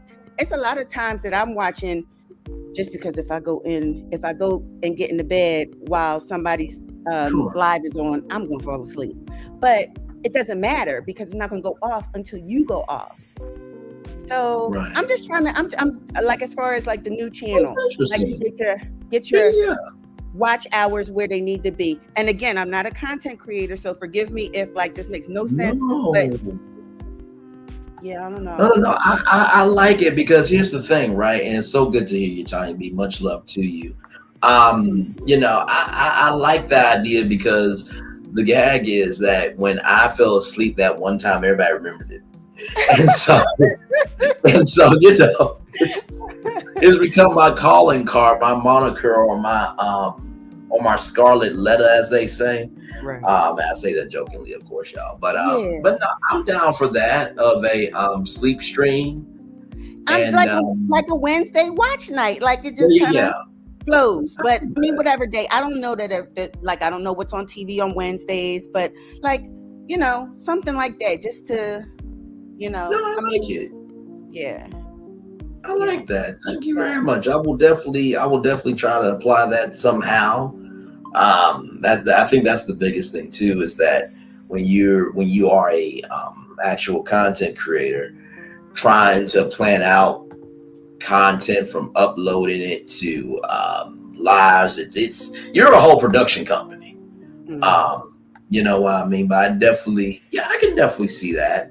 And even if it's not for like a TV show, just to come on and say, hey, and just chill and build up those watch hours, I'm here for it.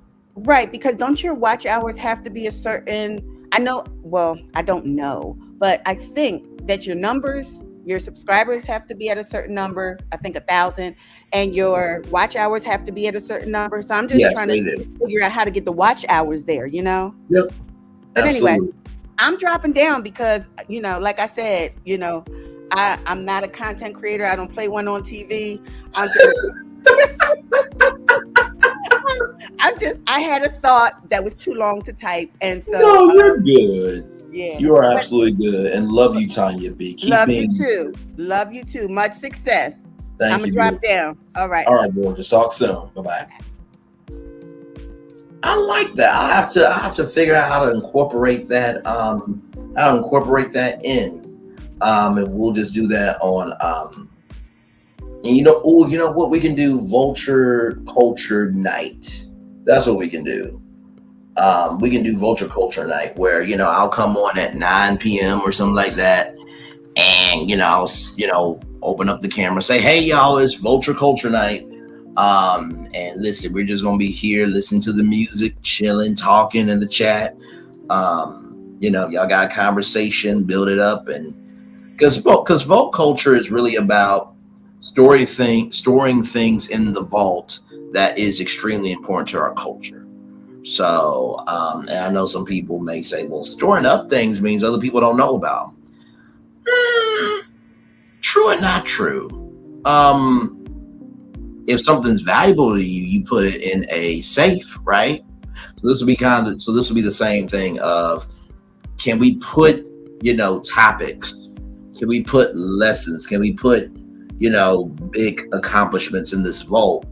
So that way, as a culture, when we are struggling sometimes, we can go to that vault of culture and be able to say, hey, can I borrow that?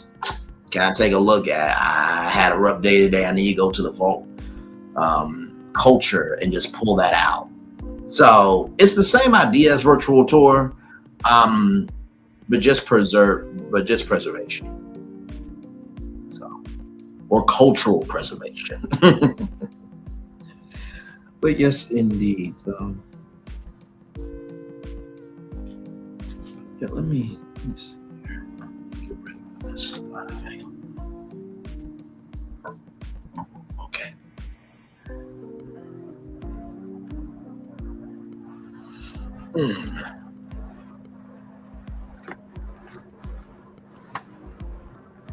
Let me see.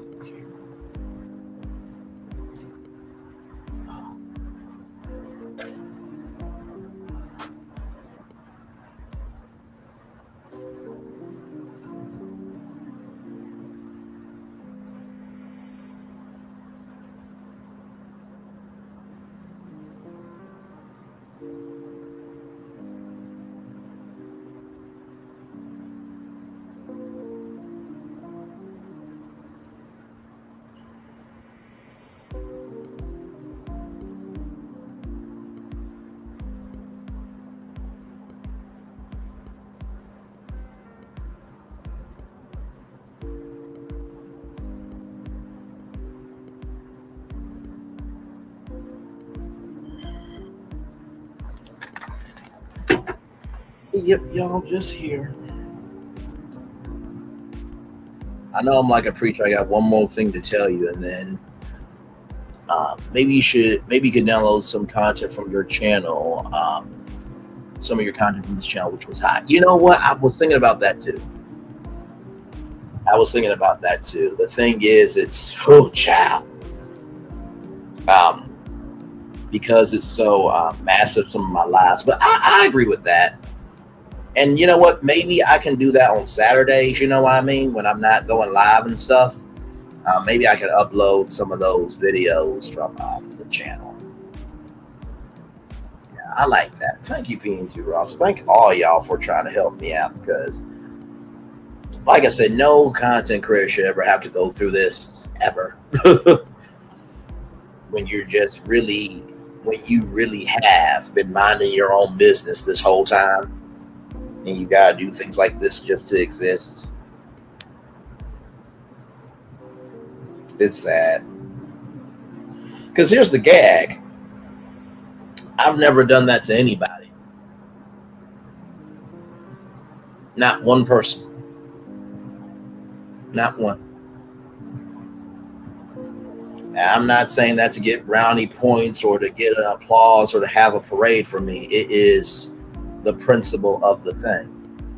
I don't bother nobody, so don't bother me. That used to be a principle in this thing called life.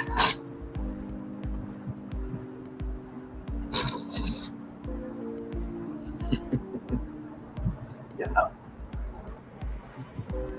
Oh, my Lord.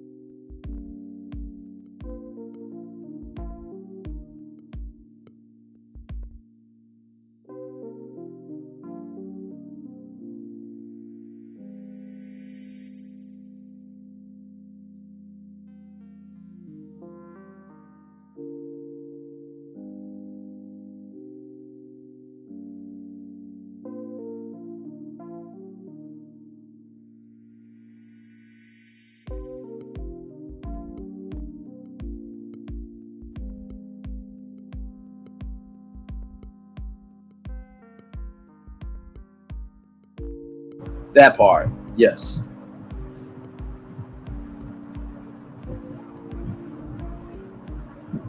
I will definitely upload that one. That one was a good one.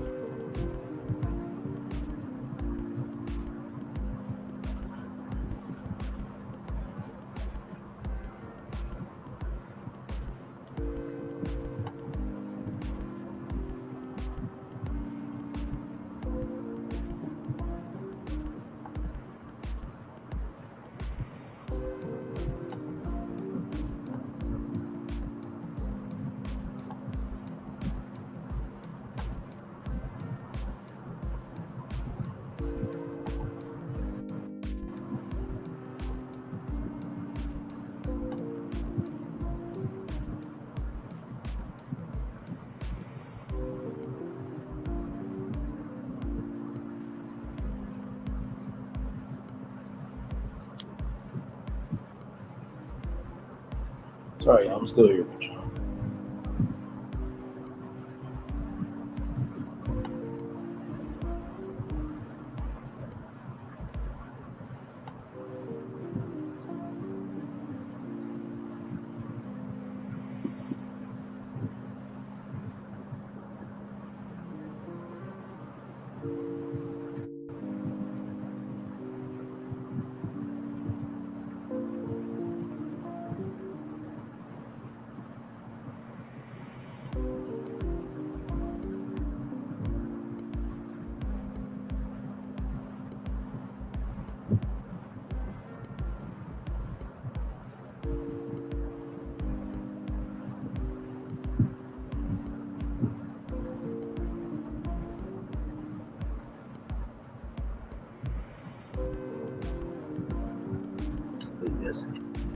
But yeah, I'll definitely get that together for sure.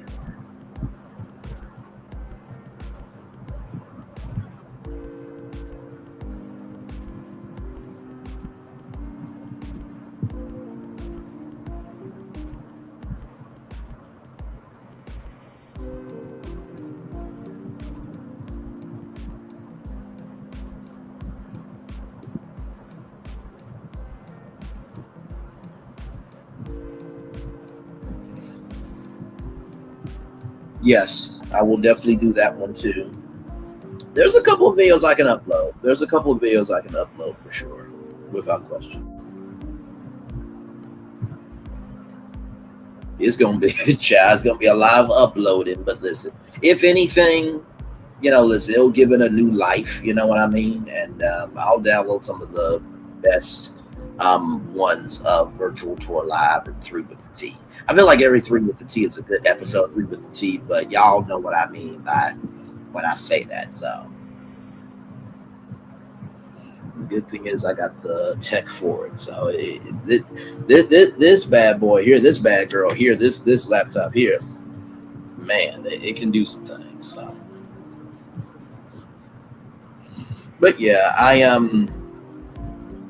it does hurt me a great deal that I was raised with old school values, and I have more old school values than the grown people that were in the old school. That they should be the elders and not me.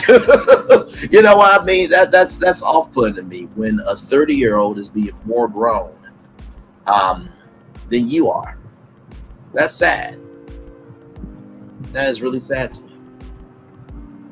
Because like I said, all my time on YouTube, never did nothing to nobody. Not one time.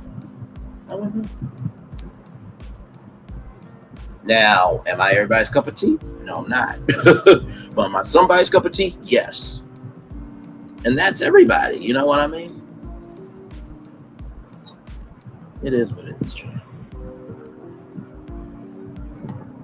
Yes, I will definitely do that. John the Major story. See, there are plenty of destinations we've went to. That's why I'm saying you are. That's why I'm saying you are Melody Cherie Lee. Having complimented and watched me out for years. I love Italian B. I really do, child. But now listen, I mean, And honestly, what a blessing it is too to be able to upload your own content, because you create actual content. Shocking, I know, but yeah.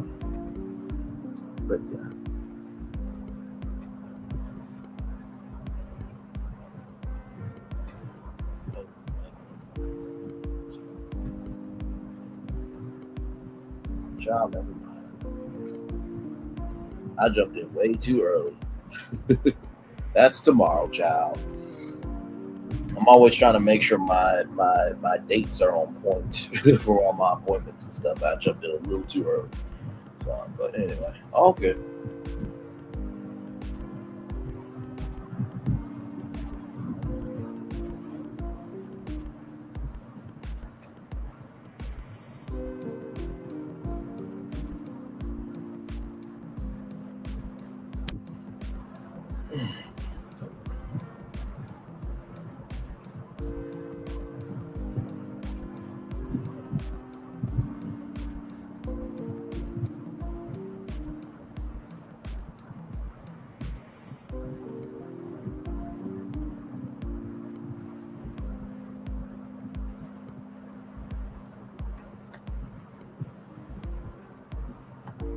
Unfortunately, Bray, everybody wasn't raised right. I worked with someone that wasn't raised. Yeah, I know.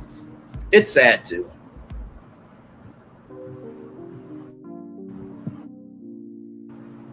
It's very, very sad because all it really does is just showcases your character. And not to mention too, if you try to do something to somebody when they have never done anything to you personally, tangibly, something that actually has really hurt you, you know that just shows your character, not theirs, right? There's a thing that Dr. Phil said that even though Dr. Phil said what he said last night, which I still think is out of his rabbit ass mind, he said there's a thing called rage is overshadowing, where you are doing so much more than the other person that whatever they're doing, it is not being shown, and it's outshadowing what you're doing, right? So the more that you're the clown, the less that they don't look like the clown. So, you know.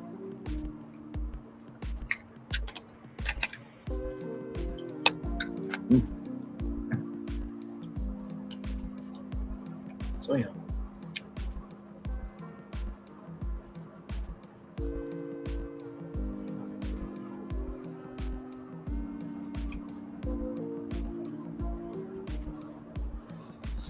But yeah, I am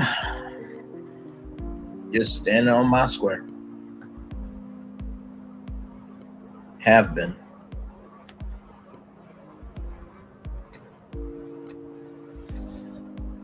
So, and I gotta figure out how to do more videos because I remember Tanya B was saying, more videos, please, Braylon. I'm like, okay, child. Listen, I already do 6, 7, 8, 9, 10 videos in one live, child.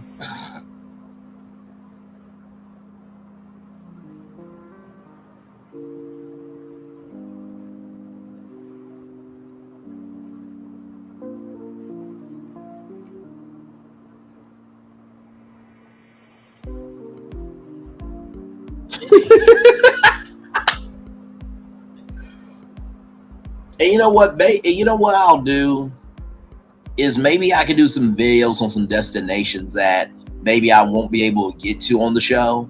Because here's the thing, Pit Stop was created because of this, right? Now everybody's able to come to the big show and get to be here with me for an hour or 30 minutes or whatever. So the Pit Stops allowed you to get a taste of Virtual Tour Live in like 20 minutes. So, you know, still meaty content, but, you know, consumable. So I think that's why some people may not know the channel, because I don't really produce a lot of videos. Not saying I don't know how to produce a video, because your man, your friend, and family member got a video that got 11,000 views. Okay, just and got 10,000 views from the same day that it premiered to the street, to YouTube. And that was a huge accomplishment accomplishment for me because, like I said, I watch YouTube for fun. I really do. Like, my history, y'all, is so far removed from what you believe. Like, of course, virtual tour live, that is my side hustle until it becomes my main hustle, right? So I love celebrity, I love entertainment, I love pop culture. I feel like I'm the Black Ross Matthews. You know what I mean? But also too, I'm a nerd. Like I said, we've been covering Epic Universe for how long now? From all the different theme parks that will be inside the park, to the hotel, to the day that you could buy your tickets and get your packages, and gave y'all update on the Terra Luna Resort that's going to be opening on March 25th, 2025, and not February 25th. So, and that's the thing too, I've always been curious about the world, like even way before YouTube. I think that, like I said, YouTube has showcased my diversity and my curiosity and my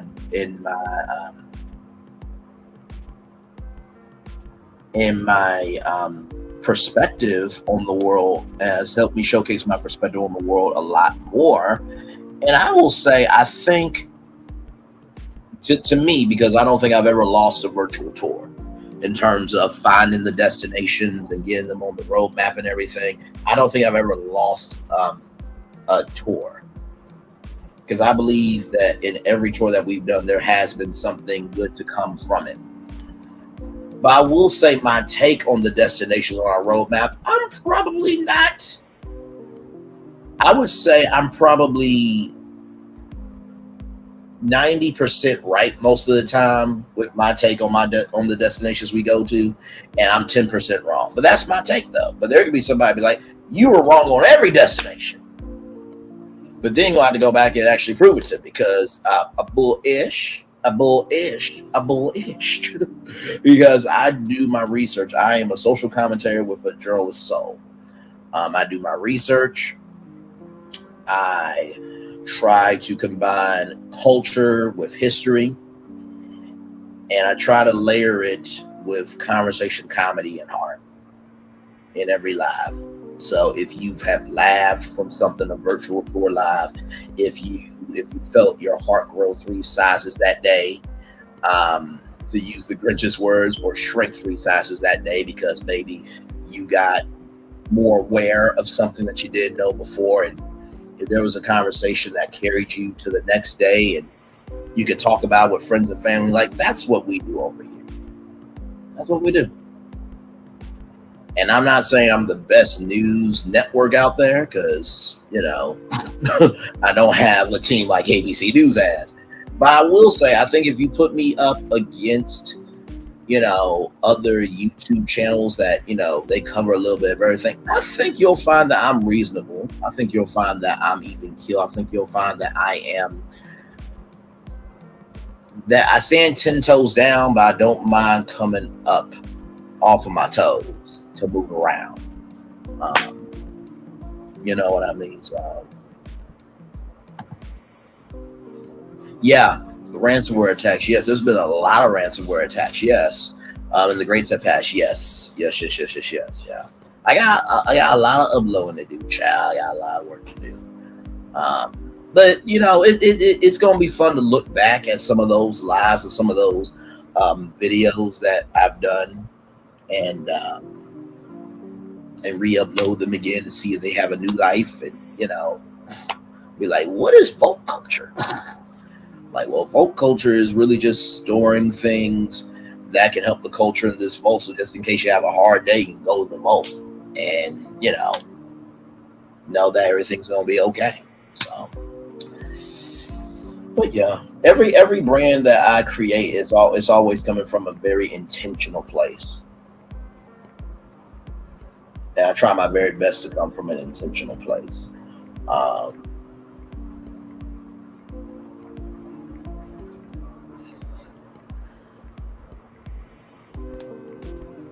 So,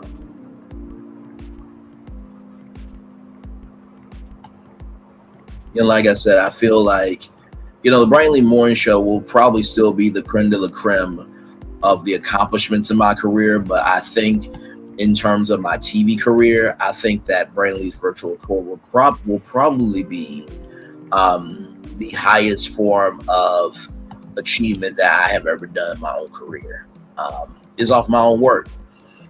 And, I believe it's extremely important to recognize that while it is great to want to work for, Family Feud or Jeopardy or Wheel of Fortune or to join The View or to join The Talk, well, The Talk is about to be canceled, or The Real or, Entertainment Tonight, Access Extra, or to join, Good Morning America Today, CBS Mornings, to join a show, that's a great thing. But also, too, I think it's just as empowering, just as inspiring, just empowering, inspiring, and just as emotional of betting on yourself. You know what I mean? And the thing is, there's a scripture in the Bible that says your gift will make room for you. And I know that Brainley's virtual tour gets on E, is going to be game over, because the impact of this show and how y'all have been able to take in this information. Imagine the first Black entertainment news show on the E network on 5 nights a week, and them getting to experience what we do here, and to know that, hey, listen, we can go from Amber Rose to Michelle Obama in one show and still be Black, and showcase that we are more than what people say about us. I know the Ratchet has an audience, but I think the Heart has an audience too. And I think that's what I realized in this sector, is that, okay, after everything's been said and done, after you screamed and shout and let it all out, and you said, oh, to use a song, and all around the world, has happened. Where can you go that is a place to fall? Where can you go where you can see what else is happening in the world? And where can you go to know that maybe you're just not alone? That audience has been underserved, underappreciated, and it's been dismissed for too long. And like I said, I don't think I'm the great Jehovah Jireh of everything. I really don't. I just carry that energy and execute it responsibly, accordingly, and accurately, and I sincerely care about what I do. But I do think that it does take the right one to go through the door to showcase that door can have a purpose. Because there's some doors in the hallway that haven't been opened until that right person opens the door. So if Brainley's virtual tour can open up the door for other content creators to get their own show, then hey, and like I said, the E network, it needs a huge rebrand anyway. So, me coming to E might actually help out in more ways than we think. So don't ever attack somebody in the midst of their journey, especially when you don't know if you're going to be a recipient of that blessing. And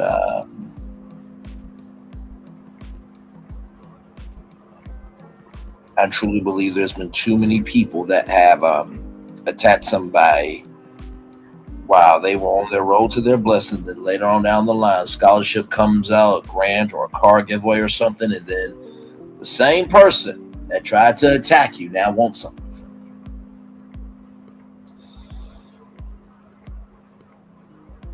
Like Cat Williams said, if you want your history to be good with me while I talked about you, you should have treated me better. You don't get to dictate my history with you. Said a lot of truth in the interview. He really did.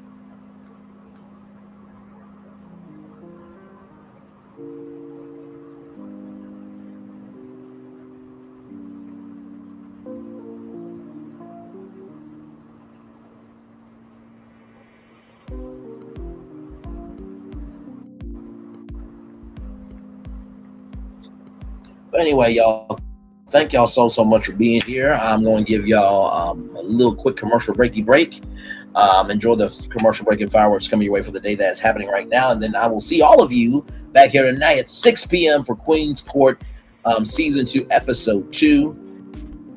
And like I said, we'll talk about relationships and everything in between and just have a good time like we normally do over here. One love, much love, all love. I feel love. Let's send it right back to you. Bye, everybody. Have a wonderful, wonderful day.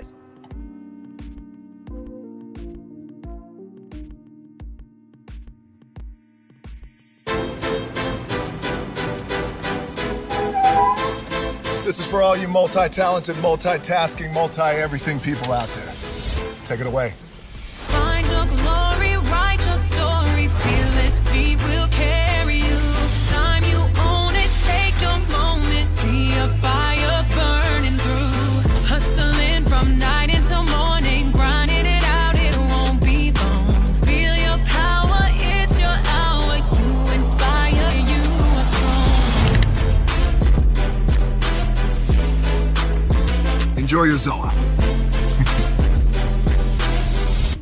No applause? You're all fired.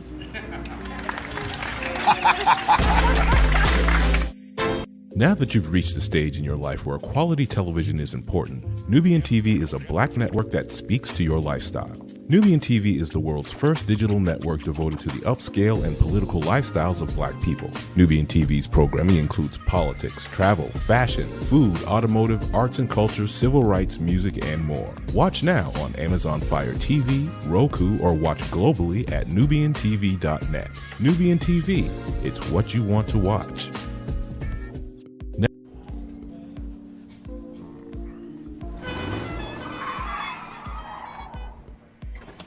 Come with me if you want to live a more delicious life. Oh, maybe we should get in the van. In this world, we don't get to control much. The past, nail pattern baldness. Leggies. Got one right now. The urge to puff that bubble wrap. But there is one thing we do get to choose every single day: what we eat. Welcome to the Sonic Department of Research and Deliciousment. We have everything you want, didn't know you wanted, and some things you didn't know were possible. Because we believe if you're not having fun, you're not living free. So come on, let's live a little.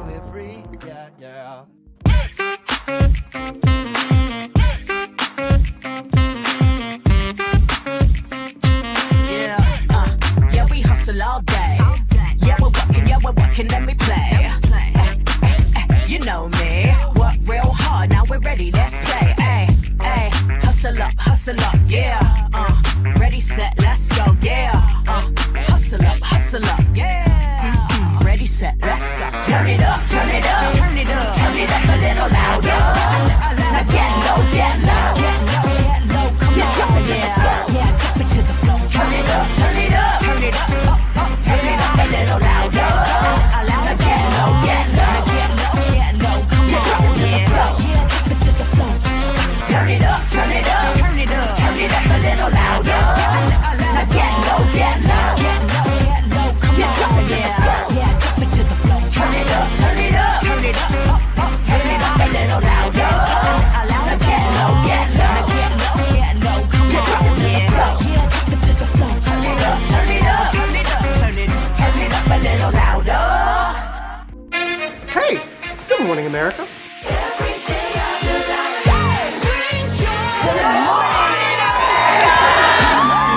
Good morning, America. Good morning, America. Good morning, America. Money! Are you ready? They are ready. Covering the biggest events in the country right now. There's a lot going on here this morning.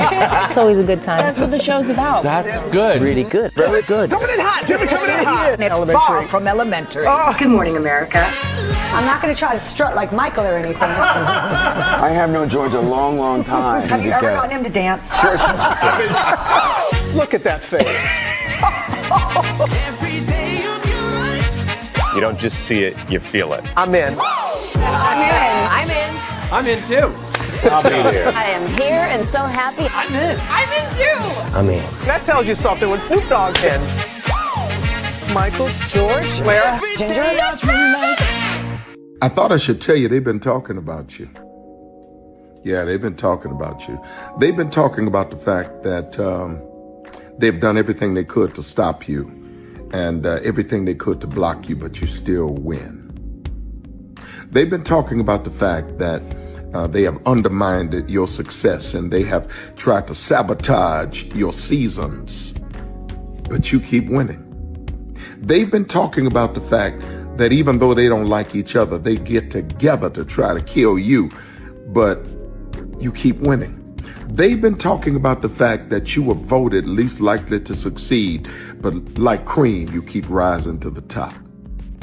They've been talking about how they tried to burn your world down, but like the phoenix, you rose from the ashes. They've been talking about you. And you know what they say? Oh, she's just lucky. He's just lucky. But no, you ain't lucky. You're anointed. You got something on you. You got favor on you. You got power on you. You were born to win. Now they can call it luck, but it's grace. They can call it luck, but it's favor. But whatever they call it, it doesn't matter, because you know what God calls you? Do you know what God calls you? A winner. I thought I should tell you they've been talking about you. Yeah, they've been talking about you. They've been talking about the fact that they've done everything they could to stop you and everything they could to block you, but you still win. They've been talking about the fact that they have undermined your success and they have tried to sabotage your seasons, but you keep winning. They've been talking about the fact that even though they don't like each other, they get together to try to kill you, but you keep winning. They've been talking about the fact that you were voted least likely to succeed, but like cream, you keep rising to the top. They've been talking about how they tried to burn your world down, but like the phoenix, you rose from the ashes. They've been talking about you. And you know what they say? Oh, she's just lucky. He's just lucky. But no, you ain't lucky. You're anointed. You got something on you. You got favor on you. You got power on you. You were born to win. Now they can call it luck, but it's grace. They can call it luck, but it's favor. But whatever they call it, it doesn't matter, because you know what God calls you? Do you know what God calls you? A winner. I thought I should tell you they've been talking about you. Yeah, they've been talking about you. They've been talking about the fact that they've done everything they could to stop you and everything they could to block you, but you still win. They've been talking about the fact that they have undermined your success and they have tried to sabotage your seasons, but you keep winning. They've been talking about the fact that even though they don't like each other, they get together to try to kill you, but you keep winning. They've been talking about the fact that you were voted least likely to succeed, but like cream, you keep rising to the top. They've been talking about how they tried to burn your world down, but like the phoenix, you rose from the ashes. They've been talking about you. And you know what they say? Oh, she's just lucky. He's just lucky. But no, you ain't lucky. You're anointed. You got something on you. You got favor on you. You got power on you. You were born to win. Now they can call it luck, but it's grace. They can call it luck, but it's favor. But whatever they call it, it doesn't matter, because you know what God calls you? Do you know what God calls you? A winner. I thought I should tell you. Caesar. Just look at him. Politician. General. Author.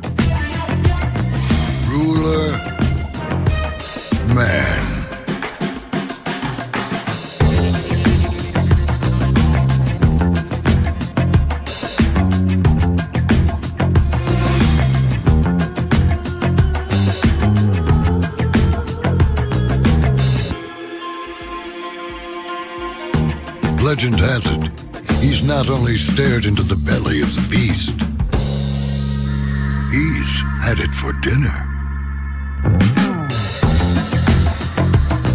Here he's free to relax, or party, or relax, or party, or relax, and party. His is a world of opulence, excess, and the occasional impulse buy. Not one to rest on his laurels, he's famous for ushering in a new age of entertainment. So, for anyone seeking a place where the sun never sets on a good time, all this awaits. I am Caesar, and I approve this palace.